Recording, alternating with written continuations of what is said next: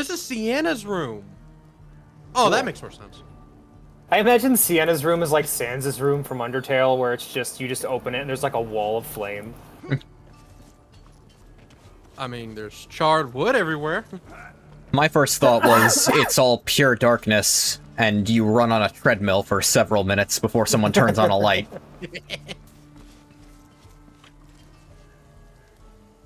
Yeah, on PlayStation, I think the furthest I've ever gotten was like almost everyone got a room. Except Sienna, because I almost never played her. Yeah. She's pretty fun. She's just weird. That's, like, she plays weird. I'm not saying she's bad, right? Yeah, no, me neither. I just like Saltspire. Yeah. I'm a Corellian main. I dabbled in Saltspire, but now I'm just trying to get everyone leveled. The red weapon grind is a nightmare. Hi, Ghost. You never considered another career, sir? Oh, do we have shared chat on? We probably should. What would you suggest? Yes, that should be on, right? Can't really It's not on in my OBS. Some men are born. Hold on. Perhaps. Twitch, shared chat. Well, that's a miserable way to live. Not at all. My path is as straight as an archer's shot. Unhindered Let me check our little window here. We should have shared chat on. Start sharing chat. There we go. There we go. Shared chat is enabled. There we are. So you should see Ghost and Hook. Yep, there we go. Apparently you're not live yet. I definitely am. Welcome to the real Vermintide, where the technical issues. Yeah, I'm looking at my channel right now. I'm definitely live. Alright, I'm gonna type in a little message into my chat. Let me know if you see it. Alright, it's sent. I did, yes. Good. Alright, we're good to go. Live with Goaty VT. Yee. Alrighty. It's pronounced fish. Fish VT. Fish. Fish! Not much of an intro to chat other than just saying we're playing Vermintide today, and you should definitely follow Fish VT and Ometagon if you get the chance. And yeah, you guys will be able to decide what happens to us, and we're just gonna go through the whole campaign. Yes, absolutely. Okay. Do I even have that option turned on for mine, though? Well, I'm in your game, so it'll happen for you. Yes. Man. With your background. Any message your chat sends should show up in my chat, and by that token, yeah. That's the Oop. company. Oh, except. That's party. Sure thing. Now, who will be our AI party member? I have it set to Corellian because I got her absurdly geared up. Am I muted? Alex, you might be muted for your stream. Test. Oh, I know what's happening. Okay, let me fix that real quick. Go over to my stream to hear Alex talk. Yeah. I promise you can hear him here. I is here. Yep, we should have Now, a Corellian who will bot the with us. AI send with us? So, Loner wants a distraction, eh? Not a problem. I was put on this world to be What the? Where's Loner? Shut up, Barton. Where's Loner? You give Loner back! That, along with wreaking a bit of... Where is he? Where's he? Where's Scarecrow? I would like to Rachel? Those rats are spies. Corellian. Brilliant, yay. One of my top 10 elves. She's pretty good. So, Loner wishes a distraction. We shall, of course, provide. Another I'm an First Elder time Scrolls playing- player, so I have it in me Hold up, that hold up. an elf needs to be racist or they're not a good elf.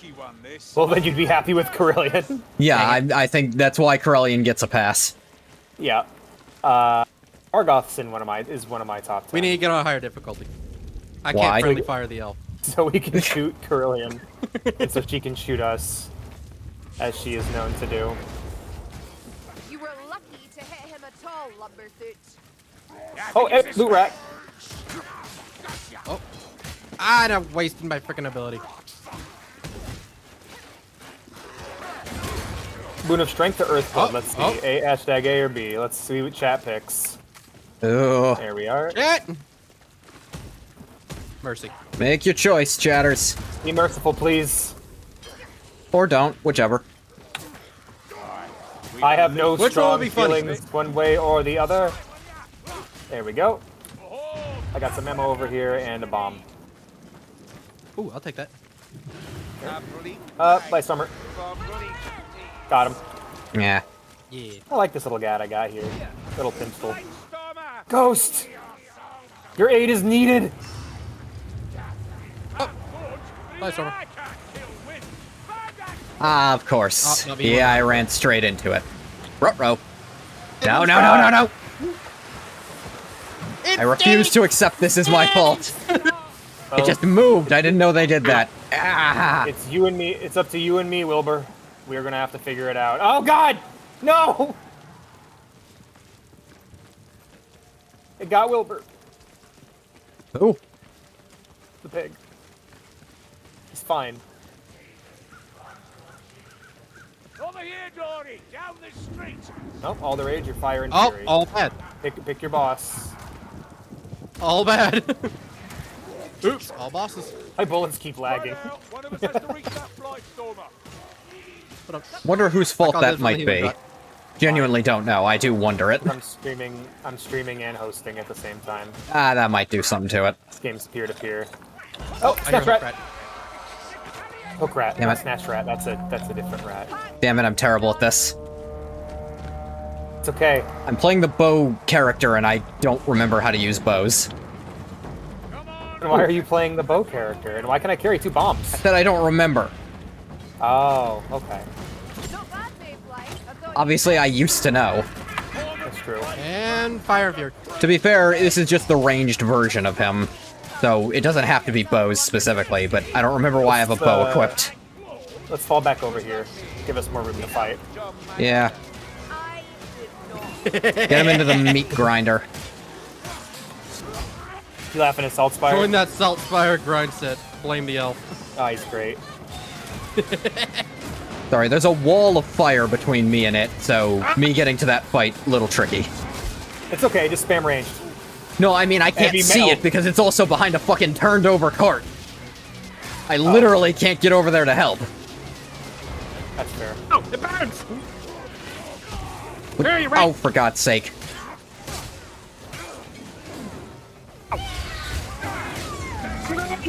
Hack you. Got him. Why is there so much fire everywhere? It's a flame. It has flamethrowers Blam. for arms. Flamin.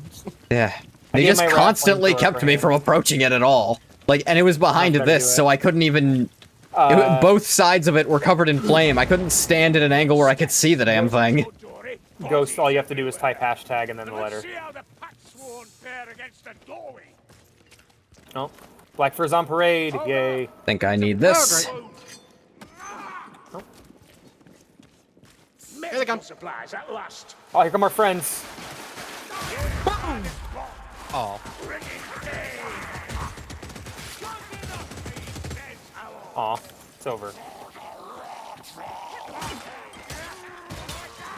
Hold a I'll take it. moment while I drink.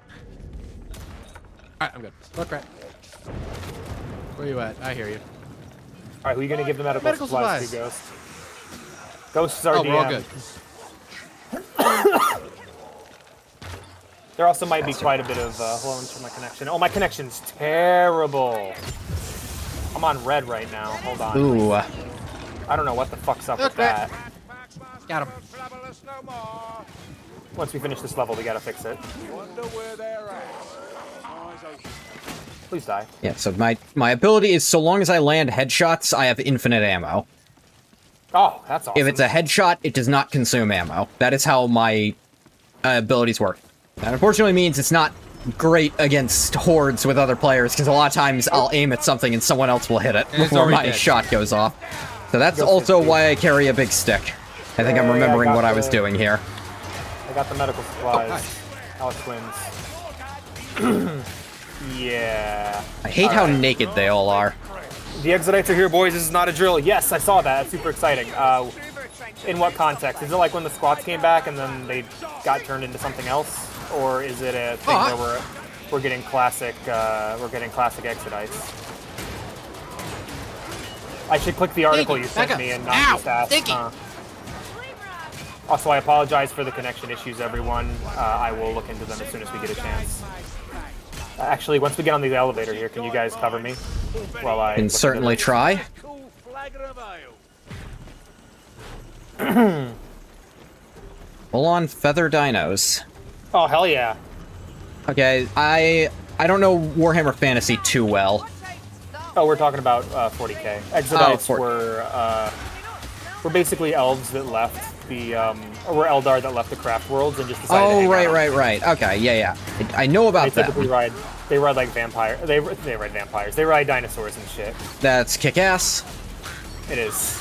They were one of the coolest Eldar factions and the one we've been deprived of for a long time. Ooh, thank you, chat. I hope they get a whole army. I want feel them like to this have is their gonna own fly army. under the radar because people are still reeling from the Emperor moved. Bloody rat, and this time with a Oh yeah, he did, didn't he? Yeah, What?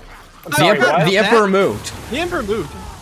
Like, did he move like, I don't know, how move are we talking? He looked at the moved his camera. Oh, cool.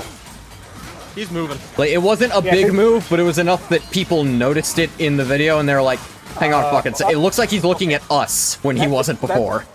That fits Which- within my headcanon of the Emperor, so it's not really that. That he much of a is meta-aware. more that he is like he moves in a way that a comatose person moves. Like if you were to get close to him, you could hear like a low level and then like whimpering in his sleep. Sorry, my picture of the dead Emperor is the most pathetic possible version. Like, anyway, that aside. Most My own- versions we see, like, he doesn't move whatsoever. Like, not even that amount. It's very rare that we actually see anybody interact directly with him. Like, Yeah. we see artwork and stuff. I think the closest thing we got to a conversation with him was when Gilliman came back. Yes, Gilliman. There's a flashback to the, I think, post-heresy of Dorn and Gilliman talking next to the Emperor, wondering why he's so small, and potentially theorizing that the Emperor was never the giant demigod he made himself to be, and instead it was just an illusion. Yeah, And that he was actually, just according to a handful of blanks who have met him, he looks like a normal person. Yeah. Like, it is like a psychic... It's possibly not even something he's doing, like, consciously. He's just so psychically powerful, anyone with even a tiny bit of psychic to them will see that instead of his real form. His self-perception. Yeah. Oh, he moved a little. That's cool. And then if he were to be able to get up and move and stuff, it would be kind of a nightmare because it's like, okay, wait, don't move. Stay there for a minute. Yeah. Oh God. The, We the don't know what'll ideal happen. version... No. The ideal version is the humans get a webway active, which... Yeah. Good fucking luck. And then he can get up. I have always been very. Oh no. Okay. My take on the Emperor getting up: keep him in that chair. I don't care how. Just keep Put him in feet that on the chair. Because For the strength. here's my biggest piece of evidence as to why. A conversation between Gilliman and Belisarius call, Yeah. right? I'm Or always. was it the call inferior? Might be. I'm of the mind that the story in 40k should never progress because Yeah. things will only get worse, or they It will will get only less get bad, worse. which will make Because the setting less what interesting. Call said when Gilliman asked, hey, is it possible to get him out of that chair? He was like, I don't think you want that. Yeah. Well, it's He is also not going to be the same guy that went on it. you also got to remember that the Emperor is the lighthouse of the galaxy. So if he moves, all of a sudden everyone's measurements and navigation Agreed. through the warp. Yeah, literally every compass in existence effectively stops working if he moves. The North Pole started moving. What do you mean the North Pole started What do you moving? mean the North Pole's in I mean, the to be west? fair, the North Pole actually does move. Saying Corellian, scary shit. he was getting her soul eaten. Aw, Nah, not much to eat. Am I right? not much. Take this from me. Fucking hell. Desire. No one's too hurt, so I'm just gonna use these. I realized Because I'm carrying a tome with me. I realized that I can't potentially fix my connection issues by turning off my VPN because it'll just end the game. So I just missed every one of those shots. This It happens. I don't remember if these are a new enemy type or if I just butchered through them so well when I first played this game that I didn't even notice them. Berserkers move have slightly. always gave me trouble in this game. Me too. Not as scary as Plague Monks. All right, all aboard the Wild Ride or Gunline. I don't know which one I'd hate more. The pack sworn have taken Helmgart for their own. Pack rat.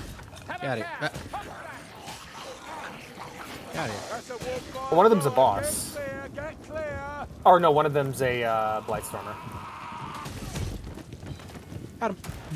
Got him. I barely use this ultimate at all. I should use it more. That potion might be handy. I have no idea how this class works. I understand how this class works, I'm just not good at it.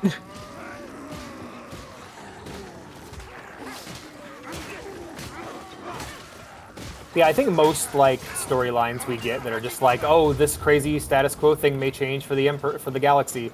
I think that's And then- largely just there to like make us think. Yeah, here's Like, the I don't, thing. I don't think it's actually gonna go Okay, anywhere. here's my idea. I want them to have... I want the story to move along, but I want it to be in exclusively what-ifs. yeah. Give us, yeah. give us all the different ways that, you know, Things can go 40k can wrong. get worse. Yep. But don't... What about better? Sure. The Give us a main few of cannon those. force is here. Yeah, I'm not gonna say no to a few better scenarios that we can have fun with. You know, have fun. I think that's a point that gets missed sometimes. like comics. For me, the big storylines like the Infinity War or the Crisis has never been that interesting. What I like is the smaller, more personal character stories. And with 40k, Yeah. it's the same way for me. The only like big storyline I'm interested in is the Horse Sus Heresy, which I just downloaded all of and plan on starting to read from the beginning again. Oh, I like smaller character stories like Caiaphas Kane, Gaunt's Ghosts, Eisenhorn. That's what I'm all about. that's fair.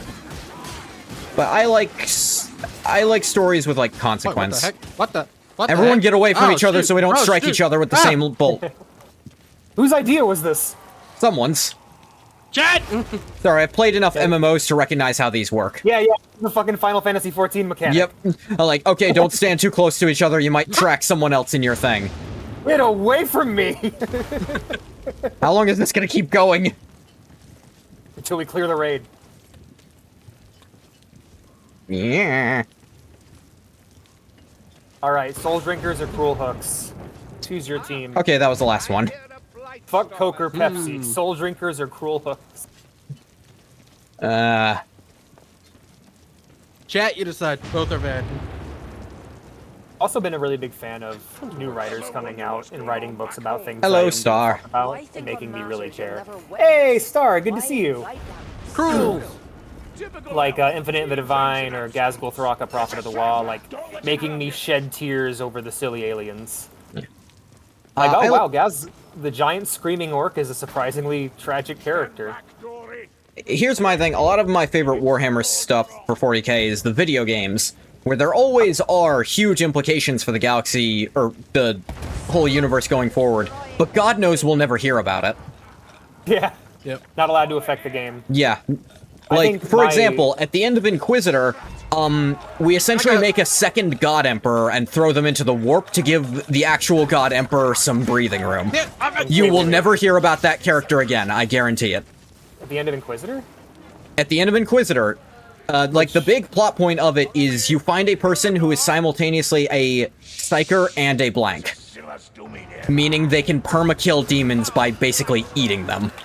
You got me, like, searching the memory banks, because, like, I didn't know, there's an Inquisitor game? Like, Yeah, yeah, it's the, like, Diablo-style one. oh, Inquisitor Martyr. Yeah, Inquisitor Martyr, yeah. Cool. Yeah, the universe is big enough that you can really tell any kind of story and have it not affect nothing. The problem with that is there's also the possibility, they even acknowledge the possibility when they throw her into the warp, she might just turn into another Chaos God worse than all the what other were they ones. thinking- Because what were in they thinking theory, they- she could eat them. Genuine question, what the fuck were they thinking making a Diablo clone out of the Inquisitor concept? That should have been like a Mass Effect game. Yeah, Or like a it was kind of weird because You play as an Inquisitor who is frequently just fucking over things that Astartes can't handle. You fight just like like- dozens of later, Chaos Astartes at once. Thanks for stopping in. I think cruel hooks, but I think it tastes worse. That's fair. Yeah, that's crazy. I think my favorite Warhammer story in a video game is probably Dawn of War 1. Like specifically the story between Isidore and Gabriel Angelos. Like it's a fairly simple like Cain and Abel type story where you have two brothers, or like Moses and Ramsey's story where you have these two brother-like figures who eventually come apart due to circumstances outside of their control. But I actually felt something for the characters, and I maybe even teared up a little, which is more than you can say for most 40k or Warhammer stories. Fair enough. Like this one's, I think Vermintide gets by on its characters alone. Yeah. Just by them being the most charming people in existence. Oh, yeah, you needed one too, didn't you? Oh. Wait, are we gonna have two bosses? No? I hope not. No, thank you. That didn't help. Why me? Why me? Why me? Get away from me! I'm invisible. No, we have two bosses. That's a rat I got two ogre. bosses. I got hooked. Thank you. Yeah, I'm gonna back up. Yeah. I don't think that's gonna help. We need more open area. It's chasing us. Alright, I gotta solo the rat ogre. Sigma, bless this shot. Ow.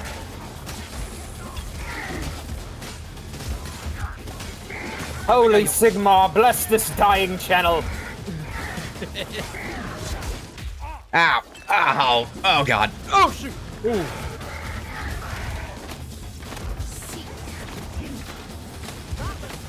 Okay, okay. Ah. That's one. Okay. I'm holding off the Roger best I can, but I'm gonna need We're help. coming over. Don't worry. We're coming. I feel like that one Homer Simpson gif. Which one? The bushes? Leave my little man alone. Ah. Little man trying his best. He has no knees. Alright, back to it. Haha, can't hit me. But I can hit you, you bastard. Halberds for the win, baby. I actually can't. I actually was hitting him from up here. Stood no chance. It was nothing. Think of the Had a bomb. lot of practice of late. And yet you still Cuphead one. Oh, that one's great. Imbibing a potion. I am a mountain. Taste. I feel Oh, I'm burning myself. I forget. My gun got too hot and I nearly killed myself. Oh, dear. Hey, Bob. A stash of explosive devices. Bombs. Rope oil. Rope oil. Oh boy, oh boy. What the fuck is rope oil? oh, you mean business. I'll give you It's like headlight fluid. Good question. Ramps. Rope oil. Mobs. Whoa, I didn't see him. Yours, my friend. Cuphead So was long great. as you have enough. Fuck is the money in this universe? Shillings. Warp shekels? I think it's shillings. That's what the game calls it. Oh, yeah. I mean, it also depends on your faction. Like, Krillian just gave me another bomb. I have 3 bombs, Krillian. I'm good. Like, I know dwarves use Gromrel as currency. Hmm. Do humans use, like, Sigmar coin? Sigmar coin. Hey, you know. It's the Sigmar grind set. Ah, fuck. Get back here, ass rat. Gas rat. That's right. A lot of gas. So many health items here. Stinky. Ah, and a wizard! Get the nerd! Get the nerd! Got him. Hit the nose. Oh, yeah. I needed this. Heal none of it at my Hit the house. nose! up. You got it. Hell yeah. Whoa, hi, big man. I missed him. No, I didn't. Input latency. Ow. Oh yeah, that's the best thing where like you see the weapon go through them and then nothing happens and then their head explodes like a second later. Yeah, it's pretty funny, yeah. Oh, dear. Like that. Trouble us no more. Nope. strike the bell. Let it ring nice and loud. Oh. I have to press E. Skaven and Northlanders are natural allies, united. Okay. So I like the face on that orc. Give us strength. Or I already have strength, actually. Yeah, take it. Yeah. Sigma, this warrior. Oh shit, I think it's working. Happy hunting, lumber Oh, wow. Good work, Metagon. Yeah. Blessed Sigma. I wasn't under the impression Sigma frequently lit up like this. Remember your training, mate. LEDs. Did you get LEDs with your Sigmar? Not mine. Oh, yours has RGBs. I'm being dwarf napped. Yeah. Alrighty. I'm just an angry beard with feet. Bye. Owie.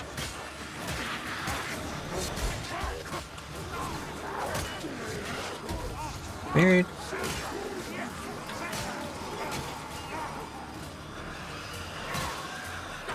Yeah, thanks for the boon.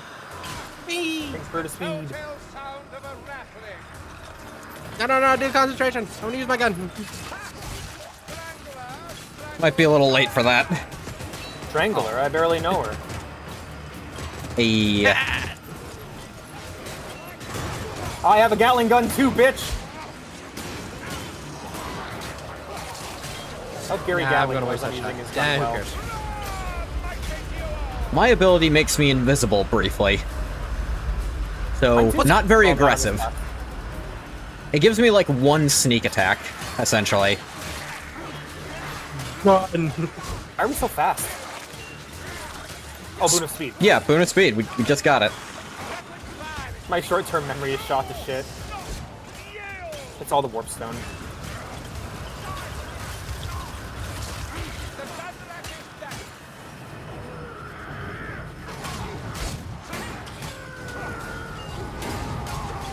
You smell snip. I love the ding ding ding sound my hammer makes. Ding, ding, ding, ding. Reminds me of the pan in TF2. Ah, I love the pan. You hear that? Rattling gunner. Oh wait, I have this. Move it here.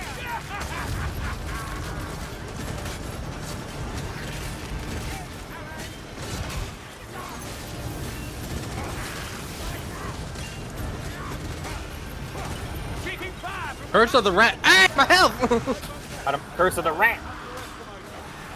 Oh, look. This is why halberds are supreme. I can be standing over here and chopping you to pieces.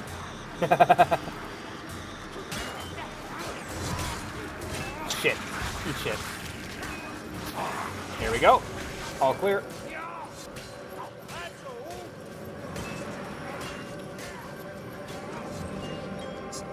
Deal with a couple stragglers. Oh. Yeah. Awful nice of Sigmar to lend us a hand here. That door was sealed before. Was Especially because he's out and about doing stuff right now, I think. Time to get out I'm of not here. sure. I don't know my end times. Yeah, I don't know enough. I don't know anything every- about this thing. every All I time I know. look- Oh, go on.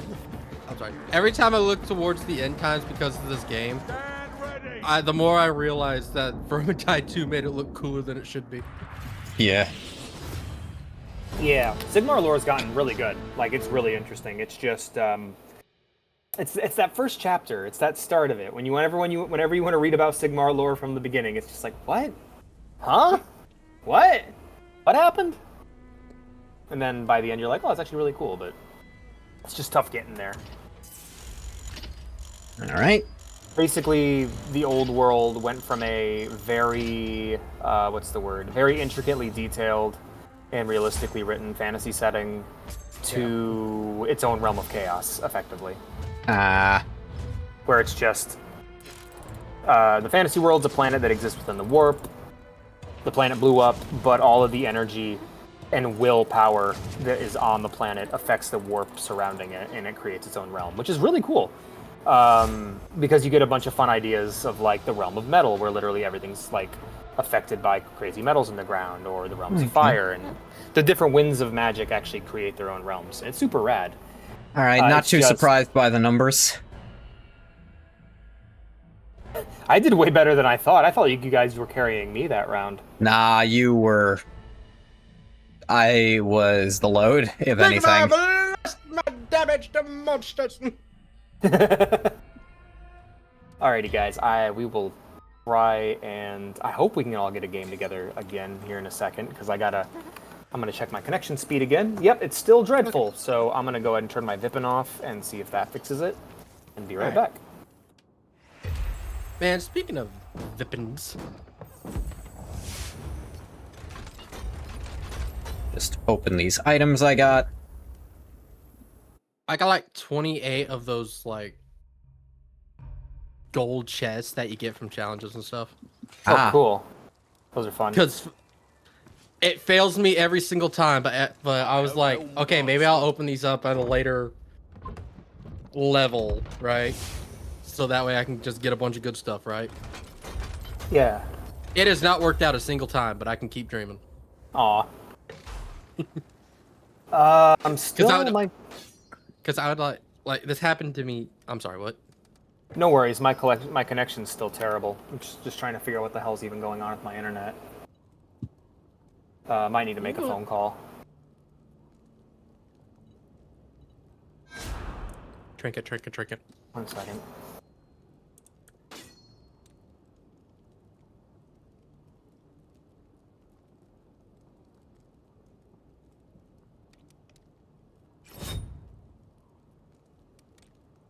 I'm gonna mute myself and just troubleshoot this until I get it working.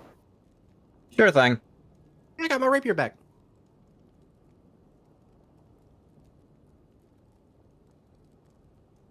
Apparently it's looking better.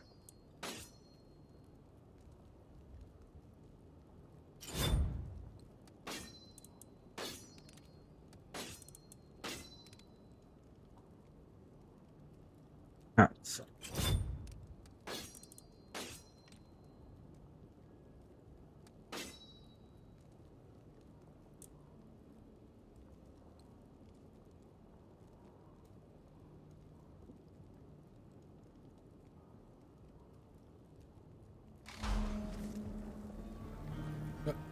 Deal crescendo.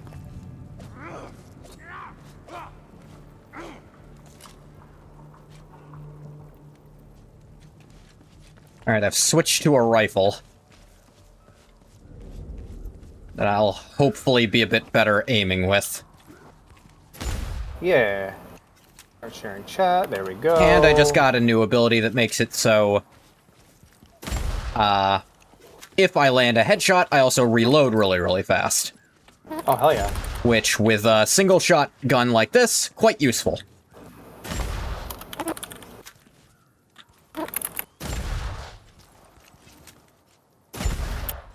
Alrighty, guys. Should be good to go. Let me get back into the... Let me re-invite you. Is Sure skill thing. crescendo a good skill? I do not know. I can link you the site I use for my builds. Ah.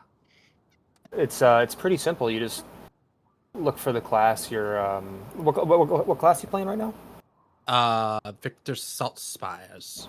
So Salt Spire, Bounty Hunter. and then Bounty Hunter. Okay. Here, I will send you this list here. Well, are you doing axe and crossbow? Axe and crossbow? I use whatever the chests give me. Okay, I'm gonna go ahead and post this here, and you can use the filters to set it up. Okay. All right. Yeah, see, you sent me an invite, but the invite doesn't do jack shit, still. It's doing that again? Really? Yeah. Okay. And it, like, doesn't... It says you're not on... You're, like, online, but it doesn't think you're in-game. In, like, the Vermintide tab. Weird. Okay, then. Well, I can teach you how to set up the Twitch thing really easy. Okay. Alright, let's try it from here. Once I get back into the keep, I can show you. Or I might even be able to just host myself. We'll see what it does.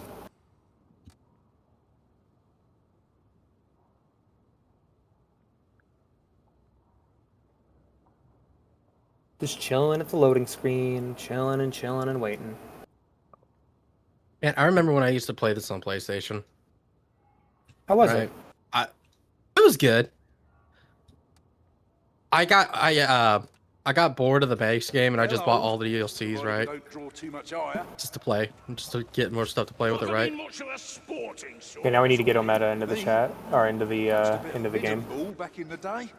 All right, let me try again. Boys, every last one. Aye? So why did you Oh yeah, it stop? should be all set. Now, Should couldn't still. face it Oh, after the shit. accident. Or I can't. I do not have a join button.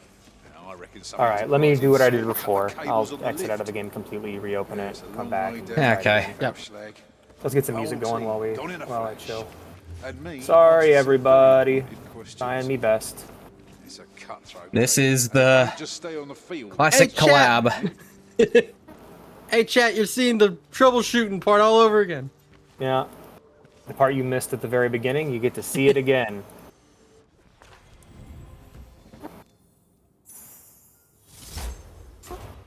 Okay.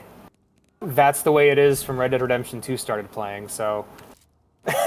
I guess that's the tone we're going for. Bretonia.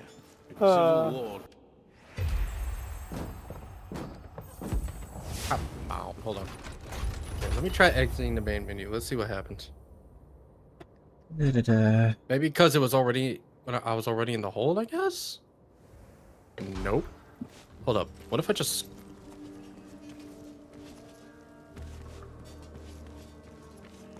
Let's try this. Go into my Steam. I will join once, oh. And I believe that's a crash. Ah, Oh, dang. that's OBS crashing. Yay! Ooh. New problem. Yay! Huzzah for new problems. Now I don't want to send a crash report.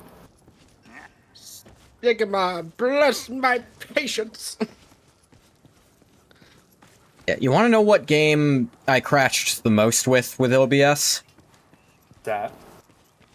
Oblivion Remastered. Really? It was a coin flip each stream whether Hi, TJ. Oblivion Remastered itself would crash 6 or 7 times, or if it would make OBS do it. I've said it before, I do not recommend Oblivion Remastered on PC. The optimization is horrible. Now, unfortunately, Oblivion for PC is going to need some mods to not crash frequently, but at least it's not, like, leaking memory into your other shit. Yeah. At least it's not leaking directly into your eyes. Yeah. And on console, just get the remaster. Yeah, every time I look at the remaster, I'm like, oh, yay, this looks alright, and then I see one character model, and I'm like, nope. They got Argonians so wrong, man. I don't know what the fuck they did. Like, Enjoy now. goddamn. Alright. That's a whole other conversation, though. I don't know. Alright, Ometa's joining. Everybody's Here's the joining thing, now. they look better than they did in original Oblivion. I disagree. I prefer the way it looks in the original Oblivion. Everything looks terrible in the original Oblivion. It's colorful and charming. I like it. It's colorful to the point Yeah. of being washed out. Yeah. It's a style. It's a style. It's not a one's It right, is- one's wrong. It is more bloom than style. Yeah, that's a style. You know, it's like if I blurred the shit out of a painting, it's like when I paint something and I blur it if I decide to I guess so, but the problem is I don't... Like, what artistically is the bloom getting across? It doesn't have to have anything specific. It gives me, like, I would say Oblivion gives me this warm feeling. It's cozy. I feel like I'm walking through an idyllic fantasy world that occasionally has touches of weirdness and darkness, you know? Just like how Morrowind has a very specific vibe to it. Yeah, I guess my real problem is that vibe is not what I really like out of Elder Scrolls. Yeah, exactly. If you want your Elder Scrolls Online grimdark, then then Oblivion Remastered's for you. I like Guess we Oblivion. can expect to see Like, I you genuinely all enjoy the upgrades aesthetic of around here. Oblivion, and Remastered's aesthetic I can take or leave. The problem is, original Oblivion I can only leave. If that makes Really? even the slightest amount of sense. you still got a lot of room for whimsy. That's my whole thing, is I love the whimsical, colorful feeling. That's my... Like, I get, like... I don't hate it for what it is or what it isn't. I just appreciate it because it was my first Elder Scrolls game, so I don't really have anywhere to put it. It reminds me of like it's not the same feeling as Daggerfall, you know, or Arena. Oh, not even close. I feel like I'm walking around a 90s DM's idea of a fantasy world, not based off of Tolkien, Lord of the Rings, but based off of like Rankin Bass, you know, like Rankin Bass Hobbit. I love that cozy. Hey, Ruka. Hello. We have an Oblivion defender here to agree with you. I've been on record. I'm just not a big fan of Oblivion in general. It's also tough to call it art direction where the direction was on. Like, there's this. It also comes into like, what's your idea of art? Can art be completely accidental? Is the question. You know? Can be. Yes. Like the original Star Wars was largely. Yeah. Yeah, so if I'm able to go like that and go, it's like I've heard people go, Oblivion doesn't have an art direction because no one sat down. Now, that's not fair to like, say it doesn't have an art direction. Yeah, Like, that's just unfair. I will say objectively. I think the art has a direction. It was just not decided by a human being. I think the art chose its own direction and just went with it. Well, I believe here's the thing. I believe the art direction was actually trying to emulate like Return of the King. Yes. Because especially the ending where everything is like full bloom washed out. Yeah. I believe that was the intention, and I think in a lot of ways it was to the detriment of Elder Scrolls' style. Yeah, for that game. I just, if it carried, I would agree, you know? Like, you know, if Skyrim looked more like Oblivion. Not saying it should. God, yeah, no, that's not the right look for Skyrim. No, here's the thing. Skyrim still has the... It has a look I can appreciate and like. The art was going its own direction, absolutely. Yeah, it has a direction to it, a good direction. Yeah, Skyrim's awesome looking. I've never had an issue with the way Skyrim's looked. Oblivion, as a kid, I hated the way it looked because I wanted my cool anime character. I wanted like a cool anime fantasy world because as a kid, that's what I thought was cool. And now when every game out of Korea looks like what I thought was cool back then, I find myself appreciating the cozy, homey, colorful. Oh, hey, that's an interesting thing I never noticed about the game. If I pause it, my character actually auto blocks. Yep, same thing when you use chat. I never noticed that before. It's a nice touch. No, I find it very charming, and then the new one, I look at it and I'm just like, this isn't Oblivion. If you're like my ideal when it comes to a remaster is that, well, I mean, I think Oblivion Remastered should look like my modded copy of Oblivion, to be real with you. I think the way I got mine looking is just perfect. But you know, I didn't make the remaster. Nah, but neither did Bethesda is the thing. Yeah. A remaster should not be different, it should not be worse, it should be better in every way. That doesn't mean different, that means better. I can slightly I'm going to slightly disagree. For one specific remaster, I suppose if we're only going by remasters, yes. But I was like including remakes in my mind. Yeah, like, okay, we're talking about, like, I guess, like... the one that comes to mind for remake that I think is different, not necessarily better, is, Dead Space. Okay, I need to try that. I'm actually very interested, because, I saw... That is different, but not specifically better, I wouldn't automatically say. Trying to spool up my gun, but I don't have time, because they're rushing at me. Ow! Get my blast the shot! Oh yeah, there's no friendly fire on this difficulty.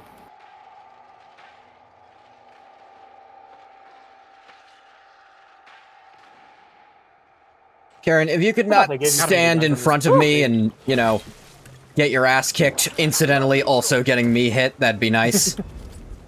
We had some scale bikinis for the Exodites. You could be the one who makes the scale bikinis. You could be the one. Yeah. You could sell your 3D printing ones and zeros for exorbitant prices. Look, I'm not saying this has to be related, but I do also want more dinosaur people. Just in general, as a rule, across all of fantasy, more dinosaur Like people. Scalys? Like Antro? Sure, but like, an example would be like Argonians. I love Argonians. Yes, they're great. They're adorable. Yeah, if the Elder Scrolls 6 looked the way that Oblivion Remastered, Oh, I wouldn't be happy with it at all, no. I wouldn't be upset at all because I would just be like, this is a new direction for a new game. Every Elder Scrolls game has a completely different art style. I'm okay with that. But if Morrowind came back looking like Skyrim and it wasn't just Morrowind in Skyrim, like if Skywind looked like Skyrim, I wouldn't be too upset, right? Because that's a fan-made thing, and that's yeah, because that's like. Engine. But if you're going to remaster Morrowind, I want it to have Morrowind's art style, low poly and all, because that's like low poly. Well, no, I don't graphics necessarily aren't agree the low poly, because then it's not much of a remaster, is it? It can be. Like if you look at the System Shock remaster, System Shock 2 remaster compared to 1, it has a similar low poly style, or has the same low poly style, but it just looks better. Now, there's the argument to be made, well, how could you charge for that to begin with it just yeah, here's the thing. mod? They have to charge really low for that, realistically. But or I don't really care about games as a business, so fuck them, and I just want my good shit. Well, here's the problem: is they're going to release it that low poly, and they will sell it for a high amount. They will sell it for a high amount. And, and if they do, people aren't gonna buy it. They do, but they do every time, which is the sad part. What? Like people bought the Space Marine 1 remaster. That actually is true. They remade Last of Us enough times. Yeah, people will buy anything. Don't you worry about that. Time for me to make a little bit angry. I don't even think the first The Last of Us is all that good. It's one of those games that is... Yeah, I think it's great. I think it's a fantastic survival horror game in the time it came out, where its point of comparison was nothing, where there was literally nothing coming out in that genre. I always treated it more like a story game. As someone who has beaten Last of Us, like not to be gatekeepy. Yeah. I like I'm trying to be, or not trying to be mean. Last of Us is a fucking, like on the higher difficulties especially. Ooh boy, that's a survival horror game. Here's the thing. That is.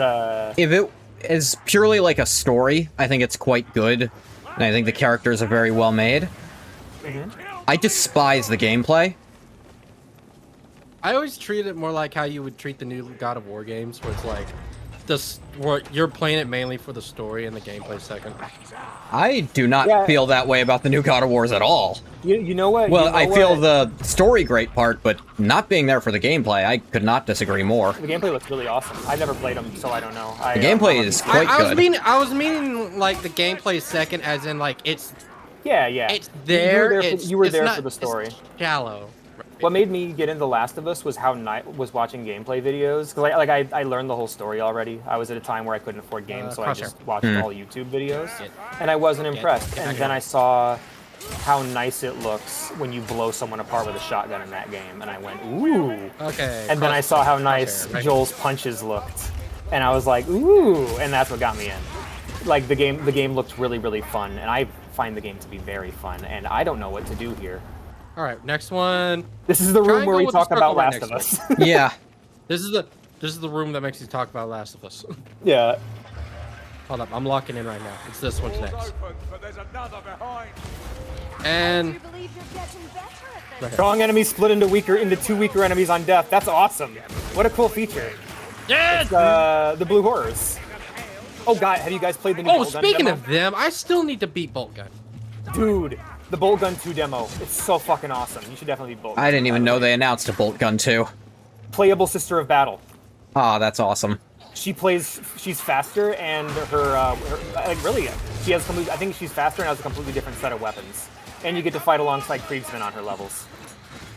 Also, playable Sister of Battle in Inquisitor Martyr. Yeah. Why didn't it? I didn't have that DLC, but... I'm sorry you're melting. The Last of Vermin. yeah. It's The Last of Us, but it's just Joel with a single Skaven. She's got pigtails. Alright, is that it? Did you lie to me? That's it. Doors open. No. creature thing. Get back here. Someone kill that grenadier! Hey, rat. Oh dear. Help! Away. Just gotta get Ellie. I Hold don't on. consent. Let me go. Got gas incoming! Oh no. Oh shoot, back up. Ah, Oh, son of a no. bitch. Everyone find a different corner to go into. Find it, a corner in it and cry in it. I mean, whatever you want to do once you're in the corner is fine. Just don't get me struck by lightning. It's me in the corner. It's me in the spotlight. Talking about Last of Us. Okay, come back your way. Don't go in the hallway.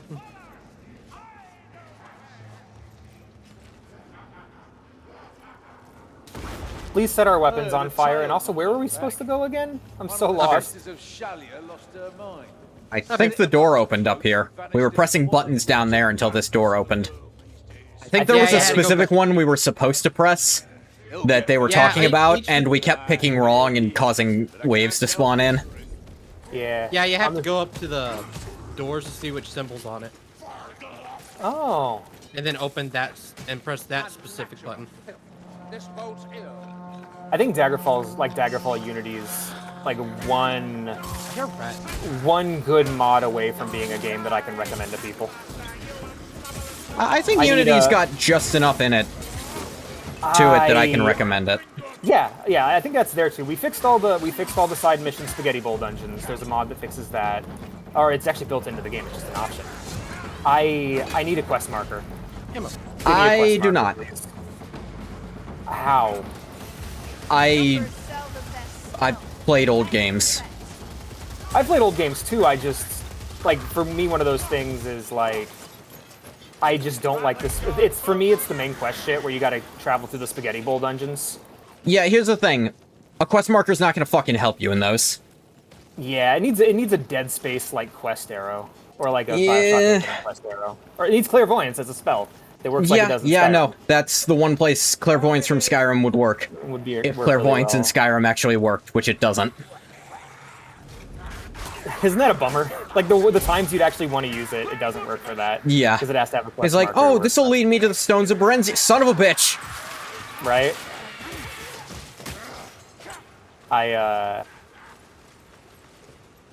Yeah, I was playing Morrowind, and I love Morrowind. I love its dungeon design. I think I've come to one conclusion, and it's that your dungeon should look like a real place. You should base your dungeon off of like a real location that theoretically exists in the world. Otherwise, you're just going to end up with bad dungeons. Because, Jesus Christ, that spaghetti bowl. I hate that spaghetti bowl bullshit. Yeah, the thing about Daggerfall Unity is I can recommend it with the caveat of if you're in a story dungeon, go ahead, use a guide. Yeah, or cheat. That's what I did. Or cheat, yeah. Yeah, I think I did have to toggle no clip one time to get out of a place because it was like it genuinely had locked me in a room, and I would have had to redo the entire dungeon. A proper like compass with like a marker on that like matches not to the quest item, but to the direction you need to go. Would be really nice. Down we go. Yeah. I'm trying to think of like other remasters. Oh, the Dawn of War remaster was really good. It's not worth paying for, but it's really good. That's the sad thing about remasters. Incoming. The remasters that I want are tough to sell.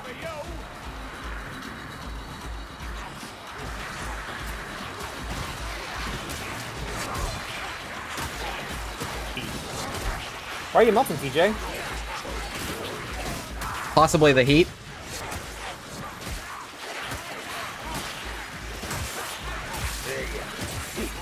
Where's all this damage coming from? What the hell's going on? Whoa. What are all these? Where did my health go? Where did my health go? They have like Where did my soul health go? things. You know, TJ. When you kill them, they have this little explodey thing that tries to chase you. Don't get too close to enemies. Okay, didn't you tell me a week ago, TJ, that you didn't need air conditioning and that it's a waste? How do you feel about that right now? As someone who about 2 weeks ago had to drop $400 on a new air conditioner, you need an air conditioner no matter who you are. Yeah, it's really nice. Thank you for sponsoring us today, by the way, Big Air Conditioner. We have no. That'd be funny. So that'd be funny if so, but no. Sponsor. I don't even know of any. Those, Wouldn't it be great if we were those sponsored by motherfuckers owe air me conditioners? money. That'd be great. Yeah, wouldn't an air conditioner be nice, TJ? The one thing I get to flex on him as. I had to drop $400 on a $300 air conditioner because they can jack it up a ton when they say it has Wi-Fi. Why? What the fuck? What? Wait, why would an air conditioner need Wi-Fi? My point I paid exactly, 70 but it's the bucks for only kind mine. they sell anymore. Oh shit! Is either the air conditioner market's gotten really bad, or I've just been lucky. I mean, here's the thing. They I think still $70. sell other kinds, just they weren't selling them there. Oh, And I needed it right the fuck away. that's fair. Is my That's fair. over-reliance on $100 window AC saving me or something? I got a wall Also, there's shaker, medical yeah. items over here. I also Yeah. have a window AC is the problem. But this room, Or fish. a $100 one just isn't strong enough. I stick to my choice and I will suffer with it. Okay, fair enough. Okay, have you ever seen the second Pacific Rim? I've only seen the first one. There's a scene in it where Charlie Day is like ranting about some bullshit because he's going insane. And he's just going, "They are not strong enough! None of them are strong enough!" And when he does, that's what it sounds, that's what I think of whenever someone says strong enough. Is him fucking ranting like a crazy person in that movie. It's not supposed to be this hot here. The second Pacific Rim does not Pacific Rim exist. doesn't exist. Okay. Well, if it did, I would put a scene in it where Charlie Day is ranting like a crazy person about them not being Garnet stronger than you. Die. Oh, hey, more storm warrior. Ow! Good mean. Come on, down the stairs. I don't think I'm ever like this is probably going to start shit because like back I guess kind of going back to this topic of remasters because the remaster I'm about to bring up is very like it's beloved by a majority of people because a majority of people don't know or care about the original. I will never forgive them for what they did to the FF7 remake. For the lie of that, what that remake actually is. Okay, you don't like Like- that it's not a remake, remake? that it's a... Yeah, I don't like okay, that it's that's a- your problem.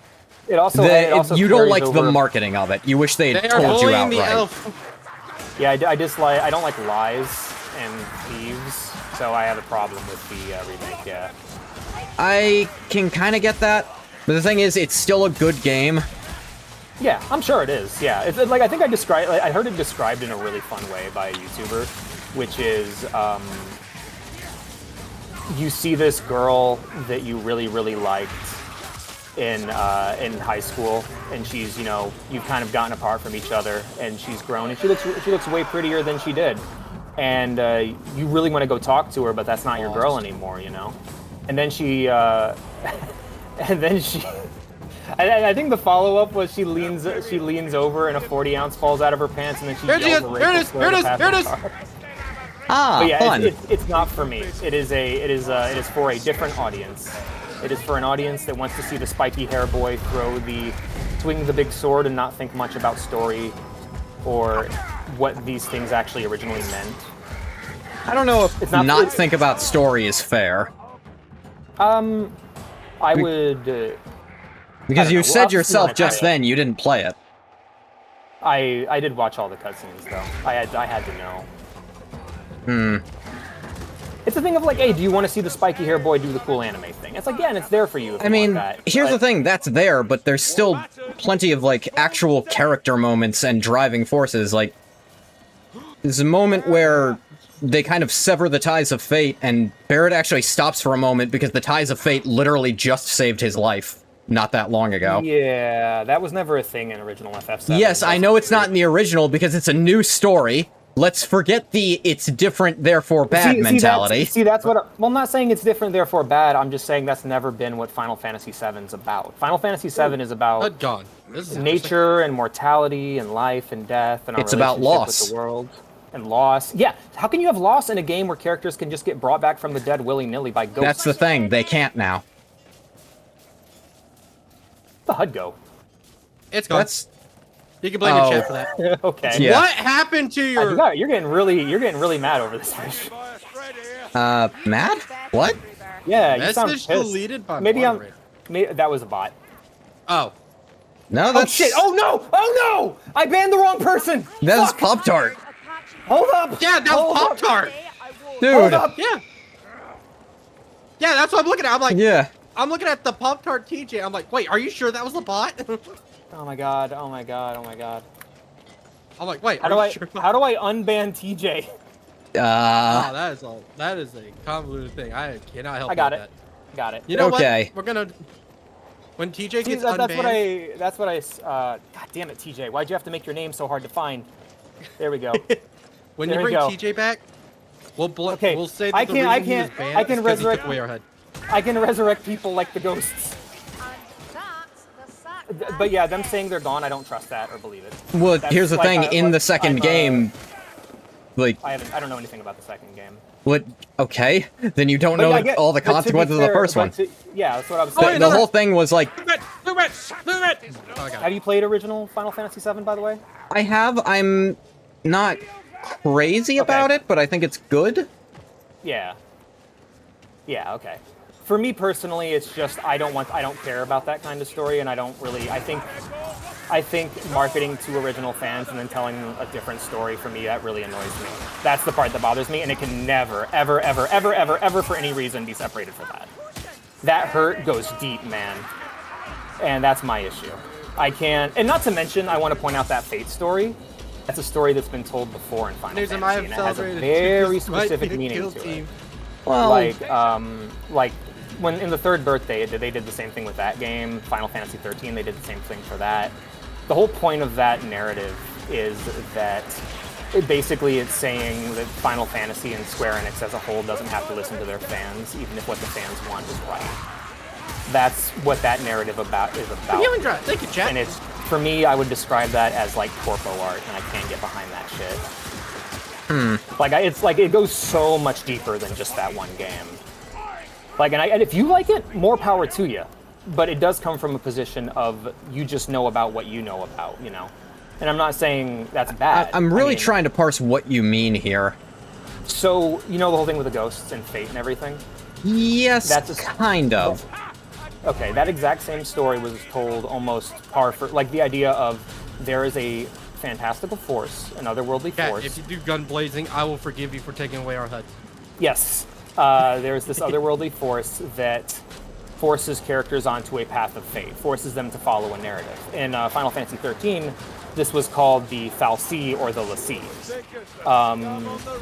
The purpose of that narrative and of that story was about the nature of the developers making Final Fantasy games and how Don't feel like fans really wanted the original and like old style Final Fantasy games back.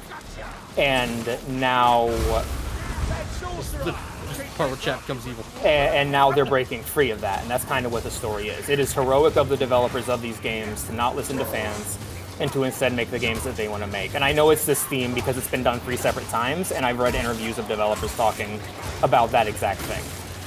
And it's basically a bunch of dudes in suits bitching about fans for wanting good Final Fantasy games.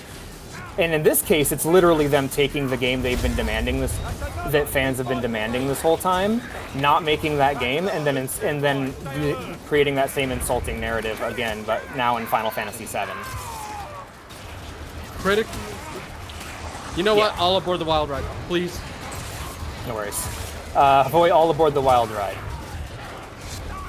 So yeah, it's hard to parse, but like that's part of where I'm coming from with it. Okay. It's like it's a specific thing that Square Enix See, does, as someone and if you don't who's know that- never seen those interviews, that I just had no like concept that was even what they were going for.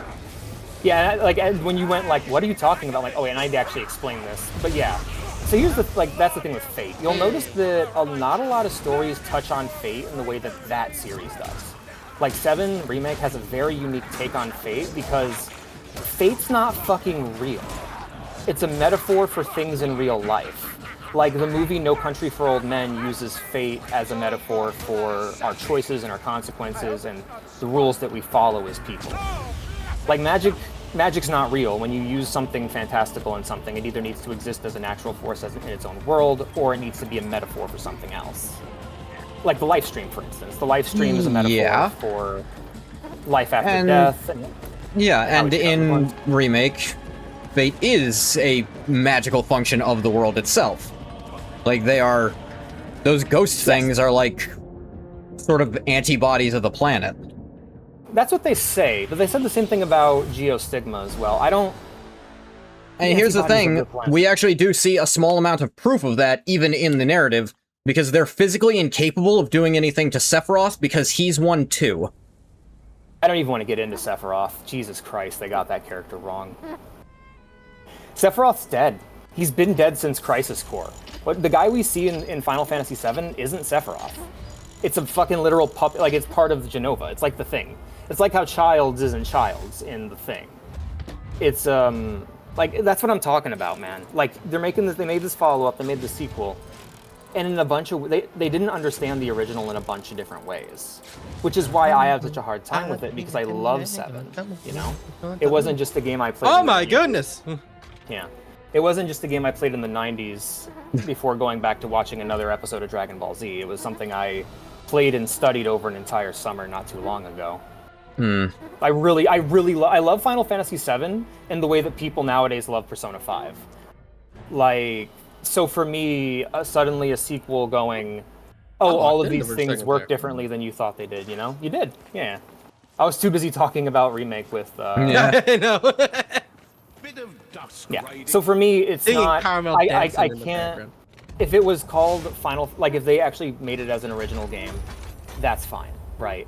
I get how people can go. Legendary.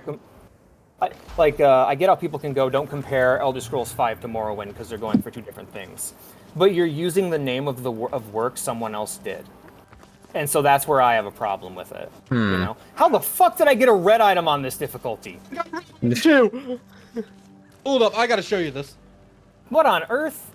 How does Hold that? up, hold up. What? I'm showing you still guys just what I getting got. green and blue shit. But yeah, like I said, if you're enjoying the story for what it is now, great. But I can't. I physically. I mean, can't. I think it's... I'm the broken one. Here's the thing.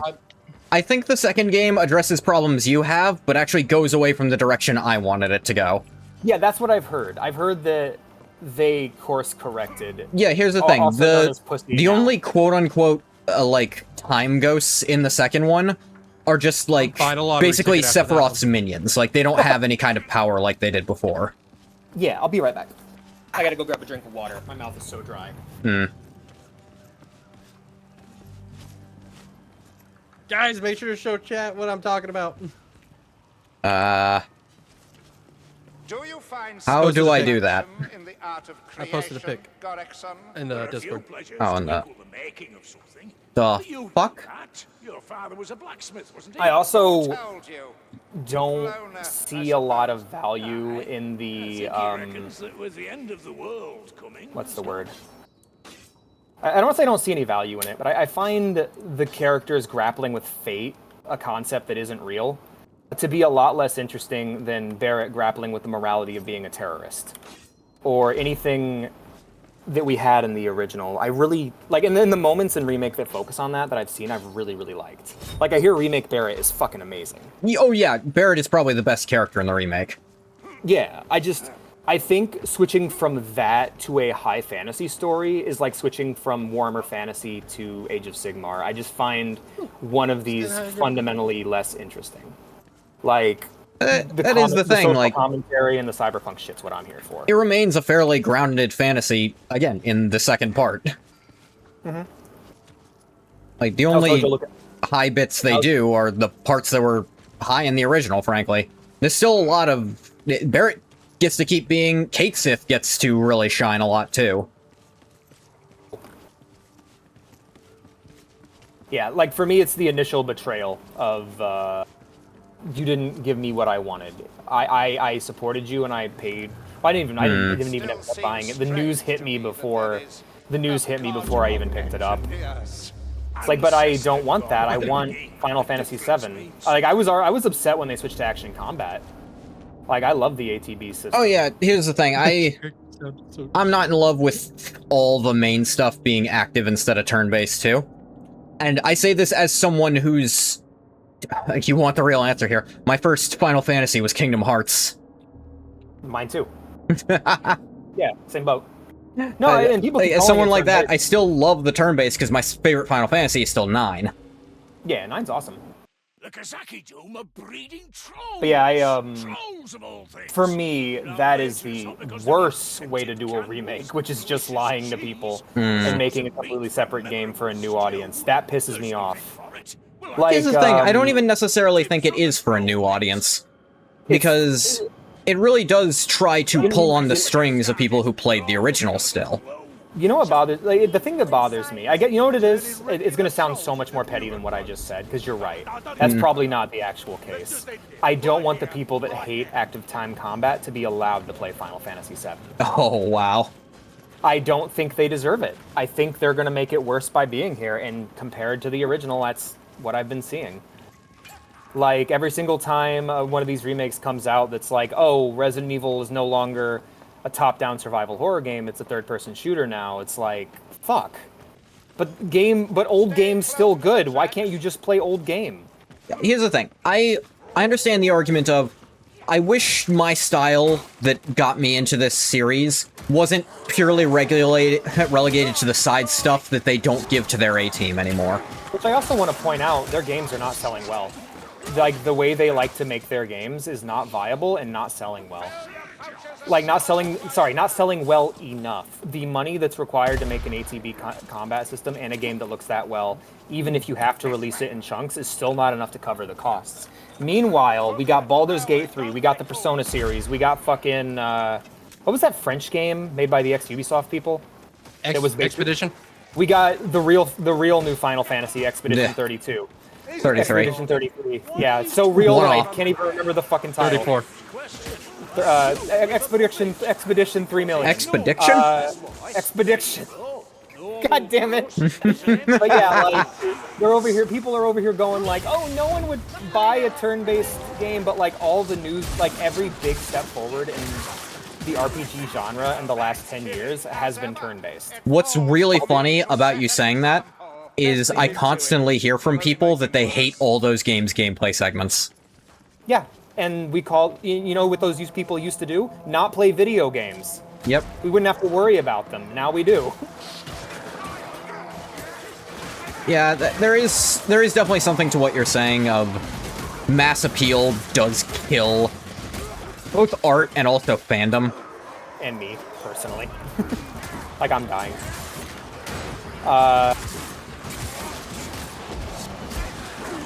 Yeah, I'm okay. Like, that's always been my thing. I've always gone out of my way to try to help people get into things. Like, I remember, like, coaching friends and girlfriends and stuff to, like, get into Dark Souls or whatever. Not by being a huge dick about it, but, like, you know, genuinely trying to be a good teacher. Yeah. And I gotta say, nothing is more discouraging than people being able to sidestep it all together and not learn how to play awesome games. Yeah. Like, I don't think turn-based combat requires more skill than action combat. I think it's actually easier. I think it's a different skill set. Yeah, totally. I agree. One And it's a lot requires faster reflexes, one requires, more tactical thinking. We're 30 expeditions off. But, yeah, totally. Somebody in chat said something funny. But yeah, like, I just... Got him. Or someone else did. That's the problem with, that's the whole problem with Huntsman. I can take my shot, I can line it up, I can get the headshot, but someone else killed them, so I lose the ammo. I was also thinking about, like, you ever think about, like, pacifier mechanics in games? Like... How do you mean? Sprinting, a good example of a pacifier mechanic. It doesn't actually do anything or mean anything to have sprinting in your game. Like, in theory, your first sprint button should just be your default speed. Yeah, absolutely. But there is something to be said of the feel of, I want to go faster, so I'm gonna. Yeah, and for that, I would in any game recommend... where it is tied to some kind of resource and there's an actual purpose to it, then I think it's fine. But there's also plenty of games where the sprint button is pointless. Yep. It's always one of the things that always bothers me. Where it doesn't even make sense for it to be there, like in Halo, where it just, people want it because they need a sprint button. Even if there's no need for it, yeah, they need it. Yeah, you guys know like, I see, like, oh, come on. A game that comes to mind with a... I just lost my health. Or quarter of my fine sprint button is actually Deltarune, which... It's actually all of your fault I'm here instead of playing that right now. Aw, sorry. Hope you're having fun. I am Speaking of having not fun. being This is somewhere else. this is actually exactly what Being I here like because of doing, you. discussing bullcrap and debating So- things. Yeah, This is totally. exactly And my here's- favorite thing to do. Here's the thing. TJ made a good point. TJ says he hates the sprint being default speed. I like the feel of pushing a button and going faster for a Yeah, bit. exactly. And I will Yeah. call you a weakling. You know what's better than a sprint button? A grappling hook, a slide hop, a wall run, a leap. There are so many better buttons for going faster than just move faster. Like Darktide has a really awesome slide hop that I love so much more than its basic sprint. And it has the basic sprint, so you can slide hop, and it's nice. I think the sprint like doesn't add anything mechanically when you can have other things that add things on mechanically. I like walking. I mean, there's also movement mechanics you can use, such as leaning, crouching, going prone. That's nice. But I'm a fan of grappling hooks. I'm in that Mabel I got that Mabel mentality. The thing I'll Like- give is that when sprinting is like an actual mechanic. Can't hit him. You go ahead. I think my favorite sprint in any video game is in Dragon's Dogma, because Dragon's Dogma has a very small world and very slow character movement speed, and your sprint is really fast.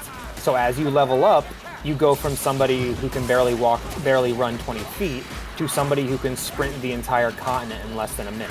And it's a really great feeling. Like, it's the way that Morrowind uses its movement speed as well. I mean this completely sincerely. Until I saw the DLC announcement, like, yesterday, I forgot there was a second one. For real. Nobody could run it. I don't even know what that game looks like. I saw somebody trying to play it. I watched a streamer try to play it, and it was like a slideshow. It was really sad. I'm very curious why this DLC has the same name as the first one's DLC. Dark Arisen? Yes, it's called Dark Arisen. Why'd they go and do that? Yeah, exactly. I don't know shit about the story, so I don't know if that makes sense or not. Well, the main character, I'm guessing the main character is called the Arisen, so I'm guessing the Dark Arisen is like your evil twin. Holy crap, 2 loot rats. Give me your loot rats. Oh, a bomb just waiting for us.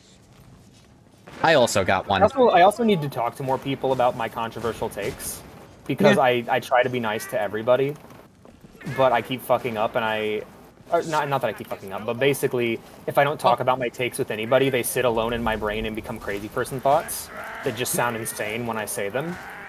But I need to say them so that I can have a person respond to me and then go, wait a minute, that's not actually how I feel. How do I actually feel, you know? Yeah, I have that too. The difference is I'm very vocal about my opinions, I think.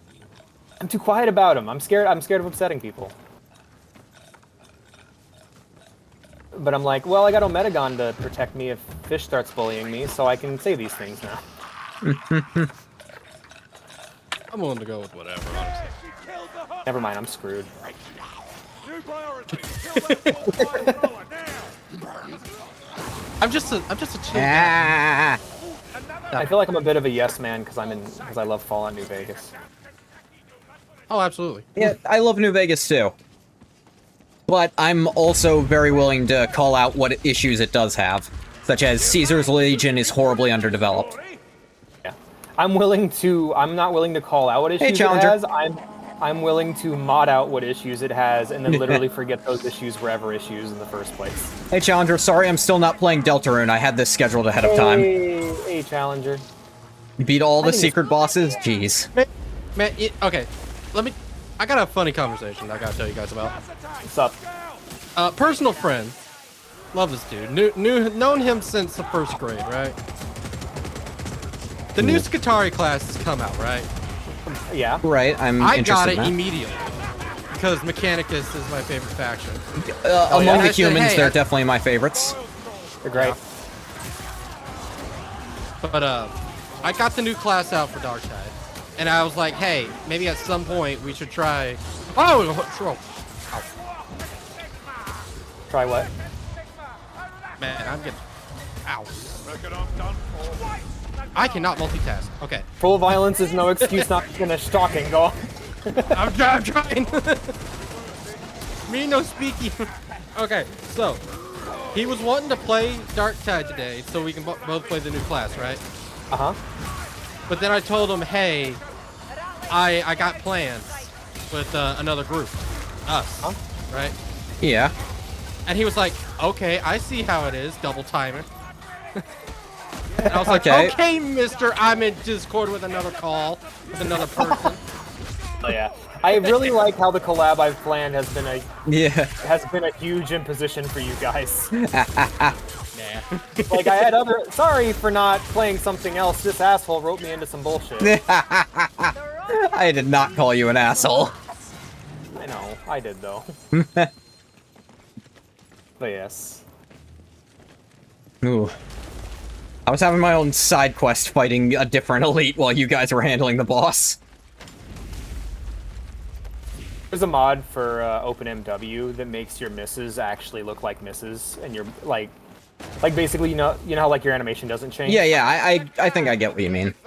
Yeah, and I'm like so upset because I did my whole playthrough with Vanilla Morrowind, and I'm like that mod looks amazing. Like your attacks will actually like spark off their armor and shit if you, wow. if they win the armor save. It looks really cool. Not just the blind. I got a mod like that for Skyrim that makes it so when you hit different parts of the body, it actually like responds. Which is super cool.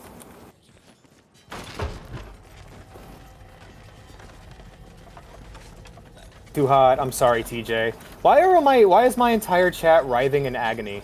It's like it's too hot. I'm sleepy. I shouldn't be here. Oh God. I'm worried about you guys. Where is that? Oh crap! I know he's coming through this tunnel. Put ice in a bucket. There he In a is. bucket. Put a fan on the bucket. A hole in the box. Take a cooler with 4 cup holders, right? Drill out the cup holders, so you got 4 holes. On one I have end, 4 friends over. take PVC pipe and a fan and a bunch of ice. And See, I now would say- you have a poor man's air conditioner. See, I Yep. would say he wouldn't do that, but actually TJ legitimately might. That's Here's the something thing, that he would I was do. actually suggesting a very similar setup. Though for me, it's actually a bucket full of ice. I was just saying, fuck the cooler. Here we are, mates. Healing supply. Oh, I can't see. There we go. Yeah, I couldn't see to help you. Yeah, it's kind of a hook party. I got a wet towel on the fan. Instructions unclear. Wet towel on fan. Instructions my dog- unclear. I'm glad my hammer dings. Moon of speed. I want to go fast. I cannot see. Ooh, actually, hold up. I don't need. Stay to near see. the cart. I know where Comb's at. The cart's lit Hold on, up. I I know think where that's the Comb's whole at. thing we're supposed to be doing here. Yeah. Yeah. Not me. Ow. I kind of got my brightness. I cranked way should, up. but not me. Yeah, boon of speed. Speed. Get me out of here. Yeah, everyone back up towards the cart, because I ain't going into that darkness, sorry to tell you. What's up? That probably did something. The track leads upwards. Already the cart slows. There's no motor in this thing. How's it going up? Magic. Veggie. The ghosts. The fate ghosts are pulling the cart. This cart is fated to get to the top. Oh, Cloud tried to kill the cart.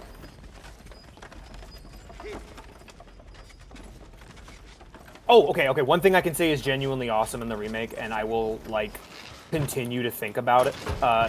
It's the fucking Shinra hologram museum thing that shows what they were planning for like the Promised Land and all that. Oh What they, yeah, like, thought that the Promised segment Land is so was. cool. That's fucking amazing, man. There's cool shit in there. Savage Beasts of Poros. You know what? Chat, vote for that. I want to see what that is. Yeah, I'll- I kind of want to see this too. Niggy Racky dead and done. How? Help! Racky Cogwell. He knocked me off the side. We're gonna let the bot deal with. We'll let the bot heal you. How did the? Okay, one of the Chaos Warriors got Elf run stayed over. me. Oh, I did a whole job interview with an AI today. Sight of the cart. Ugh. Yeah, dude, it was fucking creepy. I hated it. You want to hear the weirdest part though? It had fake office ambiance in the back. It had Ugh. it had fake office ambiance in the Right, background of the call to make it sound like... I can. Oh. Quit cheating on We that, got John. You bastard. To make it sound like it was in a wanna see busy what it is. office when it wasn't. Through here. It was really creepy. Hope I got the job. I hope that robot liked me. Oh my goodness. I've been on the job hunt where it was like You cheat. 90% of my put-ins were just chucked out. Oh, I'm Like, sorry. never heard back anything. Yeah. So I either used an AI threw them in a dumpster, the job was never actually hiring, or who knows. that second one, that sounds preposterous, but that's actually very true. Oh, no, I know. Man, I know. you want to know one thing that I saw that killed me on the inside? That. Some freaking was it HR person did a pic on Twitter one time saying like I brought my pet cat to work or something, and on her computer there was a button that said reject without email. Oh, God. That's a thing. That's some villain shit, man. Oh my god. Oh man. Oh, dear God. I've completely accepted that most of my shit's going to get rejected, so I do the Indeed and bulk method. I can't shoot. Oh, I gotta reload my gun. Ow! I'm of no help. I need DACA! I need DACA! Ow! I'm down. I don't got DACA, but I got Boom. Is Boom helpful? Here's the thing. I can revive people while invisible, but they can briefly see me while I'm reviving. Oh. So there's a trade-off. Thank you, Carillion. Yeah, I like how he's like, never mind, as I start mowing through him with minigun. I love this. I love this class. So much fun. The one benefit of us getting all these is we get a lot of loot dice. Straight up big red button full of evil, yeah. Oh, that's... Let's keep moving. I still got the tome. We started at 5, we started at 6, right? So, yeah. Okay. I lost, my timer got Yeah, reset. because your OBS crashed. We've been on almost an hour and a half. Oh, good. Wait, really? Oh, we have. Fish, I wanna point out one of the reasons why I was so like relieved by the end of our little discussion there is the last person I did a collab with had a fucking like full-blown racist meltdown halfway through the stream. Jesus. Yes, proceeded just to call me out and insult me for my race and everything. It was like, Well, look, I don't trust Weird. chats that much, I'll be honest. oh, you motherfucker! Not this is happening to me again. It's more like, how dare you be white and exist? Jesus. Okay. And the Oh, man, it's motivation Twitter. for this was me suggesting Twitter all over again. I It need would this. be It's mine. the motivation for I this can pick was that up. me suggesting that people vote and actually like, care. Which even if you disagree with me on that, you don't gotta go that far.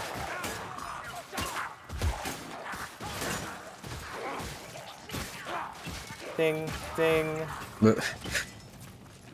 Oh, hey, loot rat. Me and TJ doing a Dragon Ball Beam class. They keep disagreeing. Ooh, guns blazing. I think there actually might be more loot rats on this gameplay mode. Could be.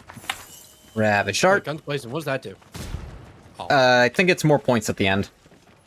Ow. Oh, guns blaze, I think, just makes gun a lot. That's the altar door. I was hoping for infinite ammo. Right up. Possibly? That's the shrimp Yeah, I already NPC. Lumberfoots, can you not see? This is the path. Shrimpfinite ammo. Daka Daka. Ah, there's my Triple Daka. Get it moving. Daka, daka, daka. Just orcs. Daka daka daka daka daka daka daka daka daka daka They're daka singing daka their own daka version daka of daka. triple baka. Yeah. Daka, daka, daka. They're all storm boys flying through the air. Man, speaking of that, I have actually been really getting into like Kasane Teto for some reason. I It just Ooh. They're existing within the Teto-sans, the Teto Renaissance. yeah. That's Other like button would have sent us to Shrimp Town. As someone who's red, I must scream, no. Yeah, it started with the freaking. It started when a random. Oh, Plague Monks. Hate them things. Anyway. Was it? Did you get It into started- Bird? No, it was started with what was it? I forgot what it's called. It's really short, like 2.5-minute song. Home doggy, home doggy, home doggy, home doggy. Then no fini high. It goes like that. Not familiar. Can't remember. Yeah, what I it's called. don't quite know like- what you're referring to. It's like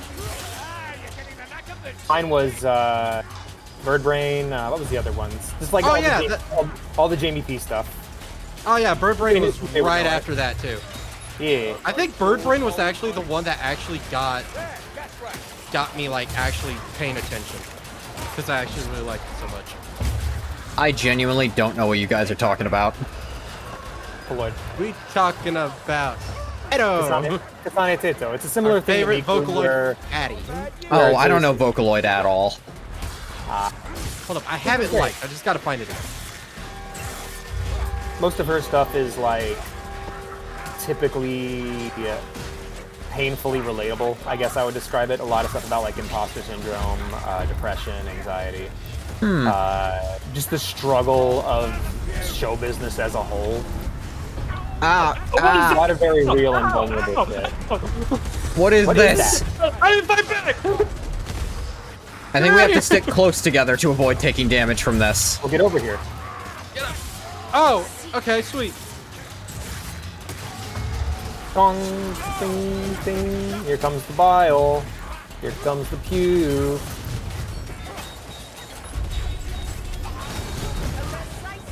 Got the dice.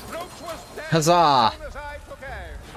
Adventure awaits. Oh man, I love this list. I mean the correct term is vocal synths. Shush. Flyer Dancer, is that the name of the song? Hold on. Metagon? I don't think it was that one. It was like I gotta find it. I have it liked. Hold on, where is it? It's like Kleenex. The brand name becomes the name for the thing. Or Band-Aid. Or Band-Aid. There you go. Oh, did I like it? Oh, here it is. I'm talking to you. There it is. Ah. Utah and Vocaloid are just synth engines. I mean, I thought there was more to Utah I'm than talking that. to you featuring Utah Teto. I fucking dropped a show yesterday, and I felt really bummed about it. Because I try to watch everything. What was it? Tales from the Loop. It was a show. It's a show about basically the town that lives above like an SCP Foundation type place, Huh. and how that shit affects the town.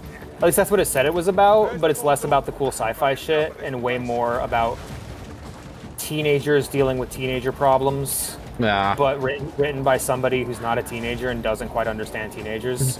And so the kids are all just fucking terrible people for no reason. And so it makes it hard to watch. Check out Utsu P. They have really good songs. All right. They do. Omega. Omega. Victorious. Victorious. No, they're making Gundam. They're making Gundam like Warhammer minis, like the actual Gundam Gundam. Warhammer? Yeah, they're making a tabletop war game for Gundam. Oh, okay. Oh! I was like, are you saying they're making like what? Warhammer themed Like a Gundam collab models or what? Or would you say? Yeah. Would you say a Metagon? I was asking the same thing. I was like, what? It's Oh, like a yeah. collab thing? Yeah. No, that'd be cool. Are we gonna get Ultramarine themed Gundams? I'm sad that that's the first place your brain went, because I was thinking Master Grade Warhound Titan or Master Grade Commander Farsight. Listen, man, Honestly, it kind of comes to territory of being the poster boy. okay, I did better that time. I don't like Ultramarines being the poster boy because I think the Ultramarines are too cool for that. I if you wouldn't even actually- go into Oh, that's a Ultramarines. first. Hold on. Genuinely, That's the first I heard that one. So what's cool about the Ultramarines is they're space Romans for one, but also they're like badass warrior poets. Every single Ultramarine is meant to be a leader, And they actually have an optimistic message behind their entire chapter, which is one day this war is going to end, and when it does, the galaxy is going to need leaders. And so every Ultramarine isn't just a warrior, they're a poet, they're a politician, they're everything as a functioning society needs to grow, you know? And what's cool about the Ultramarines is that. And like that's kind of part of the whole Roman aesthetic as well. The realm of Ultramar is typically doing very, very well because Ultramarines make for very good leaders. I suppose And if so- I really wanted Gunpla Warhammer stuff, it'd be the actual Warhammer mechs. Yeah, right? Absolutely. Me too. Knights, Titans, stuff like Knights, Yeah. Titans. Yeah, Gorgons. And then again, I don't know. Orc mechs don't have a lot of articulation. They're like big bricks. Yeah, They're that's like true. slap stuff together. If it works, it works. It'd be real funny if all the orc ones, you literally can't put it together because it only works if an orc does it. Tell them about guardsmen. That's They know about literally their guardsmen. entire technological edge. No, I think guardsmen should be the real poster boys of Warhammer. But I mean, but so does every guardsman fan and most 40k fans. Yeah. So Before he makes things even worse around here. that's not something. That's not something I need to like give a. You don't gotta lecture on. sell anyone on that You idea. don't have to sell it. Guardsmen are awesome. Yeah. Yeah. But like, no, Ultramarines are super cool. They're just not allowed to be what they really are on the front of game boxes. Imagine fighting a goddamn Velociraptor in nothing but a t-shirt and a flashlight. And you sometimes manage to win. Hail scourges of the light. His life ends by our hands. Hell yeah. I saw a picture on Twitter where it was like this dude. Sorry. I know. I saw... I'm so sorry I saw to a hear picture that. on Twitter. I'm sorry. Dear God. It's okay. Are you okay? Don't worry. This is a funny one. Do you need to This guy talk was about playing it? the table- We're here for you. No, this is a funny one. Don't worry. It was a tabletop game, and he had a Thousand Suns Chaos Dreadnought on the field, right? Uh-huh. And this dude had and this opponent was also playing Chaos, and he had 3 Chaos Knights. And the dude with the Dreadnought was losing badly because of these Knights, right? Right. Like, almost like the Dreadnought was the only thing worthwhile still playing. And this single Dreadnought solos the 3 hell yeah. Knights. That's great. I love that. Reach on one eye. Spare the weak. Kill it quick. I still need to play Space Marine 2. There's an assassin nearby, I don't know where. Please do it. Bro, it is so good. Skaven assassins are hilarious because they will not shut up. Yep. Okay, let me show you a piece of advertisement for that game. They released a new class, right? Yeah. What do you think they did with it? Not a damn thing. Did they put it behind a paywall? Oh. No. They, This is a they cool just class. added, I'm guessing they just added it to the game for free. Yep. Yeah. Cool. I'm probably not going to play that much of the multiplayer. I don't know. Yeah. I'll give it a shot. I just didn't care for. I didn't care for Space Marine 1's multiplayer for a very stupid reason, and it's that I had to. Like, it's cool being able to play as a Space Marine and all, but I have to fight Space Marines. And I mean, you still gotta- when the footing's equal, it's not as fun. I think mean, you Space still Marine kinda 2 have to has like a fight Space pure Marine. co-op. Yeah, it does. It has multiplayer. like a PvE. Yeah, Hey, I PvE saw that. co-op. campaign. Yeah, I saw So that. you That's can, really cool. you know, you can go with your brothers. Oh, okay. Know what it is? Yeah. I should show you some. I don't pictures have it, next time. so I won't be able to join, Hold but up. you know. Its suffering is ours also.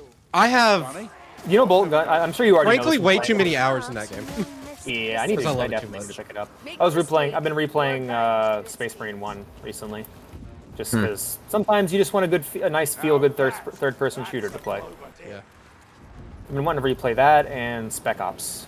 Actually, speaking of Both which, need. speaking of Space Marine 2, they recently announced because Chaos Space Marines used to be locked behind the multiplayer, right? Unfortunate, but yeah. But Yeah. they recently announced for the next year, at some point next year, they're gonna have like a spin-off Siege version that Hey, you can cool. play Chaos Marines on. That's awesome. I think when you were talking about it though, my imagination was going to that like that. You can like dress Titus in like chaos skins and stuff in the campaign in the first game. So it's Yeah. that picture of Titus in like full World Eater garb, going, "I am no heretic." I am no heretic while he's a Chaos Lord. Yeah, I'm lost as shit. Actually, I don't know where the hell y'all are because of the no HUD. Oh, okay, I wasn't paying attention. I was looking through my pictures. I was going to show you my tech marine. Gunline, please. Also, I would love to see your tech marine. Like, a mini? Oh, no, like in the game Space Marine 2. Because secretly, the game is actually like a dress-up game. Yeah, it's Behind it. secretly make your Space Marine It's OC. secretly a Barbie Space Marine game. Yeah, it is cool. make your Behind Space it Marine now. OC the game. That's what everyone does with it. For real. It's like Funky with Shapes. I don't know. It doesn't have an English name. Damn it. Oh, I'm sorry. It's just I'm sorry. like Jedi Survivor, which is make your dress up your Cal Kestis the game. Coming as expected. Everyone gets Okay, their so own that- Cal Kestis to wear whatever they want him to wear. I do remember people complaining a lot about his hair in the first game. Or, like, his lack of facial hair in the first game. Well, he was pretty young by, there. And by a lot of people, I mean my manager at work. At the time. Well, the problem with now being a you can streamer. give him a handlebar mustache and a perfect. mullet, and then you can get a special achievement if you do the dropkick attack to kill something while wearing that. Oh, cool. Oh, shit, where'd it go? I have the streamer curse of sometimes I just say things without actually thinking about them. And like I think me I've going, had that. Everybody, who's everybody? My manager at my old job I worked at that I don't even Oh, work there's at my anymore. Crimson Fist Heavy. Yep. I just That's all I realized, can yeah, tell. oh my god! Ah! You're Got doing him. fine. I'm going through File Manager. There you go. My Minigun fight. Iron Warrior themed Tech Marine in that game. Fire Warrior themed Tech Marine. No. Sorry, Iron Warrior. My bad. Oh, okay. I speak Honestly, too fast. My bad. I don't know, I wouldn't mind seeing an Iron Warrior themed, or sorry, Fire Warrior themed Space Marine. That sounds Fire fun. Warrior. He just Yeah, like Tau. was like yellow armor with What red the armor or hell? something like that. What the heck? That. Eternal as we thought. She just wants the attention. Don't give it to her. Fucking elves. Everybody is the person I've heard talk about the subject. Yes, everybody. 100% of the audience I've heard speak on this topic believes this because it's one person. Oh, I'm not gonna admit what I just did.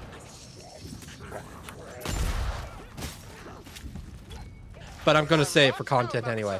I accidentally shot at the dwarf because I heard the rat, and I mistaken the dwarf as a rat. I might have done that a few times too. That happens to me with Corellian because of her fur. Someone needs to do a strong attack. I did. Thank you, Corellian. All right. No, it was me. Thank you, Corellian. Don't give the bloody elf my credit. Man, I wish more people were watching this stream. This is some good content here. Me, literally every stream. Yeah, same. Like, God, I wish more people were here to hear how hilarious I am. Cane line.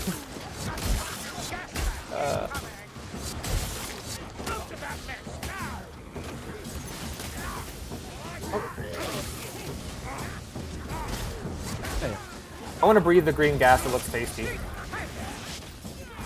You know, you do whatever you feel like you gotta do. All right. Hit the booth. Hit the spicy booth. The forbidden Skaven booth.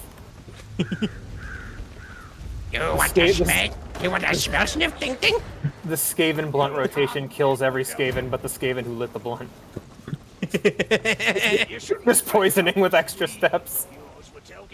Stone walls and sturdy arms, for serious sake. Hold your breath. She's. God, I want to get this gun for my dwarf in Warhammer Old World. I got into a Warhammer Fantasy roleplay group, and right now all she has is a single flintlock pistol, and it is the slowest shit ever. I can't get into a goddamn roleplay group to save my life. If you need some help, let me know. I don't want to say I've cracked the code, but I'll just tell you my method. You want to know the only one? I'm in 2 roleplay groups right now. One of them I fucking made. You just said I can't get into any roleplay group. I'm in two roleplay No, in 2 hear it roleplay out. groups. Hear me. One of them I made. Okay. The other one I got into when I was 12 years old. And it's essentially dead, but it's kind of like a long-going high school reunion at this point where we sometimes talk to each other. Oh, okay. So you need an actual group. Yeah. fair enough. The one I best made method? myself isn't terribly active either, but that's just because. Best method is r/LFG. It's a fantastic resource, and it's what most people use. I probably You make should a use post. Reddit for something at some point. Ah, Yeah, fire. I recommend using Reddit for shit posts, self-promo, and r/LFG. Other than that, I don't use it much. My favorite social media Oh, yeah, there's is, some health potions back here. My favorite piece of social media is Discord because it has my Discord. And I can talk to you guys on it, so it works out. And speaking of social media, I just sent my friend to the watch list. Hey, don't you actually like enjoy Twitter? I remember we had a conversation about it at least once. No, I absolutely hate Twitter. What I'm talking about is Instagram. Oh, okay. I love Instagram. I'm Vea not gonna lie. Vea also loves Instagram, even though she just uses it like TikTok. I do too, admittedly. Because Instagram is the only place where you could like get a cute thing, like a cute, I don't know, like a Uma Musume thing, right, with Haru. Yeah. And then the very next slide, it's how to make a homemade claymore. My thing with Instagram and a lot of the like YouTube Reels, Instagram, TikTok, all of them is just I like swipe through 2 videos and I see something I don't like and I'm just like, I'm done with this.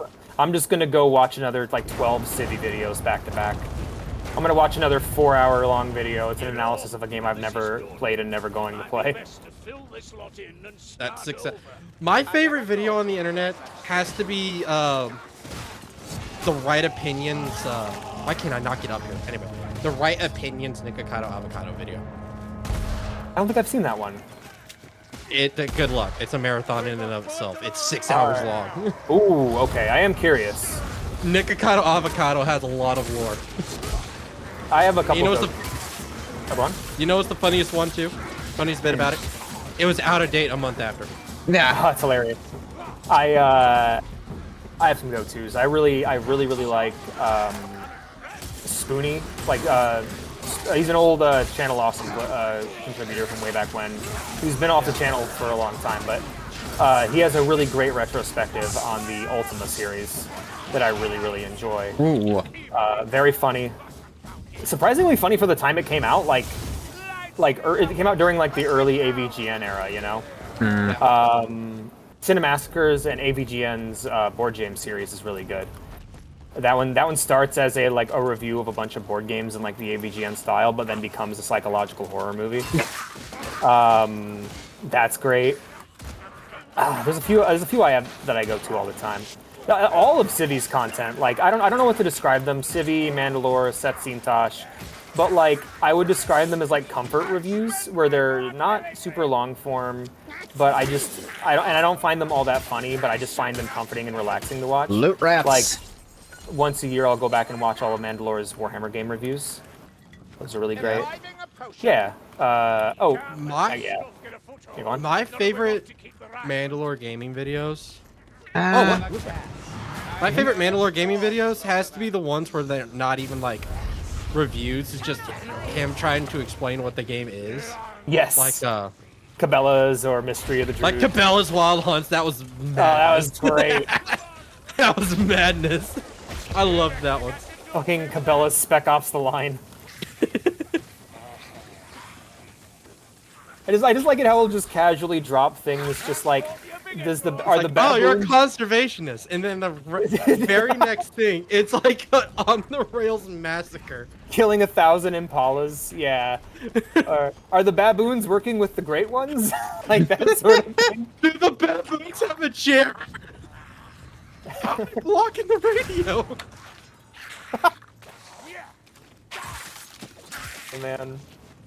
Oh, the Mystery of the Druid. The lions are setting up ambushes.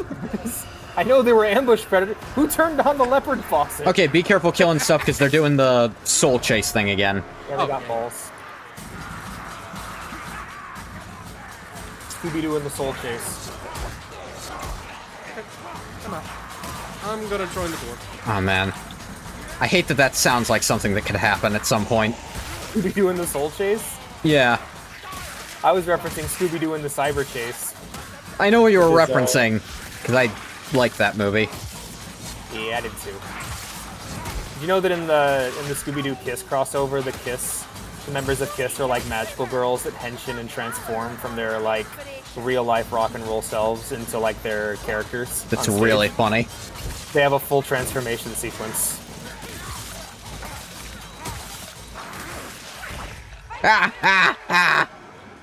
And then the John Cena crossover, Help. John Cena stops a boulder like Chris Redfield. They Kiss are magical Are girls. you what do useless mean? shit? A purple guy murdered a bunch of children. Hi, Dagan. Just a reminder that the missing children's incident was today. Oh, like today's the FNAF lore day. Yeah. And not before time. Seaman Slaughter Saturday, and we're gonna play Seaman one day on stream. I promise you. It'll B-Man? happen. Seaman, yeah. It's a game for the Dreamcast. Oh, that one. Where you take care of a mutant fish. Yeah, the person. weird, gross thing. I'm gonna name mine. I'm gonna name mine. They don't have Goaty. makeup artists. They just Or transform. fish. The members Yeah. of Kiss. That's literally just them. They henshin. Yeah. The regular looking cells are the disguise. I'm gonna at you in every Seaman title fish. Okay. That way everyone knows it's about you, actually. Not me. This is the price I pay for being hilarious with my You name. don't know Seaman? What is wrong with you? Says DJ. Long enough. Speaking of Leonard Nimoy, I watched No, the I do pilot know. I needed a sec. Yeah. I watched the first episode. I watched the pilot of the original Star Trek today. Oh, wow. Or yeah, not today, the other day. It With was the really good. the other captain? Yeah, with Pike. Yeah, yeah. Hey, yo, I really what the liked heck? it. What's up I had there? never. I had seen. I didn't never see. I saw it like 5 years ago and hadn't got around to watching the show again. But I'm getting back on it now. Oh, gonna- shoot. You know what I just remembered? What's up? We passed a tome. It was in the tower on the ledge. I don't think the items on this difficulty. I mean, to be fair, we got a red item, so I don't know what the fuck I'm talking about. Never mind. Yeah, and I need stuff. Just Seaman generally stream when- speaking. When Seaman stream when you promised, it's a sub goal now. We got to get past this sub goal to eventually get Seaman. Because I don't own a Dreamcast. And I have not been able to get it working on the emulator. I was about to say, you know you don't need to own a Dreamcast, but you were aware. We're getting close, Dory. Close enough for Yeah, I can see that game not playing nice. Just generally Yeah, speaking. trying to simulate a peripheral is the tough part. Yeah, that's like the same reason a lot of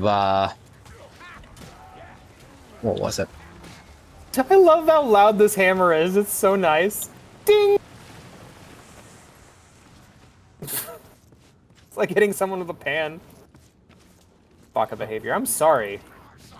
If I had the money to buy a Dreamcast for myself, I'd use it on stream, I promise you. I don't buy separate peripherals and shit just to use on stream. I'm just that broke. So I felt there on the fourth eye. I keep on running like a chicken with a Head cut off. An egomatic aeronaut. A bird. Have you heard the version where she doesn't fuck up her timing at the beginning, so the entire song is just offbeat? No, I have not. I did not know that was a thing. Great. I will have to find that one. Shut up! Give me Moodang! Oh god. Give me booting! I want booting! I love that clip. Great. She's so mad. Yeah. Just full on screaming. up! Frame one of not the thing.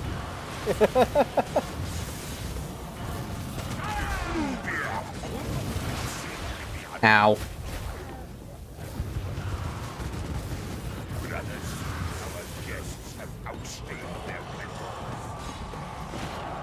Alright, he's sending his little piss ants after us.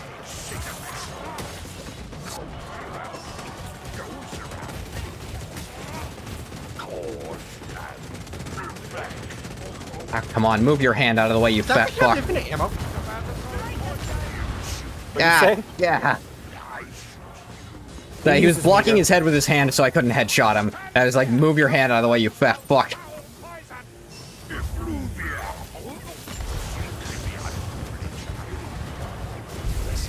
It sounds like the fucking crowbar in Half-Life 1. Like, I really hope you guys can hear the sound this weapon's making. It's I can. wonderful. Ah, bastard.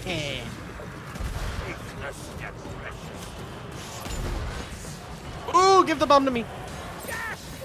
Or whoever. I shot him in the skull. Oh, never mind. Never mind. I don't want the bomb anymore. I'm covered in bees. Yeah, I Dying. tend not to stand in that if I can help it. Not the bees! I couldn't move. They're really gassing the building now that their leader's dead. I don't like how veiny the floor is. And the elf's still there. Yeah, it's gross. The elf should stay there. Like it's like I was saying when we were watching that video, TJ. That movie, TJ. Music's basically free now. CDs and physical media for it are like luxury items you buy just to support the artist. Yeah. So don't think of it as you're paying $100 for a CD. Think of it as you're giving $99.50 to Utsupi. Oh, Chad, it's evil. Why would you choose that? They gave the bomb to the... Oh. It doesn't matter anymore, we already won. It's the principle of it! It matters to me. Die! Alright, fine. Principle of it! Oh, 100 plus on the resale market. Hey, I don't know. Don't buy that. Keep 'em busy. I'm invisible. Of something special. to Invisible. prepare. There's a game I wanted to play on. I've been trying. I think it's just because of the sheer number of games on my playlist. I've decided to start. I wanted to play all the console games on their original systems if possible. Mainly because emulators are kind of a pain in the ass, and I don't get on well with them. It depends on the emulator. It really does. It really does. But I've been definitely does vary from game to game. So here's my theory for emulators, and it's a very simple one, and it's that most people don't test entire games on emulators, especially if they're newer. Almost every single game I have played on an emulator on stream, in the second half of the game, has given me technical issues because I don't think they've been tested that thoroughly. I can see that. So, like if you're like I'm someone who tries to finish every game they stream. So, Right. Yeah. But on the other hand, I wanted to get Tail Concerto for the PS1 yesterday, and it's $700 on Amazon. So, Oh, hey. Hold on. I was doing well hitting heads. I got more kills than you. Brute force. No, not the term, the game. Oh yeah, I forgot. I guess brute force is my niche game from 2005 when I was growing Brute up. Force. Riot Never Response? asked a white boy. Never asked a white boy what his niche game back when he was 6 years old is. Mine is Mine was apparently stupid. brute force. Mine was Ratchet and Clank, but that's not niche. I How much would this was sell 6. now? Might have $5 been- at GameStop? Hold on. Oh, well, new stream. Heck yeah. Oh, I unlocked the next tier. Cool. I gotta find out what my skills for this class are. About one of the newer albums. That's good. That's good. Let me check me thing. Oh man, good looking in Xbox though. God. Well, consoles aren't that bad in terms of price right now. It depends. I guess it depends on which one you're trying to get, but they're pretty reasonable. Like the original Xbox. What are Like you looking where at? it all began. Kind of thing. Halo 2 days, Xbox. Yeah. With that frickin' menu ambiance that gives you nightmares as a kid. Yeah, 180 for it renewed on Amazon. That's not bad at all. Oh, really? That's it? Yeah, Yeah. that's better than I was expecting. Yeah, old Yeah. games with prices aren't that bad. It's the games that are the issue.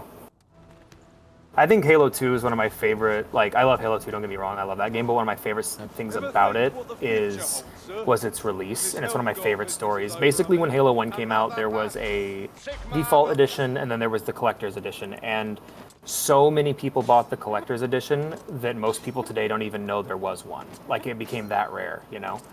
And it was mainly because of scalpers. And so, to counteract scalpers, Bungie made a majority of basically a majority of Halo 2 copies were the collector's edition steelbook. And so scalpers tried to load up on them, but there were just so many, and and years from now, the most common copy you'll see of Halo 2 is the steelbook. That's the version I own. Like, Man. it became it became super common because they were just like, ah, people really like this one, and then scalpers got fucked because they were a dime a dozen. A diamond a dozen. I gotta admit a sin I've committed when it came to the Halo 2. Go on. I was helping clear out someone's thing, right? Someone's like storage, like rented storage area. And they were saying like, hey, you can grab something, whatever you want. And this dude had like a big old bag of Xbox games, right? And in the middle of the bag was a steel case for Halo 2. Nice. Collectors. Well, it wasn't that rare, but it's still cool to have. I know it wasn't that rare, but it like imagine me, my favorite game growing up when I was like 6 or 7, playing it like daily on the Xbox. That was like It still seems strange. that was like striking gold. The best in my rare eyes. items to own are the ones that have value to you. Yeah. Yeah. And what is that? It's like the Red Letter Media guys buying props from Star Trek episodes they liked. It's like, hell yeah, you know? They're not buying that because they're speculating. They're buying it because they love that episode of Star Trek. I just had to downgrade my rarity because it had a higher score on it. That makes me sad. The end. Take a brief crafting and pee break. I suppose nothing good lasts forever. Anyway, the sin I'm meaning when it comes to that is that I lost it. Nah. No!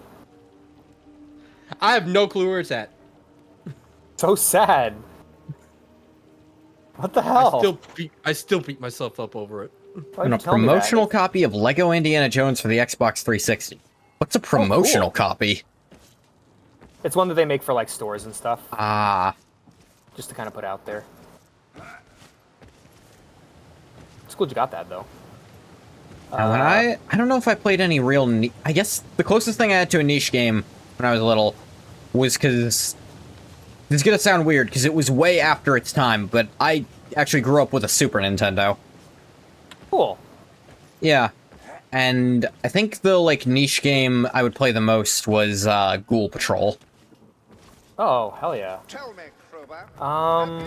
Mine would probably just be the Twisted Metal series as a whole. Like, they weren't niche at the time, but that series is like most PlayStation series, it's been forgotten about so hard by Sony that, like, I can't imagine. Didn't most they do a people live action series of it recently? Yeah, it's. I don't know. I didn't look into it. Like, I'm still not adjusted to the world of video game movies and shows actually being worth watching. Yeah, brave new it's a world. weird change. Yeah. I thought I'd hate the Fallout show. I love the Fallout show. At least that first I season. definitely have issues with it, but you know. Yeah, I'm actually hard pressed to think of it. Like, I know they got certain dates and stuff wrong. Like, I know that upset you. Like, okay, I've only seen season 1, so I don't know. All right, well, then I'll give you something that even season 1 bugs me. The whole idea of the anti-ghoul drug bugs me off rip. The green shit. The stuff that keeps you from going feral. Oh, yeah, that was really confusing to me too. I don't know what the fuck that is. Because Is it FE? you basically Is it have just to ignore almost every single ghoul in almost every single game for that to Yeah, function. I don't know what that shit is. I gotta, like, when They I never find out what explained it. Are you for real? They still haven't explained what the hell it is, to my knowledge. But like, and my friend and I, who talk about like lore stuff a lot, we came to the conclusion if they just said that it's Radaway, that would be fine. Yeah, that's my headcanon, is that it's just Radaway. But it's clearly Yeah, for not. real. It's clearly not Radaway in the context of the show. I would, like, if it's a new strain of FEV that does that, then I'm down for that, as long as it's a new thing that only exists recently. The problem is there's lots of ghouls that like just never went feral. Who could not have possibly had access to the drug. And in the show, they treat it as if you don't have it for even a short time, you're fucked. Well, the ghouls we're seeing, like, because the show is taking place after all the games, like, that's what helped me resolve it in my brain, was that this is the farthest we've been into the future. These are not new ghouls, these are ghouls that are all pre-war ghouls, and we're seeing them finally succumb now. That's kind of what makes it okay for me in that way. And so the ghouls that have existed that long as pre-war ghouls, up to the, like, what is it, 300 years, right? After the war. The war... when was the war? I think the war was 2077. Yeah, and then 200, and then Fallout 4 was 200 years. Yeah, Fallout 4 was 2277. And the show is... So, like, the idea if we saw, like, Harold and he didn't get turned into a tree. We saw Harold as a ghoul now, it would be highly unlikely that without this new substance... Because eventually that would become a problem even for the ghouls that were able to keep it together. Anyways, I gotta use the restroom real quick, but I agree with you. It's super fucking weird. I'll be honest, my feelings on this Fallout show were so nice and fuzzy and good that I forgot about it. Yeah. But, I'll be right back.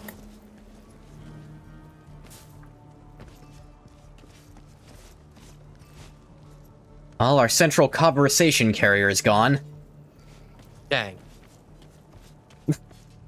Case in point. Conversation.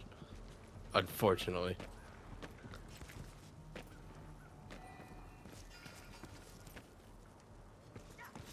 Simply for gore.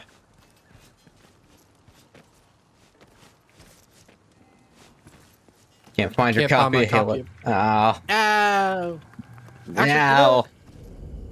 If I cared about Halo, it would hurt me more, I'm sure. It's okay. I've become jaded. I'm gonna go, why did you take TJ's copy of Halo 2? I did it! What do you mean? Slanders! But you know what, chat? I wonder, what was your favorite game growing up? Yeah. I frankly have too many to actually pinpoint one.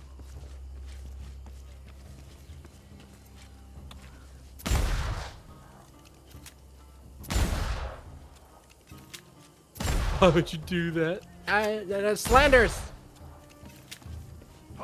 Lies, deceit, slander. They're trying to break the morale. Sir, I've never asked. Whereabouts are you from?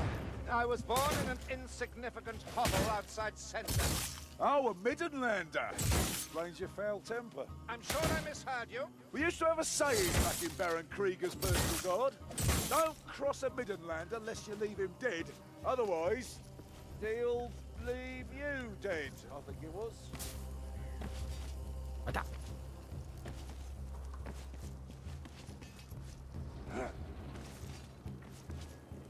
And every time I think about games, it makes me realize that I could have easily fallen into the ball and gun allegations. What? Oh, like there's an insult around, like a certain kind of gamer, where it's like, they only care about games if it only has a ball or a gun in it. Ow. Because, like, it's mainly because of, like, people who didn't care about the medium until after it became popular too, right? Right. Because it was one of the, like, it was similar to anime where, like, you kept to yourself and only, like, Yeah. a small group of people knew about it. And the, ball and gun people are, like, the people who came in after it became popular. Right. Because all they ever play is, like, 2K and COD. Yeah. Doesn't have... I mean, they keep the lights on in some places, but... Yeah. I avoided the ball part, but unfortunately not the gun part. I mean, I think guns are cool, but I play plenty of games without them. Oh, absolutely. It's these special guns. It's the, I love the guns in this game. Like, they blow people's arms and legs off. It's great. Golf ball-sized hole through a man, he's dead on the spot. Yep. Yeah! But I was going to ask you a question, Metagon, since you're playing Darktide. Yes. Do we have any post-Twins story content out yet? Are there new campaign missions? Nothing about the twins themselves. I know one of them is still alive and was... I know one of them was brought back, and the other was used in a ritual that we botched. Oh, we messed cool. up. I think it was the sister that's still alive. Last time I logged on, they had actually like reorganized all the missions into a proper campaign. And I'm just did, and they actually have like pretty cool like in between mission comms, right?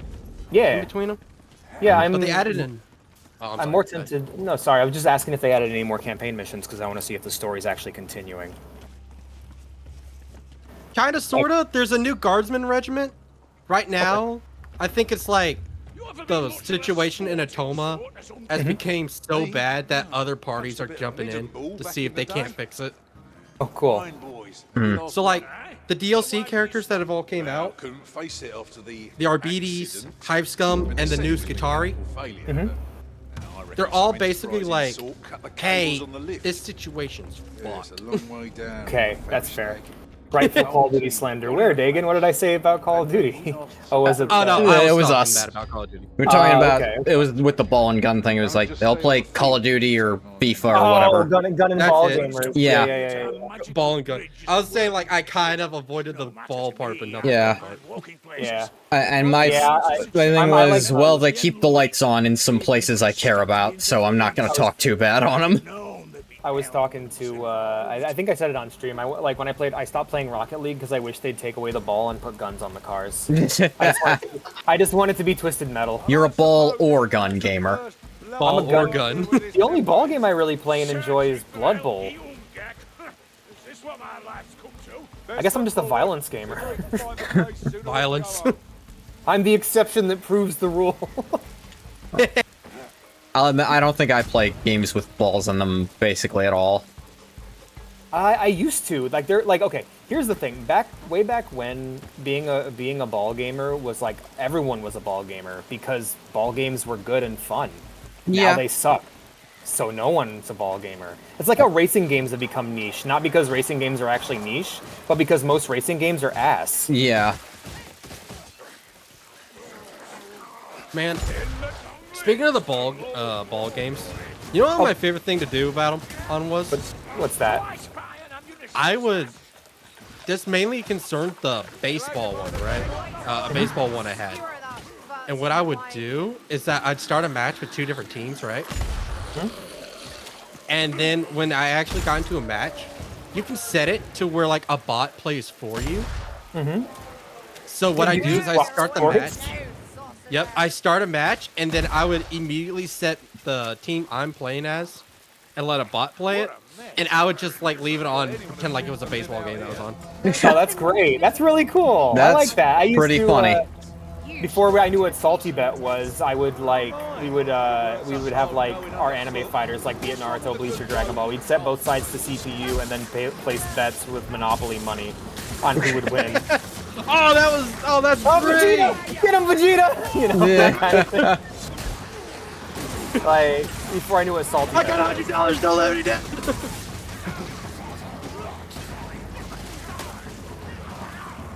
Who in Naruto is doing jack shit to anyone in Dragon Ball is my question. Oh, it's a completely different scale. That's a fire rat. I like being that guy when people go, who would win in a fight, the character I like or the character you like. I like to go the character the other person likes because most of my characters are very like limited.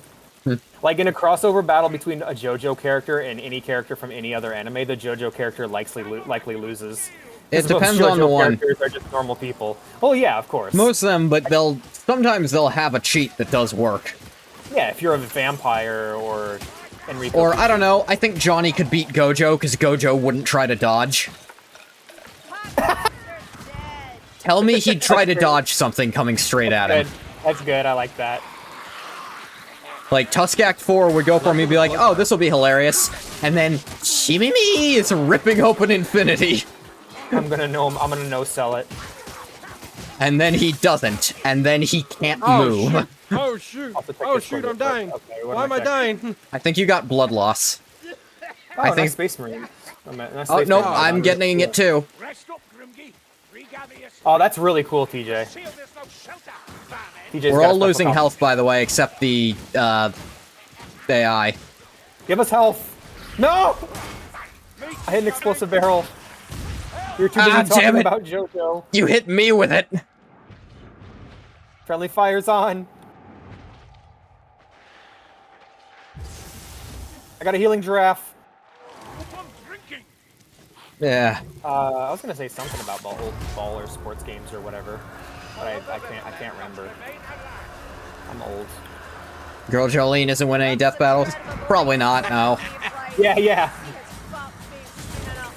What's your favorite 40k faction? The Guardsmen. Why? They'll lose. But at the same time, my favorite 40k character, Eisenhorn, is like an old man pushing 80, but he like cut a Chaos Dreadnought in half with a demon sword. So, I don't know. He's just a normal human. It was awesome. My favorite faction's probably the Tyranids. That's a good faction, because you know why you're gonna win. That's not even why, I just like the weird... I like the weirdness of them. Yeah, totally. My favorite faction from 40k... The second favorite is the Necrons. I was gonna say, my favorite faction, it's constantly changing because they're just so close together. Mine would be the Imperial. It's the Necrons and the Mechanicus. Oh, they're great. Yeah, Mechanicus is number 3. I have an amazing, if you like the Mechanicus, I have an amazing wallpaper I need to show you. Ooh, jump. Alright, cover me for a sec. I gotta show him the sexy wallpaper. Sure thing. Everyone just leaves. Nah, I'm, like, around you blocking. We both are. None's coming through here, sir. Looks almost peaceful, doesn't it? Enjoy it while you can, maybe. Beautiful. It's probably my favorite wallpaper. A gun rat comes for us. Oh! Yeah, isn't that gorgeous? Oh, sweet. I ship it. I can kind of just throw a grenade I was over expecting something evil. there. It is. I mean, I know it's evil, but... Yeah. Oh, what the heck is this? I'm a Played bomb. one. I'm a bomb. yeah. Why am I a bomb? I hear ticking. I hear ticking. Killer Get Queen away from already me. touched that VTuber. Get back.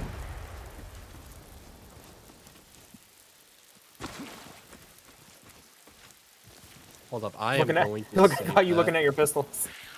Yeah, you should. It's great. I really like that one. I'm gonna save that, and that's gonna be... I am going to blow up again. Well, just don't do it near me.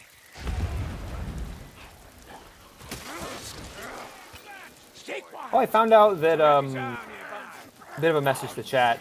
The Epic, I've been putting a bunch of music from Epic the Musical in my stream playlist. And recently those videos, those songs have been getting flagged for copyright in my VODs. No. I actually looked at when it said blocked in most countries, I actually looked and saw which countries it was blocking it in. Because normally when it says blocked in some countries, it's every country you'd want people to see it in. But the only countries it blocked were in Russia and Belarus. Here's the thing, the only ones I've had, like, blocks in are in Russia, too. Yeah. That actually happened to me with my Bioshock stream. Really? That I did a long time ago. I got copyright strike, right? Oh, that's a boss. Oh dear. Anyway, so I got... Oh, god damn it. This is a bad time. Ow. I'm still quite weak because I went down and we haven't found any health still. I went down to nonsense, by the way. And I don't mean like game nonsense, I mean like... Literally, my health just decreased because someone pressed a button. Ew, the elf. I think that happened to all of us because chat didn't vote on it to happen to just one. Oh, I lost track of my mouse. What the fuck? Ow, ow, ow. A lot of fire going on there. I'm trying. I'm trying. Friends shaking hands. Ooh. We on, lost the loot die, but I got it. Yeah, I couldn't. Grab it, Curly. Oh. Hang on, dang it. Nah, I tried. I think it's this way. Top shelf. No, dang it. Ooh, wait, give me a speed potion. Hold up. What is Fosrick's Fantastic Fulminant, and why isn't anybody voting for it? Yeah, that BE. bloody hurts. Okay, what's gonna happen to me? You're no use to us dead. Notice how I've never gotten looked up. I'm not the bot. I want multi-bombs. I'm at against the bot. Robot. Oh my goodness. Yeah, 2 pistols in his Y-hander is how I like to run my Salt Spire. I distrust this forest. Let us be gone, and soon.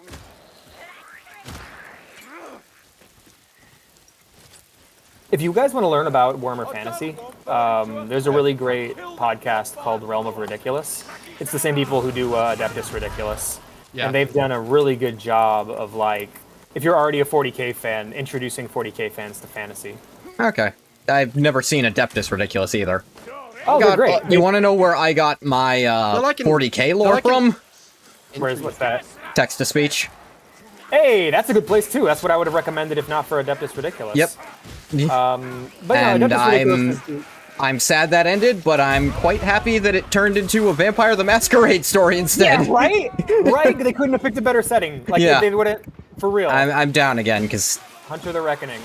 we both are. Because, again, we both got killed by a passive effect that we couldn't have done anything about, and we still haven't found any goddamn healing. I was just... I was just dead because... Yeah, we're just down to 1 health because we only have temporary health. Give me that bump. Alright, Jody, come back from the dead. It's pronounced fish. Oh, thank you. Lower your shield, you stupid rat! I wonder when you're going to break and just give up on that. Like, I wonder when that's going to happen. Meta's dead. Meta's going to die before you. Meta will die before you stop going by fish. Yeah. It's okay. I like it. I've had fun with it. Yep. Like naming my Seaman streams after you. Yeah. I sure do love being associated with cum. What does cum have to do with any of it? It's an innocent name.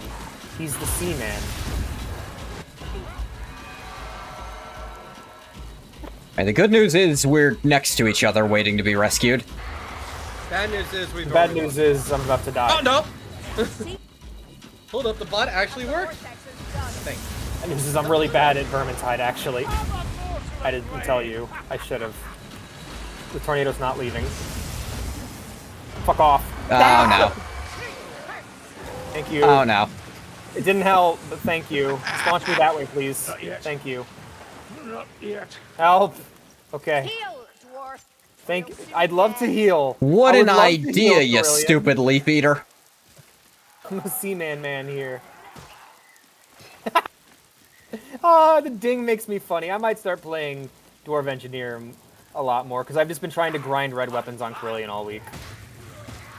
And that is misery. That sorcerer must die if the storm is to cease. Ain't nobody that can comfort you? Nope. I mean, I could probably tell Vea about it. And she'd be like, there. Put the gun down, honey.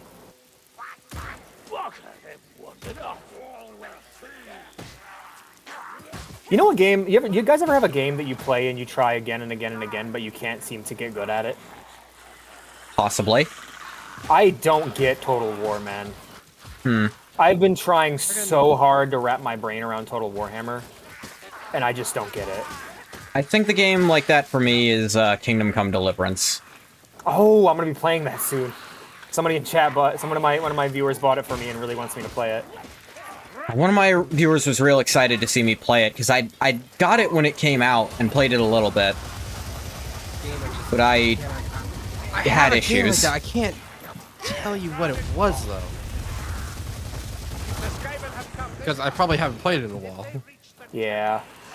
It's like I really want to be into, like I really love to be into Total Warhammer. I just, whenever I actually have to control the units on the field, I'm just terrible at it. I don't know why. I'm decent at I'm decent at RTS games actually. I just don't get it. I can never play. As much as I'm excited about Total War 40K, I know I can never play a Total War game because the most amount of experience I had with those kind of games is just like RTSs like Dawn of War. Yeah, Dawn of War's great. Yeah, Dawn of War is very good. And the most amount of strategy I ever put in there is the Blob. Yeah, well that Dawn of War's, like I said, Dawn of War's great because you get to blob. the Blob. It's a very blob-friendly RTS. You just get like a bunch of units, and then all of a sudden the Terminator's starting to wander out. You know, and then, this might be a weird question. Do you know what like game got me into RTSs? What's that? Lego Battles. Okay, I want to play that. That sounds awesome. It's a DS Lego game that's an RTS. Shit. And it actually has 3 it has 3 settings. There's medieval, there's pirates, and there's space. And you get to go through 2 campaigns each, one as the quote-unquote good, one as the bad. That's awesome. Yeah. So you're the king, and then you're the evil wizard in the medieval. You're the pirates, and then the navy in pirates. And then you're the humans, and then the aliens in space. Alright. I got hooked. Hey. Ew, elf. And it was... Yeah. I got it because it was Lego game on my DS. Because you know, Lego Star Wars. Loyalty, yeah, absolutely. Lego's awesome. Gonna use this. Still awesome, by the way. Yeah, no. I'm sure it's a good game, but the new Lego Batman does not look like what I look for out of a Lego game. It looks like what I look for out of an Arkham game. But... Yeah. I don't know. The latest Lego game I've played is Lego Star Wars: The Complete Trilogy. Whoa. I'm behind. Yeah. I have a lot of Lego to go through. I'm excited. Yeah, I picked up DC Supervillains recently because it was on for real cheap. Cool. I think the latest Lego game I played is like Lego Clone Wars. And that was because it was free on Epic Games. Ah, I see. Lego what now? Lego Clone Lego Wars. Star Wars Clone Wars. Oh, I didn't see that free on Epic, and I've had an Epic account for a while. It's a while. Like, Oh, I don't maybe get I messages did. from I Epic think themselves. it might have been. I think it was after I streamed it because I got it on Good Old Games for that. Yeah. Or did I get it on GOG? Wait, no, I didn't. Wait. I think I did that whole. There's like a point in time where it was like. There was like a point in time on Twitch where if you're like, if you had Twitch Prime and had it connected to Twitch, I mean. Oh no, Amazon that's Prime. how I got it. That's right. Yeah. I connected it to my. I got Prime and connected it to my Good Old Games. So that's how I got right. Yeah, and then they gave me a free code for it. My first RTS I ever played was AVP Extinction for the PS2. The first one I ever really got into was Seven Kingdoms 2 on my PC. That game's fun. It's historical armies versus Lovecraftian horrors. Oh, I heard AVP and I thought Alien vs Predator had an RTS. Yeah, Aliens vs Predator Extinction for the PlayStation 2 and only the PlayStation 2. Why the PlayStation 2? We don't know. Nope. It was from a Well, the developer's alternative was the Xbox, and it was actually kind of a pain in the ass to develop for Xbox back then. I forgot the computer ceased to exist during that generation. Well, if you're only going consoles, I meant. Oh yeah, fair enough. Which, It was a good at the console time RTS. especially, was usually the cheaper option. Yeah.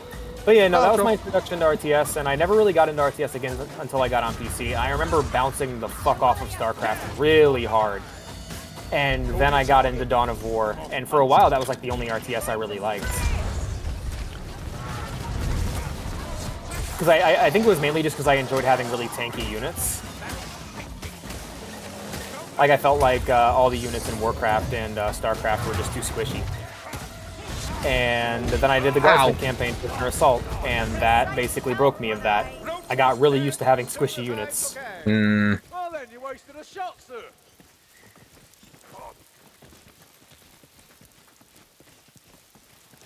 But yeah, I gotta get it. I don't know. Like, I'm okay with the dwarves in Total Warhammer, but like...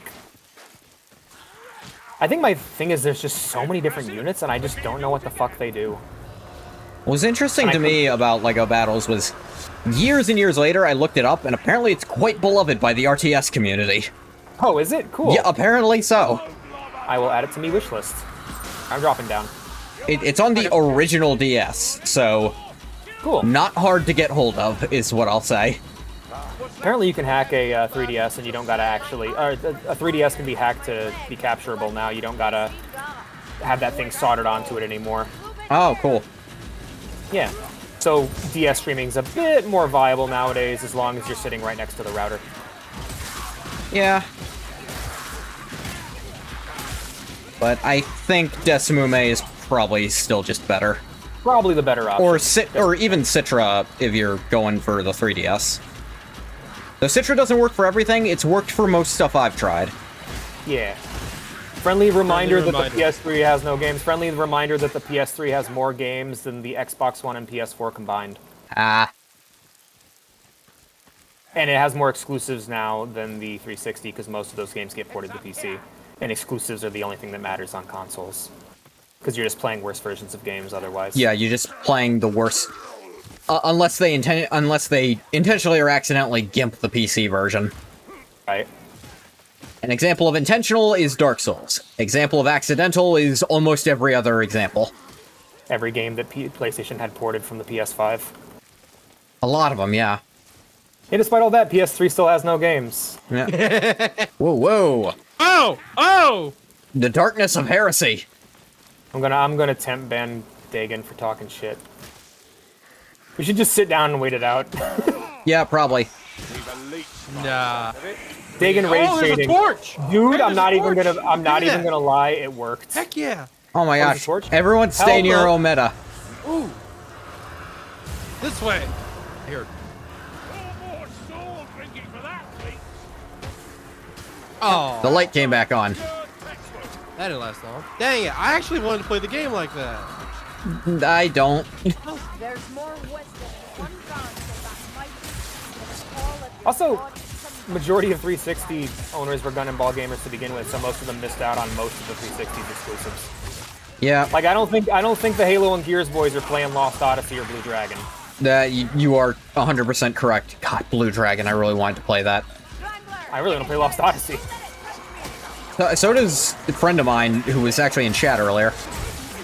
Oh, nice. Apparently Yeah. Xenia is starting to work nowadays, so maybe the day will Hey. come. I did my Like, full that generation first- had a huge, like, injection recently. This is no time. Yeah. I did my first full playthrough of Red Dead Redemption 1 on Xenia. Felt weird though, because I had just finished RDR2 with full mouse and keyboard on PC, and not rather being able have- to aim was strange. Would you rather have unlimited bacon but no games, or games unlimited games but no games? What does What? unlimited games but no games mean? I already have them. Unlimited games but no games. All I have If you to do mean is but no stop- bacon, I'm All I have sorry, to do is- bacon. Yeah, I'd rather have unlimited bacon because I already have unlimited games, and not having to pay for food would be nice. I feel like you'd run into some problems only eating bacon. I'd imagine you run into a lot of problems only eating bacon. Yeah. Explain. Please explain. I'd have to go with... Oh, You see, there's this organ in your body called the heart. It's not a big fan of that kind of food. Only that they are degenerates unfortunately I am. amongst themselves, Right. imposing the Also, I'm diabetic, so a sugar-free, fat-rich food sounds really nice, actually. Yeah, I'll grant you that, but sugar-free is... Are you The way to sure? be. Whoa, what's happening? Now I'm pissed off. The Curse of Unrare. Hanging by a thread here. Okay, What What happened? What happened? yeah, I died because I died. Hush your yelping, Gruber. You just helped to lumber. I have no idea. I got hit again. What the hell was that, by the way? I literally lost kind of all my health at once. I don't know, I think that was just the kill fish button. Gas incoming. That was the kill fish. I'd be less pissed if it wasn't the second time this area it's happened. That I just suddenly start losing health and I don't know what does it.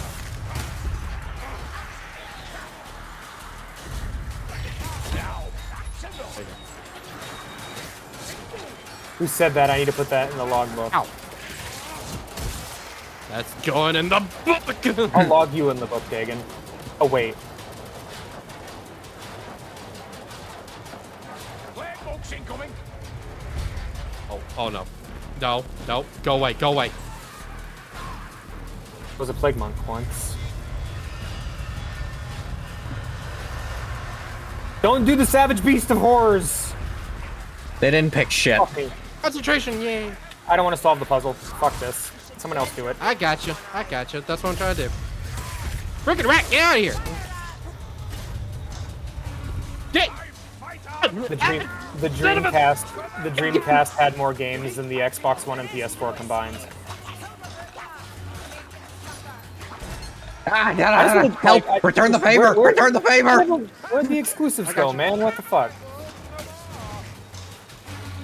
I mean, I'm glad they're gone, because I'm not ever going to buy a console again, not for that purpose. Yeah, I'm... The only part of that that hurts is some Nintendo games for me. Oh, it's okay, they're making Star Fox 64 again. Yeah, I know. You're I gonna don't miss out. care that much about that, but I care about the new Pokemon. Really? Yes. Those look like, every single one of those games has looked like shit ever since they went to 3D. Not saying they're bad. I don't think they all look like shit, no. I don't agree with that. Compared to the graphics that we should be expecting from the Switch, I don't know, man. Maybe, but I'm more interested in stylization, and I think not all of them look amazing, but also I don't have that high a standard for how... Oh, of course. Yeah, I wish I had somewhere to compare it to. I'm just thinking, like, I remember when, like, the JRPG genre, like, I was on, like, on handhelds. Yeah, in obviously general, I like, miss the pixel art, but... Yeah, but, like for every Final Fantasy, I guess the way I would describe it, in my head, is that when it was 2D, it stood head and shoulders alongside its competition. Like, every Pokemon game that came out was gorgeous compared to, like, what Square Enix was releasing, or what any dev was releasing on the DS or on the GBA, you know what I mean? And now, in this new space, it doesn't hold up comparatively, you know? Yeah, it might not be as good, but I think there's a large difference between not as good as it can look and abysmal dog shit that hurts my eyes. And Yeah, too that's often I hear it compared to the second and not the first. Yeah, but It could look better, but it's not this it could look a abomination unto lot- God that it people could treat it look as. a lot better. I mean, And that it's really such a- bugs me. It's true, but I think the reason why so many people say it is because it should be better. The problem when you oversell a problem is you're gonna make anyone who doesn't agree with your oversell not agree with the real problem anymore. But my You question have to is present it a problem for what it actually is. Yeah. I guess, but it's like, it's not that it doesn't look quite as nice as other JRPGs releasing with the same cel-shaded art style. It's that it looks like it's not even in the same generation. Like, compare the newest Persona to, like, or Dragon Quest, you know? Like, I'm not asking for it to be photorealistic Pokemon. I don't think anyone it really is. I mean, some people are weirdos. But, like, it's really that bad. And I think you're responding to the vitriol and not to the... I guess if the answer is it doesn't bother you, it doesn't bother you. Yeah, And exactly. If you don't see it as an issue, you don't see it as an issue. But saying it looks significantly worse is not. I'll be the oversight. first to admit the environments in Scarlet and Violet actually do look kind of bad, especially from a distance when you start being able to fly. But I look at Legend ZA and I see people be so absurdly critical of it, and I'm like, yeah, the buildings are kind of flat, but you're ignoring every good aspect to only rag on that. Because I see people only give a shit about it, too. It's also a first-party game made for one system. Like, it One should be system that admittedly isn't that good. No, but it's more powerful than the GBA. And the GBA Pokemon games could at least live up to what that console could do. Yes. Like, the Pokemon games are some of the best-looking GBA games. Yeah. Same thing with Black and White, like any of the DS titles. Yes. Like, there is a quality drop, a significant Obviously, quality. like I said, I think the pixel art holds up way better than any of the 3D ever will. Yeah, and I totally get that. Like, I think 3D was a fucking mistake. Because they're not able to pull it off as well as they could the pixel art. If a game suddenly switched genres and it's like fighting games going from good pixel art to bad 3D. This isn't the future. It's not necessary for that stylistic change to happen. Now, I don't know. I think, yeah. Regardless of whichever one you prefer, it was definitely swinging above its weight on the GBA and on the DS. Some of the best looking DS games, sounding too. And the music's never been in question. But like, maybe if the game's going to look like this, it should run at a lock 60. Maybe if the game's going to look like this, it shouldn't be full of bugs and glitches. Yeah, no, here's the thing. I agree with that. I don't care for Scarlet and Violet that much, but I look at Legend ZA, and that makes me excited for the next one, Because it does run perfectly well. And it looks fine. The buildings are flat. I don't care that much, because that's not the focus. The Pokemon themselves look good. The characters look good. And the story is one of the best Pokemon's ever had, and that's something I care about immensely. Okay. I wanna ask you, what is the like as somebody who has played like pretty much all of them, what is the core appeal of Pokemon? The Pokemon.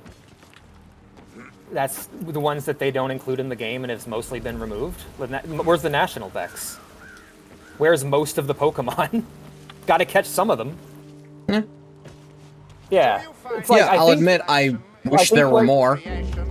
I think you were one word off. The comfort of Pokemon is Pokemon, because Pokemon is comfort branding. I don't play it anymore for that reason, because I play other games that are more worth my time. Why would I play a Pokemon when there's a Persona, or a Dragon Quest, or an Expedition 32, or 33, or whatever? Expedition 3 million. Like, I guess...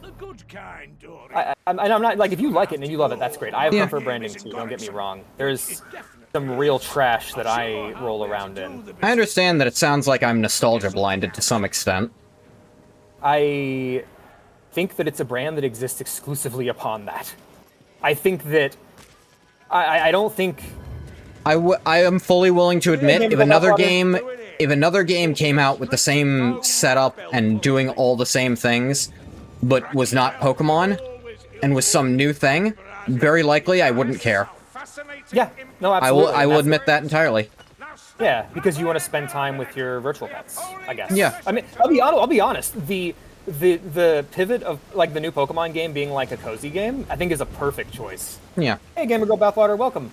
Oh, hey, Bathwater.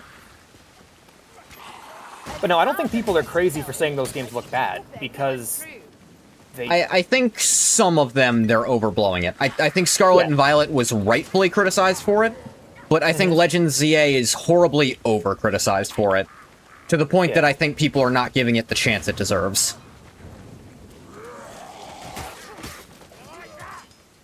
I think the main appeal of the Legends game is the gameplay. It's super unique and weird. Yeah, it's great, and the gameplay is great. The story is also really, really good, because it's very character-driven, with characters I like and love. And the character designs in Pokemon are always great. I gotta ask a question. How many games are we gonna give Game Freak before they actually get a story that's worth a fucking damn? Because Black and White is nothing compared to your average Final Fantasy story.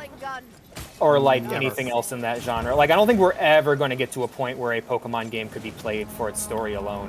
Which, to be fair, why would you? Like, but I don't know. I look at it and I get so sad. The best writing to ever come out of Pokemon recently were those fucking leaks about the old yokai Pokemon stories that everyone found super uncomfortable. Because they actually had some texture to them and some grit. Well, here's my counter-argument. My two favorite Pokemon games I play primarily for the story. Which ones? That would be the original Sun and Moon, not Ultra. Ultra's story, I could rant about that for days. The change they made. But and then probably my second favorite is, admittedly, this is a side game. Actually, no, this is my favorite if I include side games. Would be Explorers of Sky. Yeah, so I think Pokemon has a bit of the Star Wars problem where it's only allowed to do cool shit to the side. Because, like, Mystery Dungeon, I've never played one. The most I've ever played of a Mystery Dungeon game is I did the personality quiz back on the GBA. Yeah, ZA looks pretty good. Yeah, and ZA is probably my third favorite, and it's got a very good story. It's not like a huge the overarching plot is kind of basic, but it's the characters within it who carry it. What breaks my heart about Pokemon, and this is not it, I just want to point out this is not a reasonable criticism. It has one of the very, very few utopia settings in fiction that's like popular. Like, Star Trek's not popular anymore, but fucking Pokemon is, and it has a really awesome utopia setting. I'd argue Star Trek isn't popular anymore because it abandoned the utopia part of the setting. I would agree with you there. I have so many questions about Pokemon that the games do not want to answer. There's no... I want more exploration of the setting, you know? Yeah. But when it comes to Mystery Dungeon, one of my favorite things about Mystery Dungeon is people posting posting like a picture of a Bidoof and going like, this motherfucker's basically Griffith.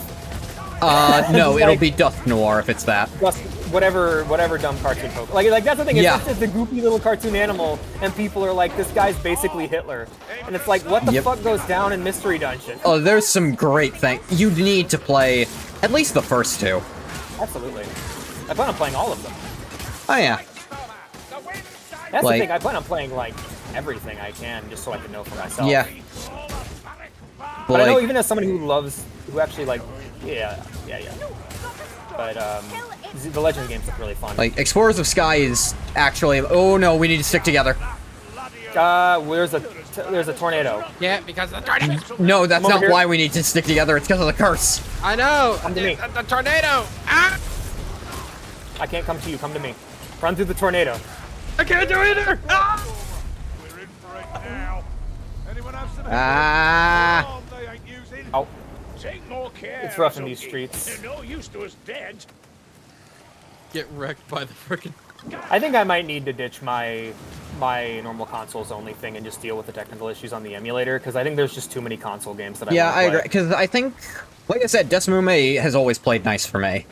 Well, I mean, even if there are technical issues, I even have technical issues with my PC games, so it's not a big deal. I think technical issues are just something I'm not going to be able Yeah, to that's just avoid. gonna happen when you stream, I think. Yeah.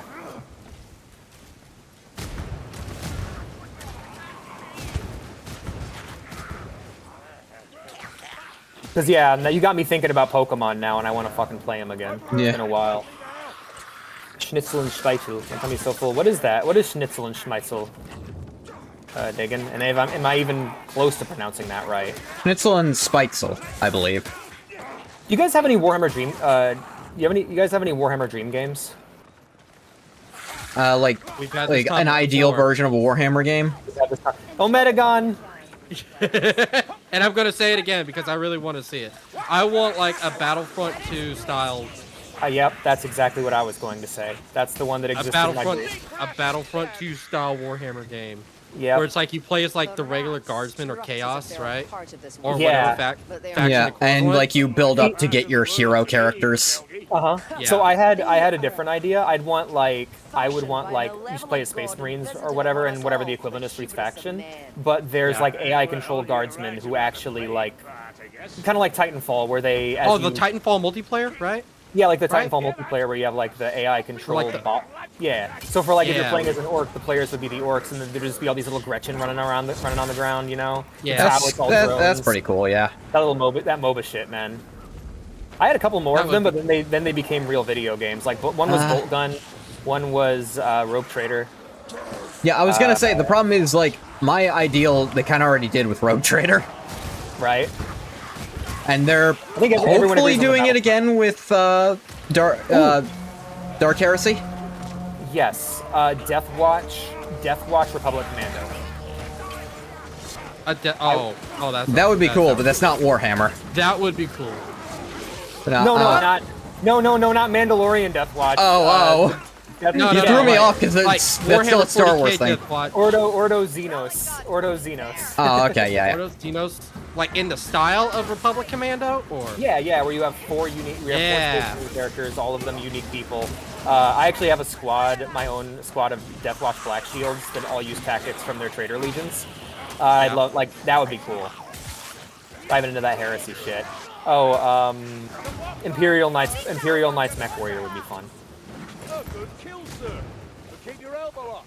Your guard's open. It's a German meal comprised of thick egg noodles and fried pork cutlets. That sounds delicious. Yeah? Dwarf Engineer Boomer Shooter for Warhammer Fantasy would be great. Dwarf Engineer Bolt Gun, but I mean that's just I already got my 40K boom shoot. I I'm would not like... for too much. This might be weird. A stealth action game where you play as a lone Tyranid hunting down an entire colony by yourself. Okay, I would say that would work that's for the Alien campaign off the Alien vs Predator game on 360. No, it's Styx Master of Shadows. Yeah, I was gonna say, Oh. well, for that I'd want to be an Imperial Assassin. Or Well, I like an specifically Orc want to Commando. be a weird monster. I suppose, Oh, theoretically, apparently it'd probably work better as like a Skaven. Yeah, okay. in so there is Warhammer a Skaven Fantasy. stealth game. There is a Skaven stealth game coming out. Oh but my god. It's 2D, but it's 2D. And Ow. it's made by a developer who's exclusively made shovelware in the past. So Ugh. once again, Age of Sigmar not getting any love. They said, man, they killed Warhammer Fantasy for you. Why don't you have any good games yet?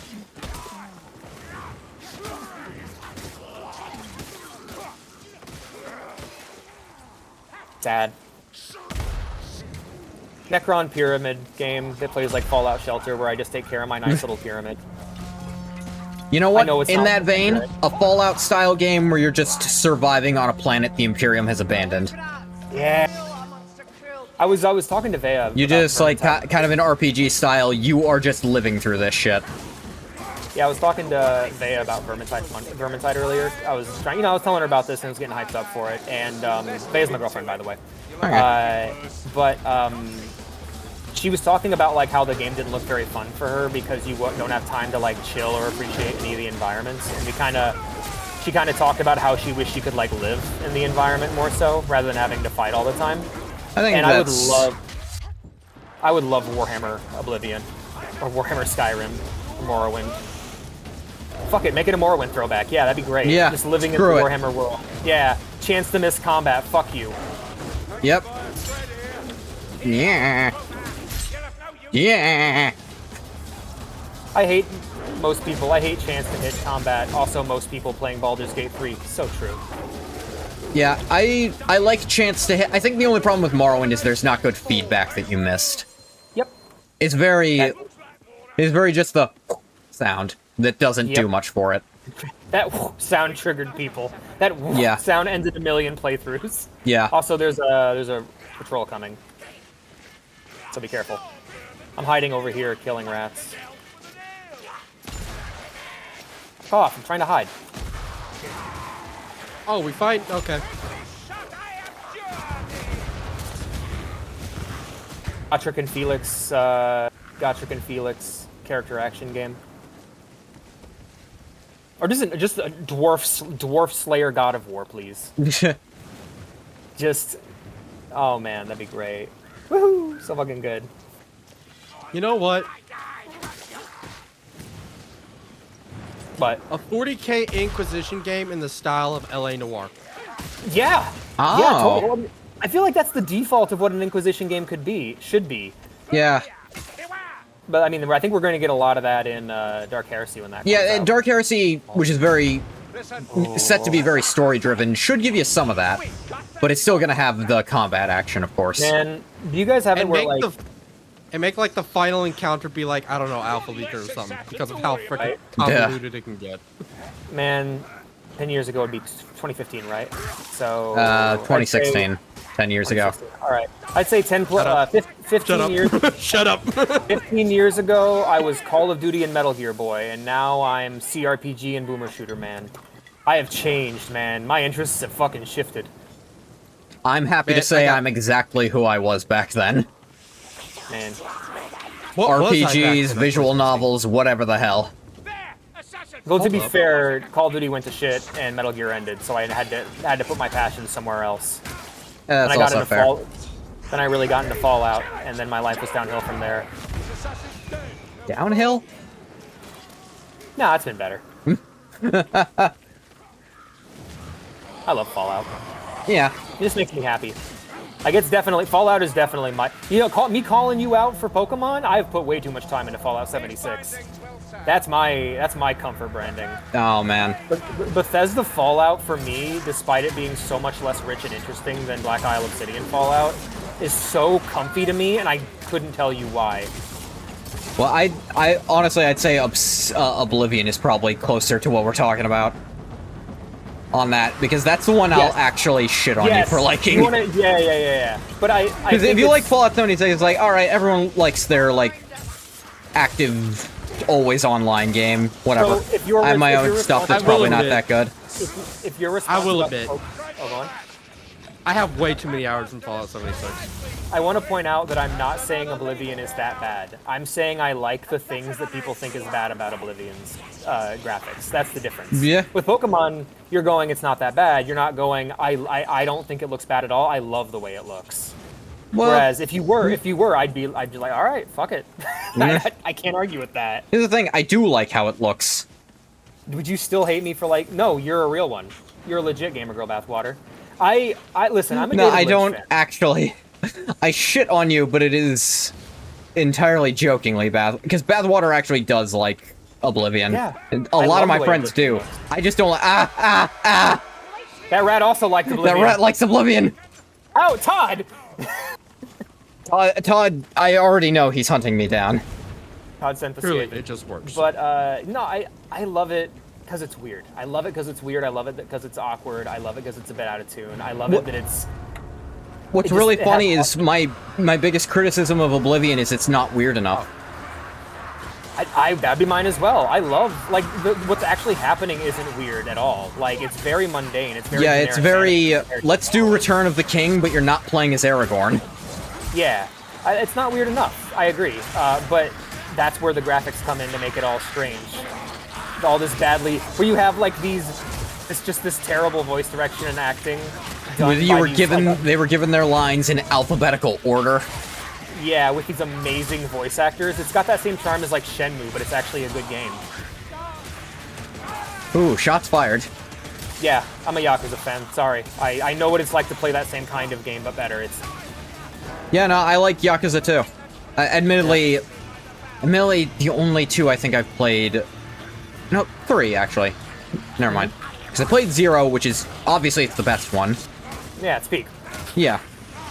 And then I think I played Oh shoot! You can't do that. Kiwami and was it 6? I skipped around a lot because I just didn't know how Yeah. to find a lot of them. No, goodbye, That's fair. everyone. That was the state of it. I got you. Oh, I'm sweet. saving you. I wanted to play 7 and 8 too, but Yeah. All right, Yeah. can't do that. But you know, I find Oblivion to be highly charming because of how weird it is and because of how bad it is, and all of its goofiness and faces and shit. It feels like I'm walking into a dream. It's very dreamlike. I love that feeling. I well, have a thing for games that have unapologetically bizarre looks. Like, have you ever seen Cruelty Squad? that game looks I like? don't believe so. You should, when you get a moment, look at screenshots for it. It is one of the ugliest games I have ever seen in my life. What'd And you I say it love was the way called? looks. Cruelty Squad. Cruelty Squad. I might be thinking of the wrong game. Yeah, because I've never even if it heard look- of that. Because if it looks like puke, Is that the one where Pyrocynical made like a 3-hour video on it? he might have. I don't. The only pyrocynical thing I saw was with the pyro. Ow, ow, ow. Did Steam close? Why do you No, it ask? didn't. Because I can't find it. Hold on a second. Would you hate me if I was still your enemy? You're not my enemy, are you? Are you my enemy? Eat shit. Yeah, Cruelty Squad. Yeah, that game. That game is, ooh, it's bizarre looking. I love it. I would describe it, it looks like puke. And then there's another game I really like called Hylics, Hylics, which is genuinely one of the best JRPGs I've ever played. And it is Oh, wow. purely from a mechanical perspective. The story is unintelligible, but the way it looks is just also the weirdest shit, man. I love it. I love it when you can see the physical. I love it when you can see the way a game is made just by looking at it. Like, I love how in Max Payne all the cutscenes are photos, and you can see people's faces being stretched onto these low poly models. Or like in Fallout, they didn't have no 3D rendering, so all the talking heads you see are actually made of clay. Yeah, the They just talking actually- heads. Yeah, it's great. I love it. I want. It's like it's like ever since I started learning about how animation actually works, that now I look at stuff that's well animated and I can kind of in my mind's eye see the sort of the trial frames for it, you know? Yeah, absolutely. Like this was set, this is in between, they didn't set. I want FMV games to come back. This freaking bot What is happening to me? is actually Oh my god. Stop Bot is trolling, actually bot. rage baiting. What was she hitting you every Oh. time? What was yes, happening? Pyrocynical made a long ass video on it. Says Dagan. What is Oh, blessing of regeneration. Nothing, he was just repeating what you said. I don't know nothing about Yes, Pyrocynical made a video. I knew it! Of course that degenerate did. I'm trying to think of another game that looks really, really weird. There's this game called Jutaro I really want to play. It's a classic Zelda-like, and every single model is a repainted or kit-bashed action figure. That's crazy. It's bizarre looking, man, but oh, it's so cool. And apparently it's really, really well written and has a ton of heart. That goes a long way. I want there to be a Cyberpunk video game that is a top-down isometric CRPG that uses the tabletop Cyberpunk rules and uses FMV for talking heads. As close as you can get for that right this second is the Shadowrun games. Yes, and that makes me very sad because I do not like Shadowrun Returns so far. I've done my third. That game does not know how to end. That is a game that does not know how to fucking end. It has you do the raid on Arasaka, and then it goes, there's another tower. And it's done it 3 times! I last played it so long ago, I don't even remember. A new challenger says they officially beat Chapter 5 and have all the shadow. Talking about Deltarune. Challenger is like Deltarune friend. Yay. Cool. It's always good to have game friend. Yep. An example of this be an opposite of me, admiring the art. I really hate all the fucking digitized 3D sprites in Daggerfall so much. I want them to all be replaced. I want them to all be replaced with pixel art because the pixel art in Daggerfall is so nice on a lot of the enemies that when you just see naked 3D lady, but she's blurry. Dude, I hate it. I've never really been a huge fan of that style to begin with, but like if you're doing it off of a real thing, like a real physical 3D object like Fallout does, then great. But if it's based off of a 3D model, Rune maxing, very Delta pilled. Gotten more red items from this play session than I have grinding legend all week. I just got a legendary item. I hate... Oh, a legend? Is that an orange or a red? Orange. I've gotten a few oranges, but not ones...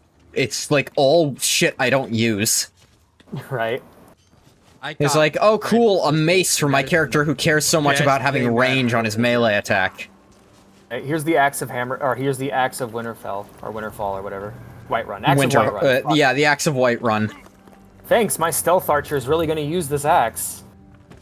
Thanks for this steel axe with a damage stamina enchantment on it. So useful. That could be useful if you were to like mod the. I've seen people like mod Skyrim to be more Dark Soulsy with its stamina. I think that might work okay. Maybe, yeah, if you change the stamina system, but yeah, I feel like that's fundamentally works. I've learned something. I think I've come to a conclusion about reviews and just review culture as a whole. Because and like this is gonna sound really really weird because no shit, right? But I believe that the real value in reviews isn't as feedback to developers or as criticism of games, but as just being entertaining in and of themselves. Because developers don't fucking listen. Yeah, and I think you have a point there. Yeah, and people will still play games that other people perceive as shit for forever. I hear people defending Call of Duty Ghosts like daily. So, like it doesn't matter how much ink is spilled, how many paragraphs you write about something being bad. People will still buy it. People will still play it. People will still love it. And so, trying to tear down media using I'm absolutely sure if another Dragon Age game comes out, it'll be like Veilguard. Yep. They're never going to go back to Origins, no matter how popular games like Baldur's Gate 3. Even just going back to Inquisition would be fine. Oh, is it that different now? Well, it's like fully an action game now. And the writing is dog shit. Inquisition, there was like 1 or 2 characters who were like, this is terrible. But there was still... And it wasn't that tactical in the gameplay, but it was like fine. Forgot to switch back to my dwarf. I'm Corellian now. Yeah, Veilguard is like fully an action RPG. Like with like combos and light and heavy attacks. And that's a bummer. almost exclusively terribly written characters. There's like 2 who are okay. That's a shame. The one who tickles the part of my brain that loves Vincent Price, because he's basically Vincent Price. Or Gomez Adams. Right. Oh, yep. The Necromancer. He's fun. I like him. And please be kind to us, chap. Please pick the right. Please pick the right boss in a game you don't. You probably don't know. Blue rat. Trying to think of the other one. The other one I can think of is just like not offensive, I guess, and it's Scout Harding. Scout Harding, who was great in Inquisition as a side character. Actually, they made her a main? They made her a main? Yeah, they made her a party character. Because she was very popular in Inquisition among the fans. I love knowing literally nothing about Dragon Age Veilguard. You're probably better off for it. Oh, by the way, they answer literally every question you ever had about the lore, except, like, 1. And the game is far worse for having done so. I played the first, like, few hours of Dragon Age Origins. Ended up with a build I didn't like, and I said I'm gonna start this over later, and just haven't gotten around to it yet. Origins is one of the best RPGs. It's one of the CRPGs I'm most excited for, because I was playing it and I'm like, oh my god, this is like if Baldur's Gate 1 had a budget. This is awesome. It really is. That's a lovely description of it. And I'm like, I love Baldur's Gate 1. Like I love that game as a kid. I just love it now, actually. Great game. It's very hard. Yes, quite difficult. I've not been able to beat it myself, but I've also not been able to dedicate real time to it either. That's fair. This is my Barden bot, by the way, so he'll be dropping ammo constantly. Ammo and booze constantly. Be sure to drink up.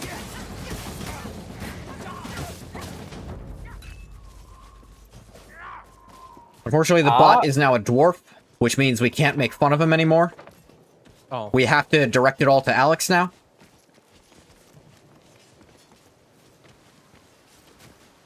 Health.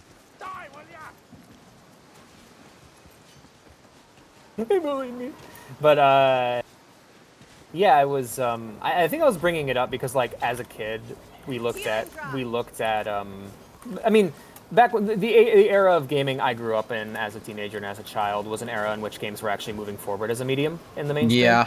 Yeah. So a game being bad was a much bigger deal. Yep.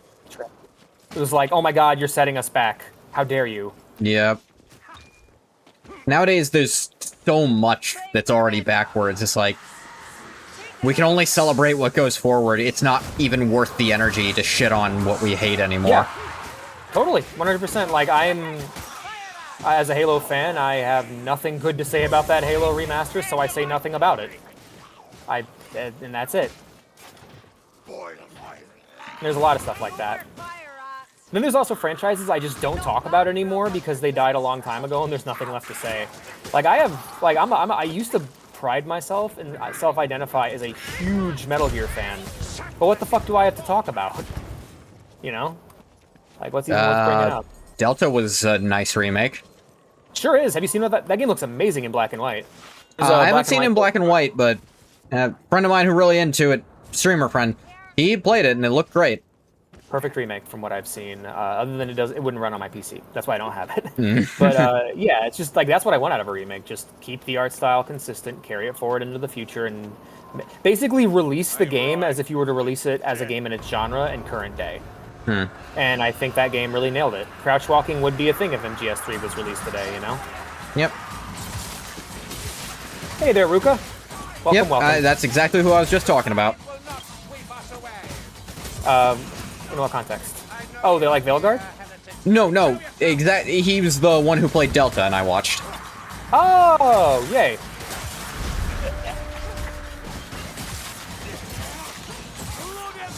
Is there an audience of people that like is Dragon Age's like new audience, like the 2 audience? Are they into Veilguard? There are people who think Veilguard is okay and aren't mad at it, but most of the old guard. Oh dear. Most of the old guard Dragon Age fans are quite peeved.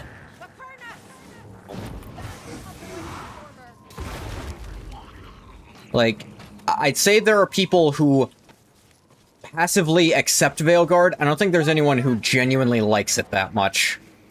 Fair. And if they are, they're just horny for one character who might tick a few boxes for them. Oh, great. That's a great To be reason fair, love it's the game. probably the only good character in the actual thing. The Necromancer I get is that. genuinely probably my favorite character from it. I don't mind him. There's so many times where I've like discussed the quality of games with people, and we'll like argue and argue and argue, and they're just like, "I want Blake to sit on my face, okay?" And it'll come down to it, and it's like, I can't do that. I can't say I like a game just because I like one character design. Otherwise, Afro Samurai would be the best game ever, because Afro's like my favorite character design ever. I say I'm a Fury fan, like everyone else who still likes that design. Fury's great, by the way. Fun fact? What's the fun fact, Ruka? Necromancy. What's the fun fact, Ruka? What's the Tell fun us. fact? Tell us the fun fact! I haven't bought the Necromancer class yet, but I know I don't get how people can love a franchise just for one character. That's crazy shit to me. Oh, Chaos Spawn. Like there oh are dear. people who love the Star Wars sequels purely because of Kylo, and I'm like, Kylo's awesome, but Is he? so, you know, let's rephrase it. Adam Driver's awesome, Okay, yeah, no, I'll agree with that. especially when he grabs that guy's gun and yells those things. Every day I wake up and I wish you'd never been born.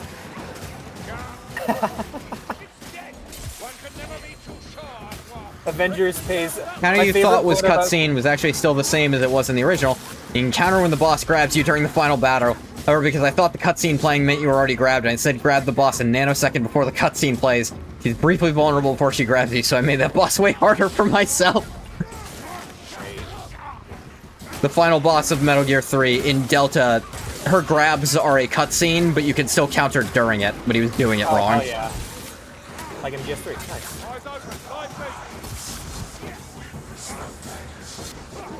Love a character but not the series, then I love the character and not the series. Yep, that's Football fair, arrived. fair, Gringos.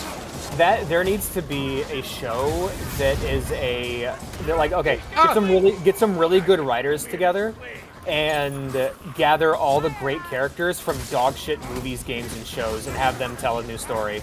Yep. I keep seeing this YouTube video recommended to me called Naruto's writing failed its female characters, and I get so mad every time I see it because I'm like, no, you fool! The writing is the character. You can't separate a character from their writing. Yeah. They only exist because somebody wrote them. As like, yes, some of them should have gotten more focus, but others just weren't important to the plot, and they can just be side characters. Yeah, every Naruto character that isn't Naruto is potential, man. Kind of. I don't know. That is probably the hardest show to ever watch, though, because not because it's bad, but because parts of it are better than anything I have ever seen before, and parts of it are worse than anything I have ever seen before. Yeah, you see like the conversation with Pain and his ideology and countering it, Or and then like, you see. I can't even pick an example. Mine would be, you know what? It's a good example involving Pain. It would be you see that conversation and then you see the fight with Pain, and you're like, what are you The doing? animation, yeah, but Yeah. here's the thing: when I look at Particularly in a manga. series like that, I'm like, okay, that's badly animated. I'll just look at the manga for this, and oh, hey, it's Yeah. good. That's what most people do, apparently. That's really for me. That's why I almost never get hung up when people say this is the worst anime of all time. It's like, look at this animation. I'm like, oh, okay, I guess. That's the reverse. That's the reverse for Attack on Titan, where you're reading it and you're like, this is terrible. Couldn't you have worded this better? And then Yeah. you're watching the same scene in the anime and crying your eyes out. You're like, yeah, you definitely could have. Thank you for the genocide. Could have been worded a lot better. An actual line from the manga. Yeah. But yeah, with Naruto, like my example is the Gaara retrieval arc, where you find out everything about Deidara, fucking Naruto equivalent to Ed Gein. Like a terrifying, creepy character. I love him. And Yeah. everything involving the old lady and Gaara. And then after that, we have to sit on the road trip with Naruto, Sakura, and Sai for like 20 episodes. Yeah. Sai and Yamato's like kind of funny sometimes, but Sai was very Yeah. grating. He was an experimental character that didn't work. I mean, it's good we're talking about Naruto right now because the Skaven's the only Warhammer faction with Naruto characters in it. So, What? like yeah, it has Naruto running rats. Oh, I see. There's the best, even has a One Piece character as well. The most powerful assassin in the world. He uses 3 daggers. Carries one in each hand and one with his tail. Actually, I'd say that's an X-Men character because that's Nightcrawler. That is Nightcrawler. Look at you. If Nightcrawler gets into Rivals, he better have triple swords. Do you know what show's really, really good? Like, even in its old form? Fucking X-Men. Holy shit.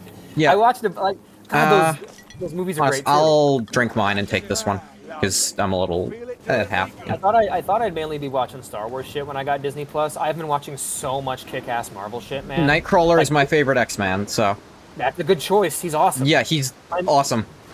I love that it's... I hate that it's a coin flip if he'll be a character who matters in any given X-Men anything. He's potential X-Man. Yeah. I think I like... It's like, oh, we're doing Cyclops again? Okay. Yeah. Wolverine too? Sure, you gotta sell the thing. Sure, Wolverine, Cyclops, you know, they're recognized. Really? Iceman. Iceman is here. My favorite X-Men character is Magneto, because he's right. It's really funny because Magneto wasn't meant to be right when he was made, but then the series went on for 70 years, so he's kind of just right now. It's so funny watching X-Men because, like, whenever Magneto and Xavier get into an argument, I just want Magneto to start screaming, "Shut the fuck up, I was in the Holocaust." Yeah. Like, nothing you say matters. There is nothing you can say. You think that works as a defense? Charles will just activate his Holocaust memories again. Real shit Charles has done to him before to stop him. Here you go. Enjoy. Like, oh right, the Holocaust. Have that again. That's the real reason he wears the helmet. Charles keeps giving him the Holocaust every 5 minutes. He doesn't wear it. He sleeps in that shit. That scene where he puts the coin through that fucker's head in first class is framed, like, the music is so sad and it's framed as a tragedy, and I am cheering the whole time. Yeah, because, like, you're sitting there like, no, he's kind of right. This guy is never gonna stop. Yes, he deserves to die, and I hope he burns in hell. It's like, yes. It's like... But no, the real tragic part in the movie is... no, Charles, you shouldn't... Like, Charles is basically doing his ideology after that. It's like, no, Charles, you are still kind of, to some extent, being the person you are fighting against. That is... not Charles, sorry, Magneto. Yeah. Like, that's always been the tragedy of his character, is he is a mutant supremacist. That's what he's wrong about. Yes. He's right about fighting. Like, they need to fight for their place. He's wrong about getting rid of all the humans. Because that is him being exactly who hurt him. I watched something recently. I think this might be the wrong chat for it, like the wrong group for it, but are you guys familiar? Do you guys, like, enjoy World War II movies and stuff, like Saving Private Ryan and shit? It's not like a main thing I do. Okay. I don't watch a lot of movies in general, to be fair. That's fair. I've really fallen in love with them in my old age. But old age. My old age of 20 plus. No longer being a character. We all know that's. I worry I might be older than you. Is the thing when you say that. That's okay. Yeah, probably. That fear keeps you awake. I don't know. But oh dear, we're about to get a lot of hooks. I watched. I am completely out of the air recently, which is a oh no Apple TV miniseries. Okay, thank you. Yeah, I watched a really great Apple TV miniseries called Masters of the Air, which is about the Air Force during World War II, and specifically the people that pilot B-17 bombers. There's a really great episode about the Tuskegee Airmen where one of the airmen gets captured by the Gestapo. For those who don't know, the Tuskegee Airmen were kind of famous for being all black. That were sent on high-risk, high-reward missions. Bathwater, you can't say things like that. Yeah, but there's a scene where one of the pilots is being interrogated by a Nazi officer. And the Nazi officer's, trying to play good cop with him. He's like, hey, you're black. Your country hates you. Why are you fighting for your country? And he responds, I love my country. It's taking a long time to get better, but it's getting better. and when I get back, I'm gonna help it get better a whole lot faster. And it's like the most fire line in that whole show. It's like, yeah, it's like, oh yeah, I know, but guess what? My fight's I got a whole new fight waiting for me when I get home. You know. And I think it's unironically very accurate as well, because as someone with family who did fight in World War II, the ones who didn't have a bad thing to say anymore. Yeah, well, it's the whole Band of Brothers thing. It's like yeah, exactly. I think that unironically did help things along, yeah. Like that movie trope of like the different races the different races. Wow. Yeah. Different ethnicities all fighting alongside each other in war and putting aside their differences. That's legit. That happens. Yeah. Crazy to me. Except unless it's Vietnam, then it gets a lot more complicated. Apparently, I learned that recently. You guys know what fragging is? Fragging? Yeah, it's when you kill your CO with a grenade. Yeah. Grenade. Yeah. Yeah. Basically, if your CO is one of those people that just you knew was gonna send you to die. Just hate, so you like make a booby trap in his tent or something. Yeah, I learned about that shit, and that was how they dealt with racist COs apparently. Or no, it was so hard to catch people for fragging. It's theoretical, actually. We don't know, but yeah. Well, someone did it, but you just can't find out who because. Yeah. Well, if someone was willing to do that, they probably had a good amount of people that were mad at them.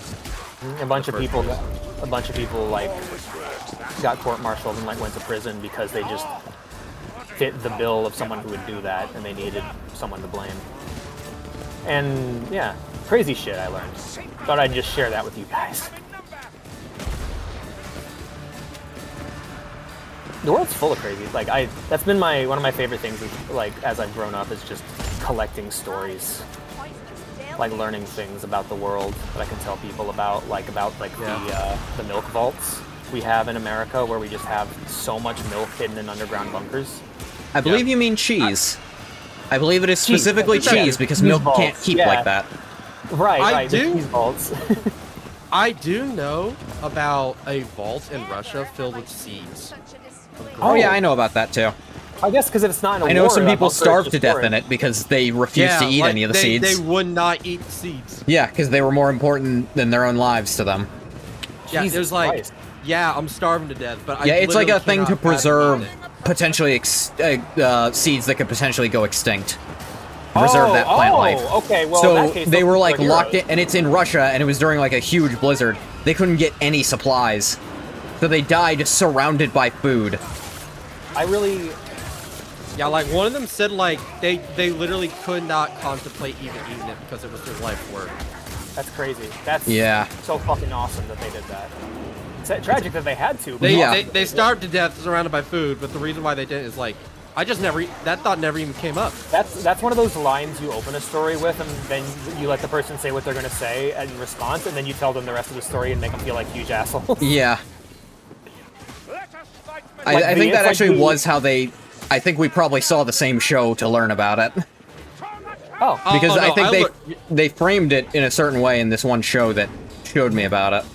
They're like, learn about this group that that starved to death surrounded by food. It was like, what? It's like the lady who spilled coffee on herself in the drive-thru. Like you hear that initially, and you're like, wow, what a doofus. She spilled coffee on herself and then sued McDonald's for it. Oh yeah. Well, to be fair, the reason you hear it like that is because McDonald's did a huge smear campaign against her. Yes. I guess we all watch Wendigo then, is what I'm getting from this. Or we just hear the same stories from different people. Possibly. You're not gonna believe this. You don't I did not hear this. I did not hear the seed sound from Dragoon. I didn't hear that one either. You're gonna hate my source. No, it's okay. I learned it from Dragoon during one of his freaking cookie clicker videos. Oh, I see. He probably learned it from the same show I saw. If you use that exact phrase, "Starved to death, surrounded by food" is like the exact phrasing they were doing. He played his cookie clicker video, and he was like trying to explain why he didn't cheat in any of his cookie clicker videos, and decided to go for all the achievements. I see. And I was like, I don't know, he does that a lot. He goes like wild with his videos sometimes. It's kind of fun. Owie. It's fun to watch. I learned the cheese story and a bunch of stories from this channel called Wendigoon, and it's this really sweet guy from Tennessee. His accent brings me comfort because my grandpa had the same accent, and he's dead now. But I really love his videos. He does a lot of historical stuff, a lot of analog horror shit. It is really funny because a lot of the analog horror stuff he does, some of it I don't find very scary at all, but it really scares him and it's super funny. Like he's super scared of the giant from that one from the mall. Yeah, the rolling giant. He's so afraid of it. I'm like, I love that giant. I want a plush of him. He's so cute. And then all the deep fake faces from fucking Mandela Catalog. Yeah. Him getting scared of those is so funny to me. What's really funny is, if I'm alone watching that stuff, I'll be as scared as anyone. But if there's someone next to me who's also scared, I will be completely fine. Yeah. That's why playing Slender, or playing like Slender with someone else next to you back in the day was the best way to play. Because I think I watched something with a friend some time ago, and it was genuinely very well made and very scary. But I was cracking jokes the whole time because they were scared of it. Right. I think it's like, I don't know, like shared suffering or something like that. Yeah. I actually heard about this. I think, okay, no, it's really, it's not called shared suffering. I remember exactly what it's called. Remember the shield mechanic in Darktide? It's that. That's the real mechanic. Oh yeah, cohesion or something like that? Yeah, when you're in cohesion. When you're in cohesion, you get armor. Yeah. I'm gonna be honest, I have Darktide. I played the tutorial and then didn't play because they don't have a solo option. Yeah, I almost dropped it because of that, dude. Really?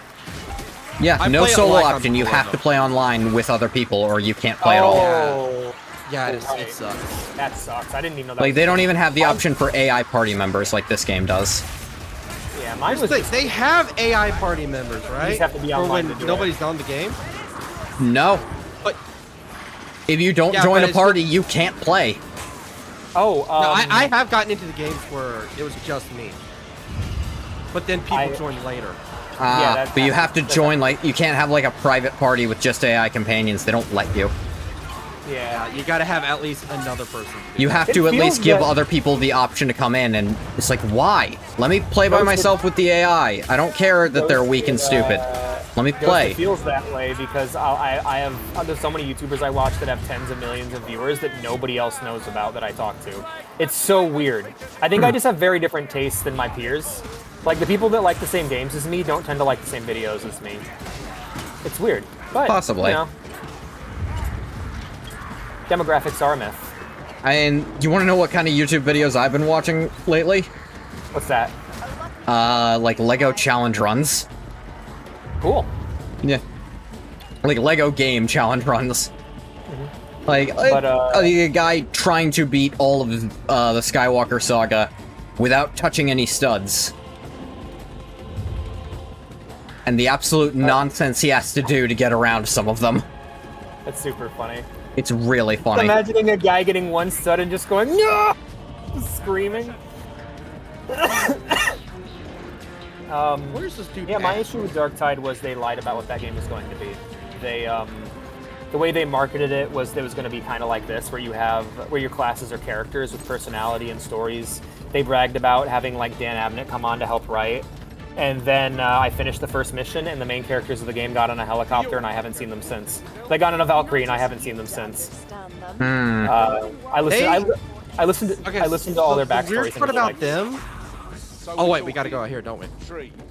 I think this happens every time I play this map. Is that every time, like, they actually do appear, but they're just mainly like fill-ins in the background for a cutscene. Yeah, they don't really show up much, and it's like they're the real main characters. I'm not playing as the main character of this game. I didn't read I didn't read the backstory about my character. I read, I cried for that Ogren. When I read his story, it's so sad. The Ogren on the cover, he's got a really sad backstory. Yeah. I don't get to play as him, and that pissed me off, man. But then and then eventually I learned how fun it was to play as a Zealot creature, and I'm like, well, shit. If I'm Yeah, having like, I'm not gonna lie. Like, they're a little more focused on letting your character be how you made them. yeah, totally. Which is fun. I've honestly completely fallen in love with like all the different personalities. Same. Right. I've learned a lesson that I should have learned after Cyberpunk, and that is don't look at any marketing material before a game comes out. Play it as raw as you can. Like for example, I got my first ever character on the game was a guardsman, and I chose the loose cannon. That's a good one. And his entire personality is like he's constantly testing the waters, picking on everyone. But then every once in a while, the mask will slip, and he'll like, and then he realizes like, oh, he's seen some shit, right? Right. Because he talks about Chaos Space Marines. He talks about the Eldar. He talks about like he's been around, right? There's a really great video breaking down all of them. I need to watch that again. It's been a minute. So you kind of start realizing like he's just a jaded soldier that's been around, and he's using that to cope. And he's using like humor and snarkiness to cope with all the. I see someone might have hard carried this time. Yep. Hey, I have mostly red items. I have 3 red items on her. Yeah, so no, I buy it. I believe it. I didn't mean to pick her. I was just checking the I was gonna re-roll the traits on the necklace until she got bark skin. So gotta do that real quick. Badoop badoop. Re-roll properties. There we go. Give me that bark skin. Give me the bork. That's the wrong one. I need to re-roll traits. Okay. I don't have the red dirt for it. Never mind. Oh, another flare. Another flare. Flail. All right, item I actually want to use, please. We got swift bow, short bow, glaive, briar javelin, elven spear. Yeah. Sewing. Nah, I didn't get much. I don't watch. I haven't. Okay, there's games I love, but I can't watch I cannot watch content about them because people will talk about the new shit that I hate. Like I can't watch Halo content creators at all. Yeah. I don't even want to acknowledge the existence of anything past Reach. By the way, Ometagon, I remember. Yeah. Were you on that Batir stream we did? That stream I did with Batir, where I kind of ranted about how I didn't really get or like Reach. Yeah, I was there. It started with me. Yes. Well, I get it now. That game's amazing. I fucking get it now. Yeah, you messaged me about it. I give me just a sec. I gotta feed my cat. He's going crazy. Go ahead. Yeah, I remember that whole thing. Like, it was Space Marine. Yeah, we were playing Space Marine, and I was like, I guess my. And then my you said that it was your worst one, and that you were going to get crucified by it. And then I was like, yeah, by me. Yeah. I was wrong. At the time, I actually kind of enjoyed the later 343 games, and I think my ranking at the time went Halo. I think Halo 4 was my favorite purely for the Cortana storyline because it made me cry, and that was the first Halo game I played. But after playing 1, 2, and 3 over, like, I think 4 times, 1, 2, ODST, 3, and Reach, like 3 times, I just fell in love with Reach specifically. Like, all the characters, being able to hang out with them, realizing what they actually intended, and realizing what Halo was really about. And it wasn't, like, my whole thing was Halo's kind of a dumb space opera story, kind of like Star Wars or anything else. It is not. It is very much not about that. It has so much more going on with its story. It's like Halo... You play as the hero, right? But it's like in the middle of a giant, like. I'm still gonna call it like an opera because that's what it is. You're just playing one specific part of it. I'm back. So, I'm back, by the way. Yay! Halo is humanity's redemption arc. That entire story is about how tools used to oppress mankind become mankind's greatest oppressors, greatest protectors with the Spartans. Like. Basically, the Covenant is what humanity would eventually become if it continued on its path. It become like the mobile infantry or like the Imperium, and it took not even getting into like the what the fuck are they called, the insurrectionists and all that. But the Covenant showing up united all of mankind against a common cause and put its flaws front and center, and it was like I said, it's like a redemption arc for mankind as a whole. Now that the Covenant's gone, we can rebuild and move into a better society, even with hints of cooperation with alien species, you know? Like Yeah. it's super cool, and that's what me like thinking about Reach's context, and that is what eventually made me fall in love with it. And that's not even getting into the marathon shit. Yeah. Are you just saying yeah over and over again because you knew this the whole time, and me realizing it is? Well, here's the thing. Like, I started playing Halo when I was like 4, right? Okay, I got into it when I was an adult. So. I still haven't played. Yeah. It's okay. Like you can like it for a different thing, right? That's the Oh, whole am thing, I? right? Oh, you think I'm off about everything I said? No, Okay. not at all. Okay. I just like it for a different thing because it's like you're like like you play. The reason why I love Reach so much is because of how much of a stark contrast it is to the main games. Like that's why I like ODST too, because of just how much of a stark contrast they are. Yeah, it's like playing as the guard. It's like you're so used to playing as the hero of a giant like space opera war story. Noble team's got no plot armor. Yeah, and then you play like Halo Reach, and it's like it's a proper tragedy. Absolutely. Right? The characters, yeah, they're not really. They're enough that you get what they're meant to be. Yeah, once you learn. But they're not the focus, right? Yeah. They're more like the pilot. It's a very world-driven story, or a history-driven story almost. Yeah, it's a proper war story in the shape of a tragedy. Yeah, I really like. I when I was playing through it with Ghost, I was pointing out different things about Noble Team, like fucking Emil. Emil is such Emil is such a bastard, but I love him. He is such a classic Spartan. He is like what Spartans like. It's what. Like, if there was an evil propaganda poster about Spartans made by the insurrection, it would be him. Emil. He's the fucking boots on your neck character. It's like when we find that family, everyone else is like trying to have a conversation with him, and Emil's and he is immediately guns up, ready to blow him away. Yeah, he's got the shotgun trained on the family. George is like an old Spartan, but he's like an old grizzled veteran who seems to have become kinder with time, from what we can tell. Yeah, he's the gentle giant. Oh, he's so good. And like all the different members of Noble Team just represent these different aspects of the pre-Master Chief Spartans.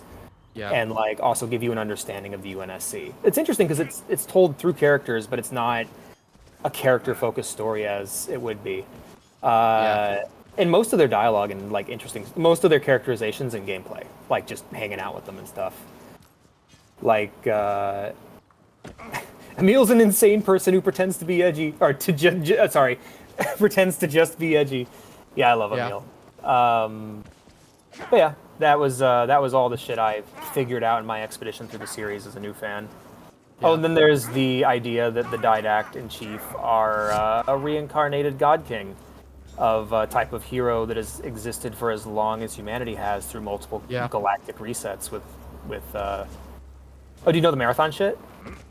We had a conversation about this. Yeah. The whole about how all the marathon stuff was a previous cycle. Yeah, and how the galaxy is just big banging over and over again, but for some reason humans are always reoccurring. Always the constant.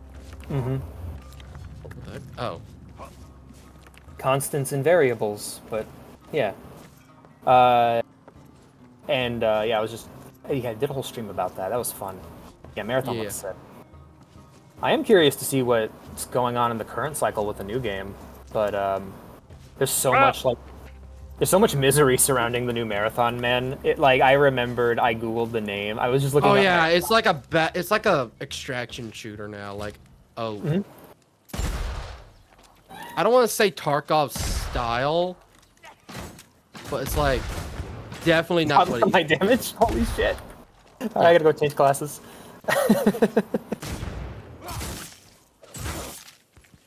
Yeah, I have never seen a player base more scared that their game is just going to die than marathons right now. Than marathons, because I think there was a period of time where if you Googled a marathon, the first recommendation would be Steam charts. So people were checking the player population.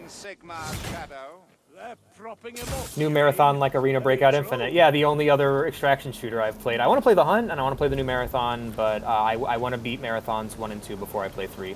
even if Yeah. even if they claim it's not entirely connected. I don't trust when Bungie says shit's not connected. I don't trust them. They connect so much shit. They have a fucking Avengers level universe full of just different games and shit, and then they just didn't tell anybody. Yeah. Destiny connected to that too? Yes, there is a quote from. There's like little lore quotes that are on some of your guns that are like arcane quotes from ancient times, and one of them is a direct quote from Marathon. So here's how you tell whether or not something's connected. There's this thing called the Reclaimer glyph, and it represents humanity through its different cycles. It's a symbol that humanity always comes to use through the different cycles of the galaxy. If your Bungie game, if your Bungie-made game has a Reclaimer glyph, it's connected. Okay. Did that Yeah. not? Well. What the hell? You didn't pick a mission. I guess I didn't pick a mission. Little did they know Alex just trapped them so we could talk about Marathon. Do you plan to create many mighty weapons with which to chastise the Pact's Fucking Mordheim, a Mordheim extraction shooter that plays like Hunt Showdown or even like this. Because that game was an extraction shooter before extraction shooters existed. Basically, Mordheim is so fucking cool as a Warhammer game concept. What you would do is, it is a game. First off, there's a city in Warhammer Fantasy called Mordheim that had a massive warpstone meteor crash in it and kill everybody inside. However, the radiation is what killed people. The town was left mostly intact, so it's full of treasures and different things like that, kind of like Pripyat. Oh, yeah? And so basically you play as a Warhammer equivalent of a stalker, and you go into Mordheim, and you try to get as much items as you can before you die, and then get out before you die, and then you can equip those items to your character and come back in next time with all your items included. And if you bring in something on your character and you die, another player gets to take it. And the way that the tabletop game worked is you would just pick a single unit from your army, and that would become your character. If you played like dwarves, you just pick a single dwarf. I heard about people running stuff like that. It always sounded interesting. Right? Customize your character. You all fight your way through Mordheim, trying to avoid each other, stealing shit, and a big old map on the table. There's one story people did I saw where they actually played the game legit with characters, and like whichever from these groups managed to live, you guys can keep to pick from. Like they ran an actual Warhammer game with them. That's great. Yeah. Hell yeah. Whoever lives through this are the characters you can pick from to do this, and it was all, like only guardsmen stuff. So, you know. You're thinking of a guardsman party, I think. Something like that. Yeah. But yeah, Mordheim it's either Mordhau or Mordheim, because I always get confused. One's the medieval combat game, and the other one's the old Warhammer game. But there's Mordhau is the medieval combat game. Thank you. The game looks sick too. I want to play that as well. But I would. Mordhau is sort of like a tragic game. Oh, is it? I like Chivalry. Should I play Chivalry 2 instead? Yeah, I'd say Chivalry 2, because the reason why I say Mordhau is like a tragedy, it's a clear example of the community killing its own game. Basically what happened is like it died twice. Because it was released for free on Epic. So you got a bunch of new players in it. But all the old players came back in, right? And they started curb stomping the newer players, right? So bad that they didn't want to play it anymore. So what you're saying is it's a fighting game. Yeah, it's a fighting game. Jeez. It's like a direction-based fighting game. For Honor had that same thing happen. That game's awesome too. I like that one.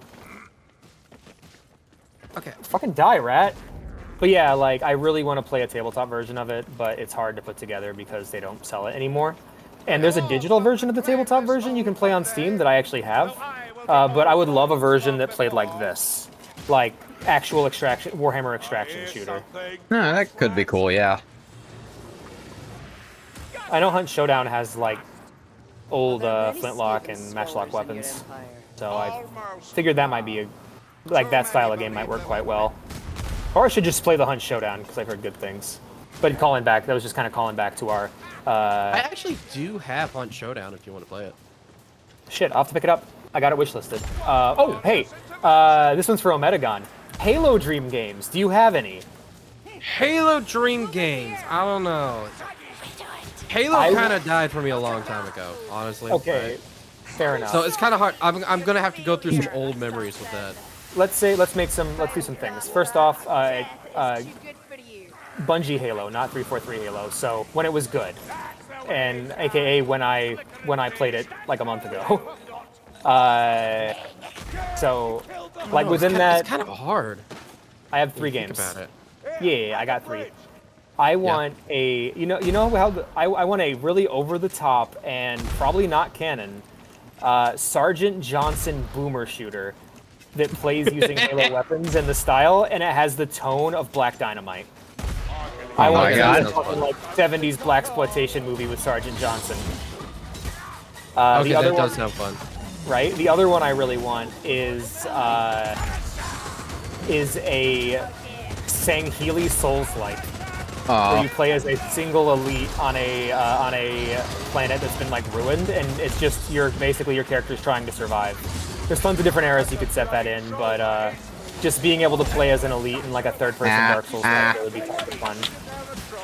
That's it, and there are black furs. And then the last I one. would say the most that I wanted to do was honestly like, there was this one game a long time ago that when you beat the good guy campaign, you could actually go through the bad guy campaign too. Do you want the Halo Covenant campaign? Yes, I want That like would a be Halo just like I know how like one side of the war was and all that.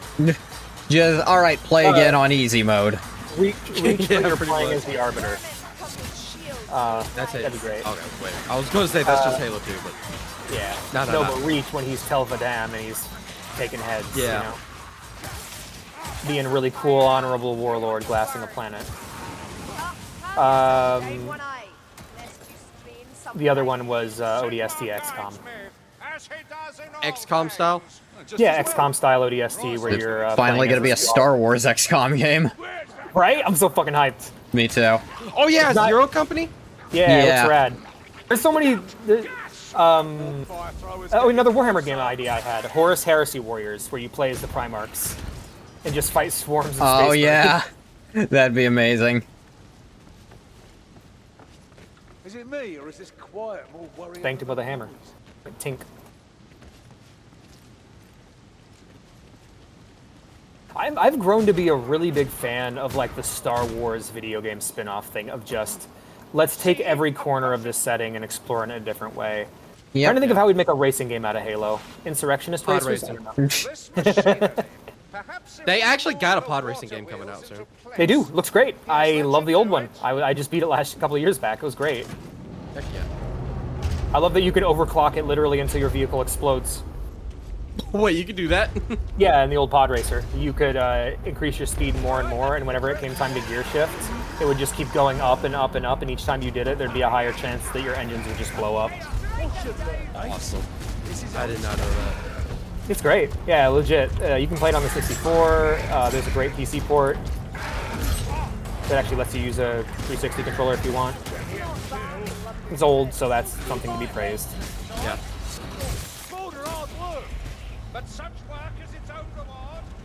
There we go. And then there's some settings I just want to play as tabletop games. Like I really want to play a TTRPG of Halo. I'm actually working on Halo, adapting D&D into Halo, or into Halo for a tabletop Halo game. Don't you dare! I might do with my grandchildren one day. I'm more interested in doing Star Wars as a tabletop RPG than I am in seeing any more Star Wars RPGs. Like I don't much. I don't know. I'm not- I still have hope for Fate of the Old Republic. Me too. My engines roar with the thirst for victory. Boom, boom, boom, boom, boom. Yeah, totally. Hey, I'm gonna warn you guys. I'm gonna screw us a little bit. In what way? Pick up a Grimoire. Grimoire. Okay. Boon of speed, We please. lose like a good, like what, 20% of our health?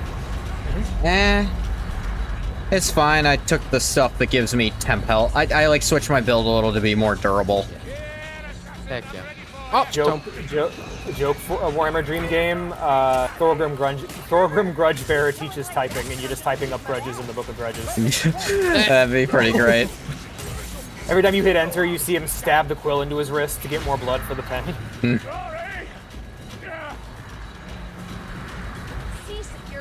You win when you write so much he actually dies of exsanguination. Yes. Thorgrim teaches typing. I mean, hell, they made a bolt gun spin-off that was a typing game. Why not? I'm fine, you'll see.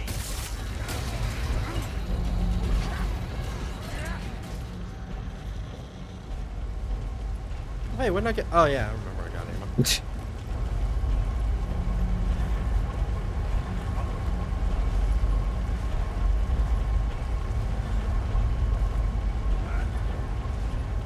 All right, weapons. I want to see what Weapons Ablaze does. Does that blow us up, or does that give us cool Gandalf fire weapons? Does it give us cool Gandalf fire weapons or the enemy cool Gandalf fire weapons? Oh shit! I never thought of that.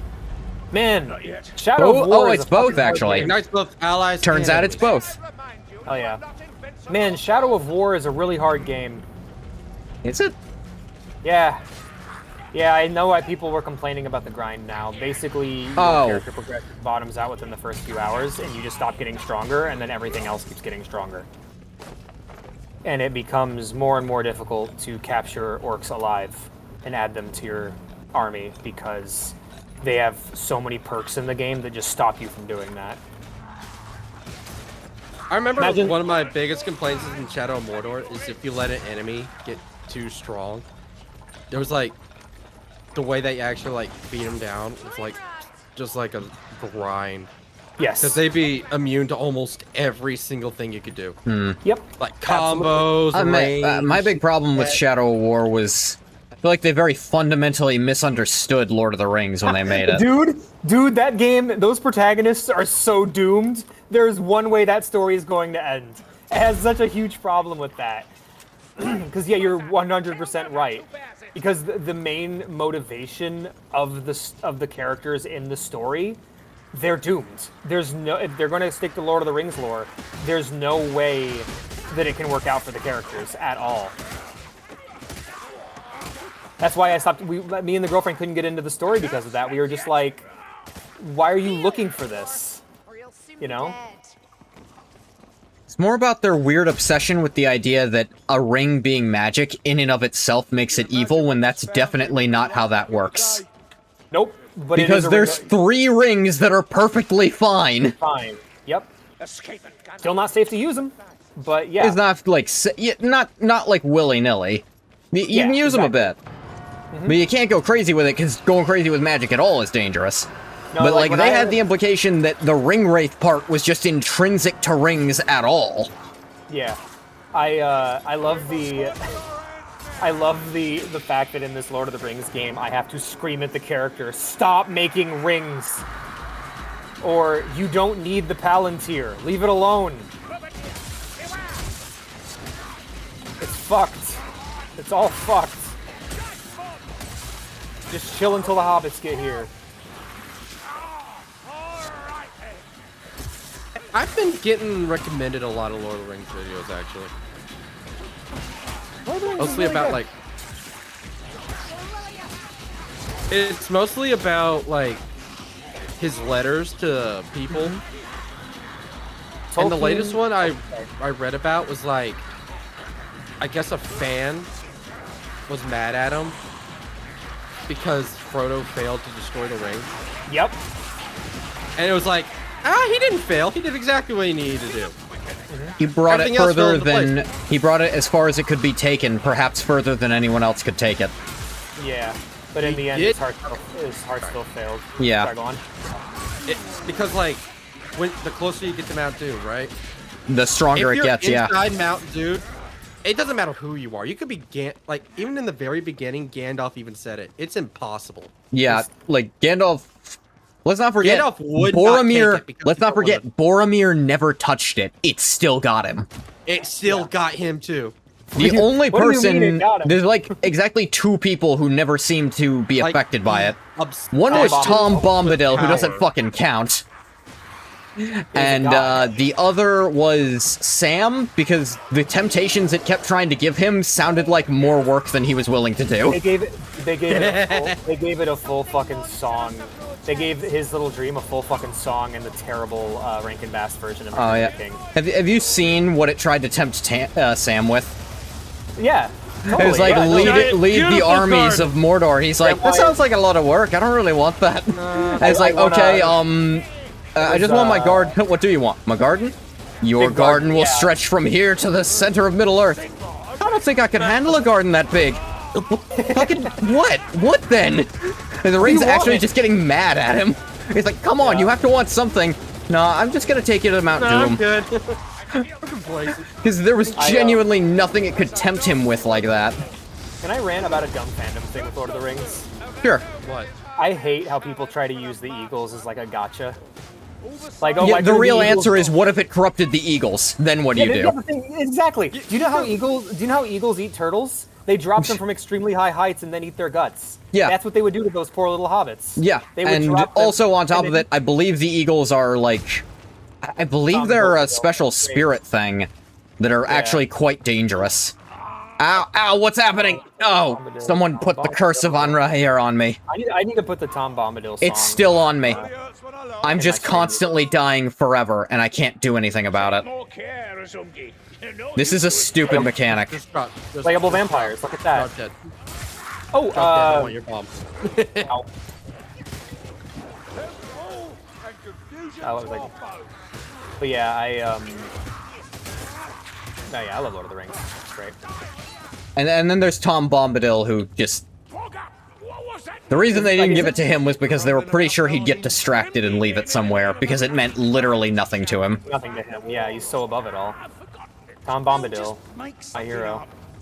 Fucking They'll believe anything. man. Ah, that's a good idea. I don't know. Okay, I think the only like adaptation of Lord of the Rings that could truly do those books justice after reading them would be a Studio Ghibli style anime adaptation that did everything. Including, like, Like- all the singing and...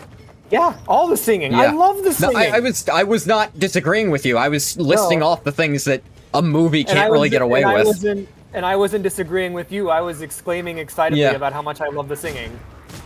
Hey ho, to the bottle I go. It's all so great. Sit down here anyway. Rain may Like, I'll fall admit, and Rankin rain Bass may at least did the songs. Damn straight. It wasn't the correct songs, but it was songs. They do songs that weren't as good. I also like the part where I turn on. I was trying to watch the Rankin Bass.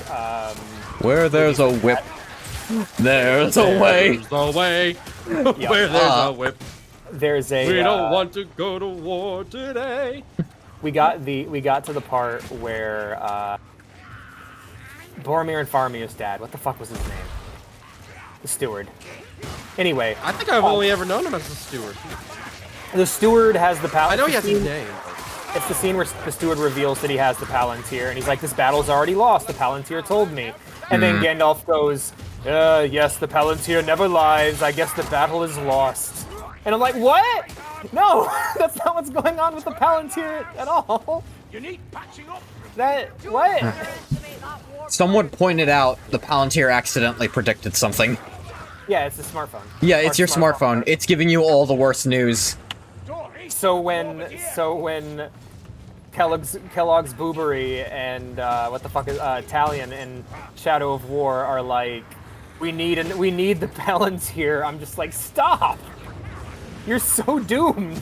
Tinking gas rat. Die and be gone. Oh man. Yeah, my big thing was, wow, you really took this series that's about hope and made it about these doomed jackasses, huh? Yeah, doomed jackasses, absolutely. Like, it's hard to get behind. I'm just like, I can't really get hyped when I know how this is going to end.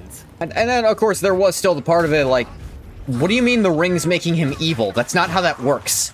But no, they can't turn him into a ring wraith. Are you what? Sauron had nothing to do with this. That's a specific thing he put into it. That's the issue with Lord of the Rings, ain't it, compared to a lot of these other settings? Because, like, with Star Wars, as long as it's not written, you can kind of do what you want. As long as you don't stomp over whatever somebody else wrote. But with Lord of the Rings, it's like, the dude wrote it all. Yeah. It's all there. He did an okay job with the first game. Why is it a problem now? Yeah, it's like Why what is she they a needed to fucking do lady with now? the second game was just go, all right, now this one's completely non-canon. We're going off the rails. Yeah, but nobody would, like me hearing that would make me not care. I still care about non-canon stuff plenty. I have to decide no. for myself. Canon. It's always how I operate. I don't. Because there's so many awesome things that have no like just saying it's non-canon isn't enough. Because like a lot of times I run into things that are non-canon, but they work just fine within canon, you know? Yeah, like a lot of Star Wars Legends content. Yeah, like most of Star Wars Visions is fine as long as you go far enough into the future. Or the past. Or the past, yeah. But then you get shit like the twins where you're just like, that's not how space works. Yeah. That's just Studio Trigger. Yeah. That could have all been a fight on the deck of the ship for all we know. But the whole thing about Visions was it was set up to be alternate universes. Yeah. It's like, let's just use the Star Wars system in new, completely ridiculous stories. And I was like, yeah, I'm here for that. I remember reading letters, like when you were mentioning earlier with like conversations with fans in the press and stuff. But it is interesting because, like, as a forward, Tolkien kind of talks about the way he writes. People would ask, "Hey, did this character behave this way as a reference to this?" And he says, "No, that character behaved that way because that's what that character would do." And I really like that as a style of writing, where it's just I have a world that lives in my brain. I don't know why it does the things it does. It just does. Yeah, no, that's actually a huge chunk of my own writing philosophy is I'm not making decisions for these characters. These characters are telling me what they're going to do. Yes, that's the Attack on Titan writer talked about that. Like, he's had so many interviews where, like, they're like, why did Aaron do that? And he's like, I don't know. I wonder that myself every day. I don't know why. I think I'm slightly different than that, because I do know why they're doing these things. Uh-huh. But it's still, like... Because I did still set them on that path. I made them who they are. I like to think I understand why they do what they do. Right. But to a large extent, I'm not really deciding what they're doing. Yeah. I typically start with what I want the message of my story to be, and then work my way down and build around that. Which is current God, but I admire it so much. I've talked to. I don't know how much I've talked about this. Current thing I'm working on has reached like over 35,000 words, 90 pages. Shoo. It is not, and it's not close to done. I've never made anything this long before, and I don't know what I'm doing. The thing I've been putting the most time into myself has been my dwarf character in for my Warhammer Fantasy campaign. I love her very much. She's very cute, and she's very basic, which is different for me. I tend to base a certain characters around themes and concepts, but this one I just went like, what's it like being a dwarf lady engineer, and then went from there. And kind of built up. It's I want most of her I gave her a very big family history, very brief backstory, and I want most of her story to be what happens in the campaign, which is again not how I normally write. I sneezed. Yeah, I like Ghost's thing about the Attack on Titan writer. I'm not Aaron. I don't know why. I don't know why he did that. I don't know why Frodo did that. I mean, it's pretty obvious, but.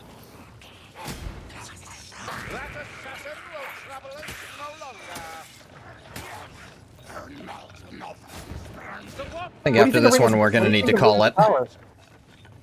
Yeah. This one, call it. Yeah. That's fine. What are your thoughts on Rings of Power? All right, look. Some people may have forgotten this, but Galadriel was supposed to be like a sword-swinging, swashbuckling badass before she settled down a bit. That is a normal thing. Oh. Yeah. That's not some new thing they made up whole cloth. That was there. I was hoping it would be something. I'll be honest, I know fuck all about Rings of Power. I was hoping it was something you'd have a really hard opinion on, and I'd get to hear you rant about it. Oh, you're about to hear that part. I was starting out with the part everyone's wrong about. They're hating it incorrectly. Oh, good. All I've ever heard about it is like... Yeah. But no, let's see. It doesn't make any goddamn sense that she found proof of Sauron, and then they decided she was too crazy and needed to leave. Narratively, it should have been, she should have gone up there, lost people, and found jack shit. But no, she found something. So why the hell are they calling her wrong and crazy? I don't know. Let's ask Tolkien. Also, it could not have been more obvious that that guy was Sauron from the beginning. Yeah, There was everyone I've talked to- even everyone people I've who talked to- never read Sauron's backstory could tell, oh, it's Sauron. No, Everyone that's I've that talked other to- guy they're calling Sauron. That's obviously Gandalf. We can tell. If you haven't seen Rings of Power, I sound like an insane person. Yeah, I've seen all. I saw all the controversies around it. I mean, that's about as much as I know about it. Yeah, I don't know nothing about it. I have heard from people that have watched it two things. One, that lady dwarves don't have beards, which is fucked up. And two, Sauron is in it. Yeah. So it being a mystery of who Sauron Your is first funny. guess is correct. Like, I didn't think... Like, I'll be honest, when I don't know Sauron's lore, I just thought his name was, like, John Sauron or something. No, that that's was not just his the name. he kept. Oh. He was Morgoth's chief lieutenant, right? He was, yes. But I actually don't remember his actual name, but Sauron is what the elves call him as an insult. Oh. And he just kind of kept it. So But he has a real name. In fact, the orcs don't call him Sauron. They call him Morgoth because he pretends he's still Morgoth to them. Oh, that's nice. Yeah. That's nice. That's nice. So, like, his real name is nice. completely lost to time. I'm like Linda from Bob's Burgers giving commentary at the fucking book club. My cat is really pissing me off. Yeah, that's why we gotta stop. So Yeah. fish can go beat their cat. Jesus. Why did all the storm vermin in the world spawn? Why did everything Fuck off. spawn on me? I have no ammo for my fucking Gatling gun. Fuck off. Fuck off. Fuck off. Oh. Fuck off. Fuck off. Fuck off. Good, now heal. I forgot I wasn't playing as the elf anymore, so I kept trying to hit F to just do a quick scatter shot. My cat is hitting the hell out of his water bowl because I didn't refill it yet. I got 5 stacks of that. I should refill. We never did anything. I think this stream has been a great success. Yeah. I like the chat. I like our conversations. Yep, this is exactly what I live for. Complaining about things. We have definitely got to do this again sometime. Oh, for sure. I had this really bad issue, and it's when and it's something I actually I'm pretty proud of myself for today, pulling myself away from when it came to the Final Fantasy VII discussion we had. I have this problem where when I have an argument with people, and they anger me, my previously somewhat reasonable points give way to spite points that are just like my previous points, but stupid. So I just sound like a fool. But today I was able to kind of pull it together and explain, like, oh wait, no, this thought I have is unique to me. Here's why I have it.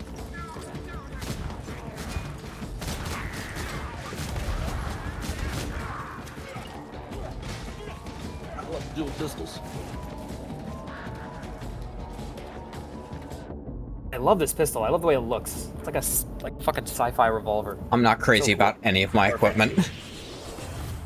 Aw. I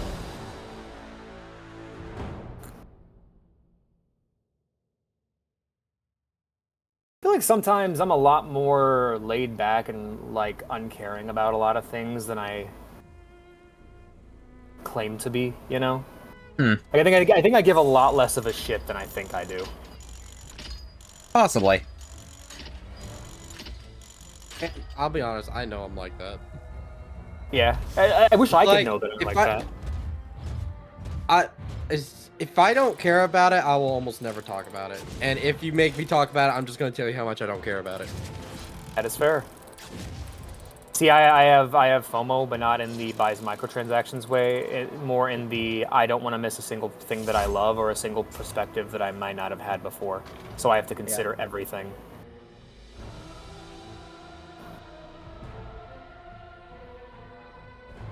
My life is a nightmare. It's like, I don't know, like, I'm going to go back to Space Marine 2 for a second, because I know it got, like, shat This is on. LARPing carrying. That's pretty good. It got pretty shit on because of how, like, it was advertised at first to be, like, this, like, an old-fashioned one-and-done kind of game, right? Like how games used to be. But then now they're stretching into year 3 of content. I mean, it is for people, like, ideally, with what it's got going on, its multiplayer content, if they're trying to do the games as a service thing, should last until Space Marine 3. Ideally. Ideally, yeah. Realistically, No. that ain't happening. Yeah. Like, I know for me, like, I get irritated whenever, because, like, when you just do what you can with what you got until you're ready to charge for another box. And if it's free, that's awesome, you know? Like, for me, the last thing I'd want out of Space Marine is multiplayer content. Give me a fucking, like, with Bolt Gun, they added a brief little mini campaign you could do. Yeah. That was awesome, you know? Yeah, they do sometimes update the multiplayer a little bit, but what they mostly focus on is the co-op of it. They mostly focus on that co-op mode that we told you about. Yeah.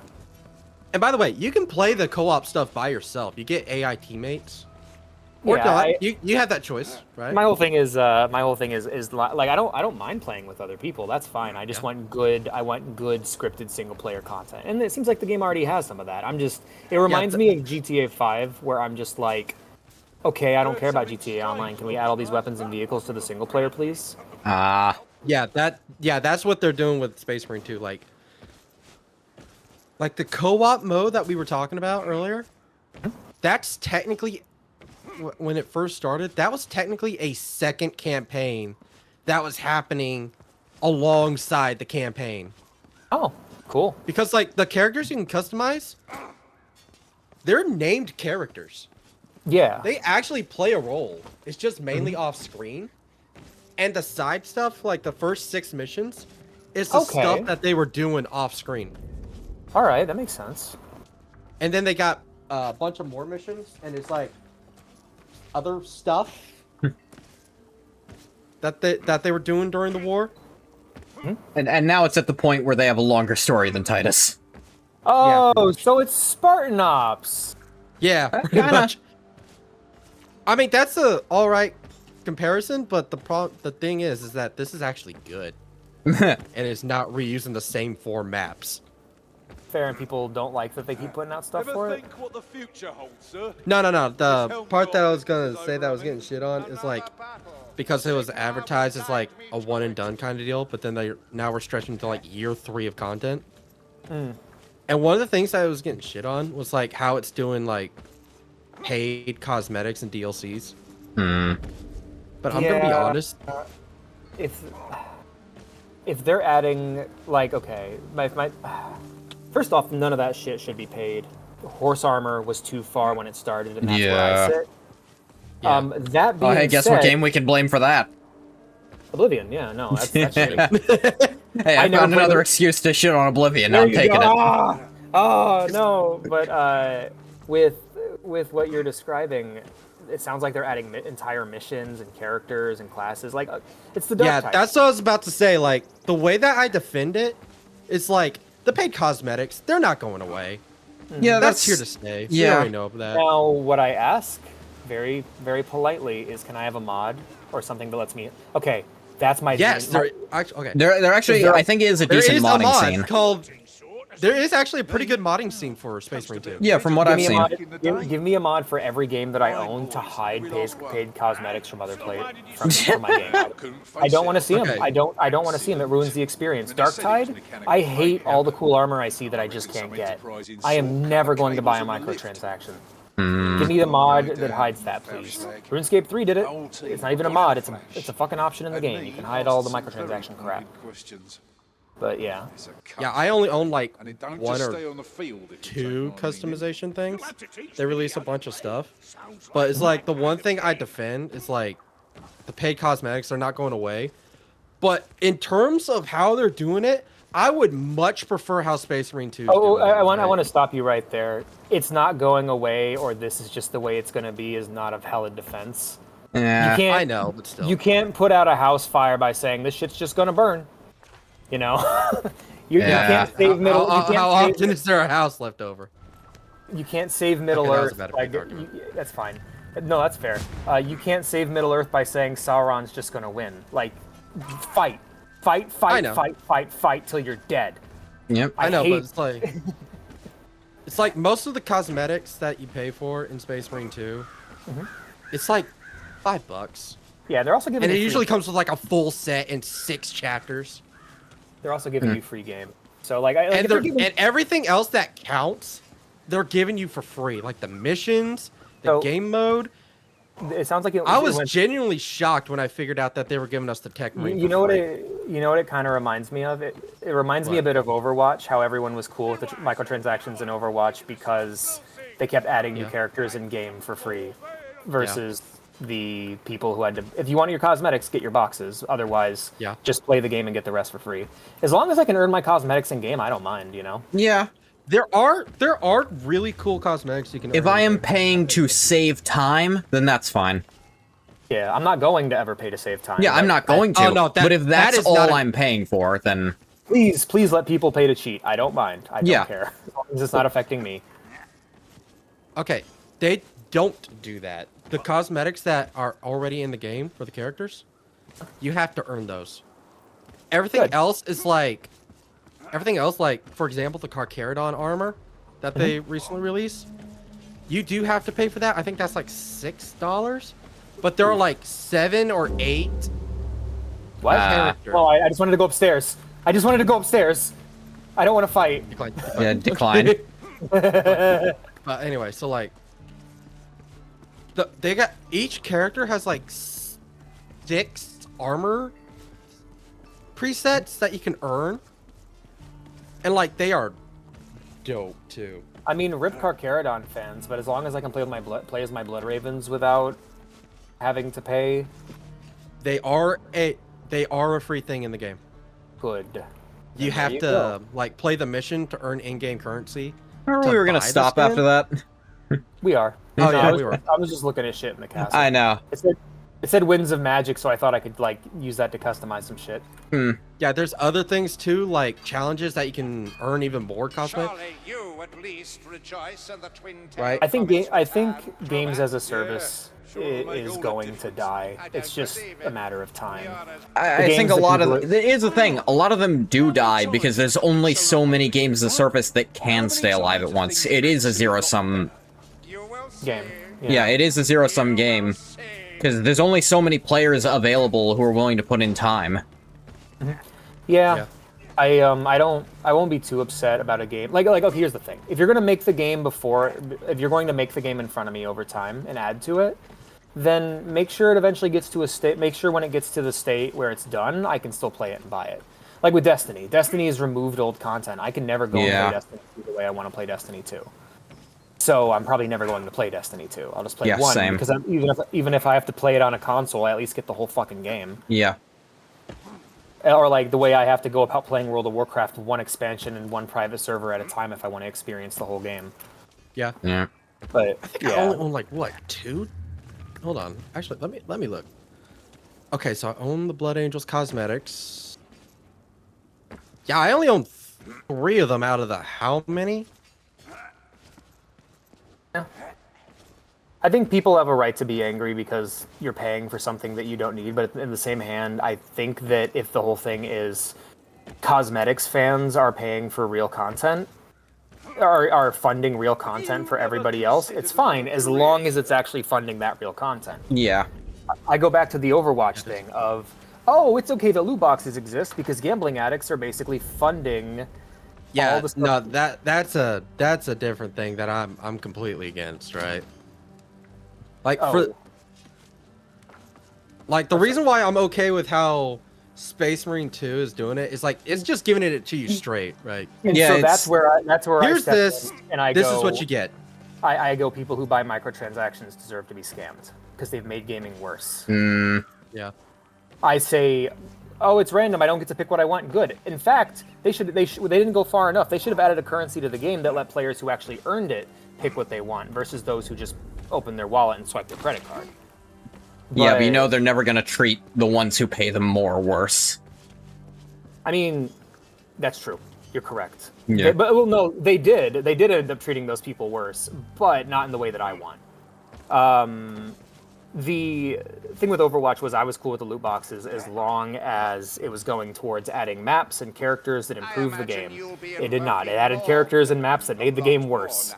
And then the single player mode, which they were slowly assembling year by year, a little bit at a time, ended up getting not even now being a thing in Overwatch 2. They screwed everybody over and didn't keep with their promise. Overwatch should have been a game that lasted, you know? But just don't lie to people in that way. Yeah. Problem is, I kind of like lying marketing in games sometimes. It can be funny when it doesn't affect you can and you be, can look at it from a distance. When I'm talking about, like, picture Metal Gear Solid 2. Yeah, that's the example everyone uses, and it's the only one to ever be good with that, but yes.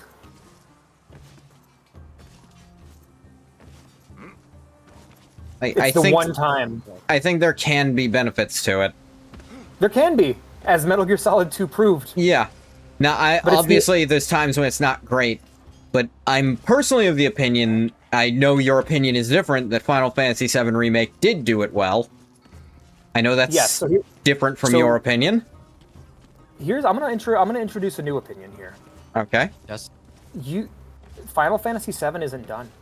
That game's not finished. Once all the parts are released and it's one complete game, then you can say if it's done well or done poorly. I'm not right and you're not right, but we don't know yet. That's also a fair point. Yeah, so I can say what it did with that first game, which is, in theory, the only one that specific misleading marketing should affect, has worked for me thus far. Okay, fair enough. Metal Gear Solid 2 is a great game. I love Metal Gear Solid 2. And the Evangelion rebuilds turned out all right. So, yeah, I guess it could work. Yeah, exactly. It's like, I guess FF7, like, judging by what he just said, 7R did it right. For me personally, it's all about what does it well. I know for me personally, like, okay, here's an example of one that did it right and wrong. Scott Pilgrim Takes Off. I don't know if you guys ever watched that. Let me tell you what it's not and what it marketed itself as. It is not an adaptation of the manga. At all. It is a complete what-if story in the vein of Final Fantasy VII Remake or the Evangelion rebuilds. It's really good. But can I have my anime adaptation of the my manga real now, question please? is it using your expectations to fuel the narrative, or is it literally just a lie? That is the difference. Yeah. So it is a lie, and it is responding to 10+ years of fandom insight on these characters. It's using it very well. It is probably one of the it is the thing to watch after you've read the manga and watched the movie. Because it takes everything into account. It's awesome. But at the end of the day, all I can think about is I still want my anime adaptation, though. Yeah. Even though you made something cool, can I have an anime adaptation of Scott Pilgrim? Please? Yeah, Like the problem there is, if it had used your expectations for what it was going to do to fuel what happens, then I think that would have been good, but it sounds like you thinking it was going to be actual Scott Pilgrim doesn't change that much, other than you're kind of disappointed about that. Well, because it was good. But yeah.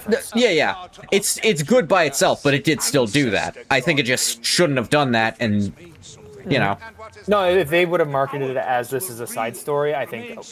Here's what it is, man. It's cowardice. It all comes down to cowardice. If Square Enix had... The reason why Square Enix didn't advertise 7 Remake as a sequel is because they don't got no fucking balls, and they want to make money. Again, my counter argument is that it is actually using your expectations that this is a remake to fuel what's going on. Even so, what I said can still layer on top of that. The primary thing is money.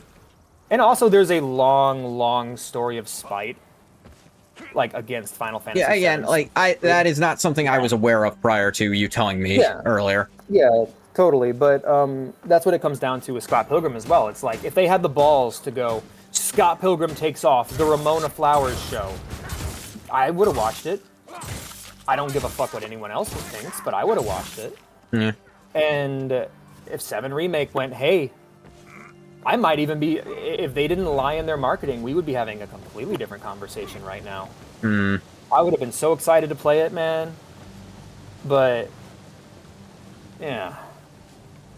Metal Gear Solid 2, I literally knew the twist before I played it. You know who else did? Most people who've played Metal Gear Solid 2. Most people who played Metal Gear Solid 2 and were actually bitten by that twist back in the day, they're moms and dads now. They have kids. They don't have time for games. Most people who play and talk about MGS2 are my age. Yeah. I would have watched the Ramona Flowers shows. Yeah, it's good. It's like fans. Here's the thing, man. Fandom and fans as a whole need to be more cynical, and they need to actually realize how this is done. Learn from the mistakes of the past and actually try to grow and change and improve things. I don't think that I'd say need to be more cynical, but because there are places I think there is too much cynicism and irony, and they're unable to enjoy things anymore. Yeah, that's. But at the same time, cynicism is a tool, and it's being used wrong, is what I'll agree with. I agree. Yeah. I think I use it right. I think we should. I do believe in putting up good games on a pedestal and games that drag things down. I do believe in tearing those down. And I grew up in that. I grew up in the generation that was all about that. You know. Yeah. We were moving forward. Gaming is getting more mature. It's getting better. Here's the dumb old shit we got to drag down, and the awesome old shit we need to bring back. You know. Yeah, like I will drag Veilguard to the ends of the earth for being a mediocre action game rather than being Dragon Age. Oh, or like, I'd like it if Destiny fans could realize that when the game literally starts stealing content from them, that they're just being fucked in the eye sockets and they need to move the fuck on. Like, that's what I'm talking about. What like a colorful description. Yeah, getting screwed over and over again by a game after a certain point becomes your fault. Yeah, and that's why it hurts so bad when there's something like Darktide when that came out. That broke my fucking heart. I was such a fucking Fat Shark stan. But yeah, it's just you can't let things get worse. Yeah, it doesn't matter if you like what it is right now. You can't let things get worse because if there's someone like you. Unless there's someone like you who cares a lot, things are not going to get better. They're not. Good Lorax quote. Thank you. Love that book. Yeah. So, Ometagon, to your Space Marine thing, I think it's great that they're adding free content to the game. Yeah. And I mean, I get what you're saying with the whole paid cosmetic stuff, right? Yeah, paid cosmetics suck.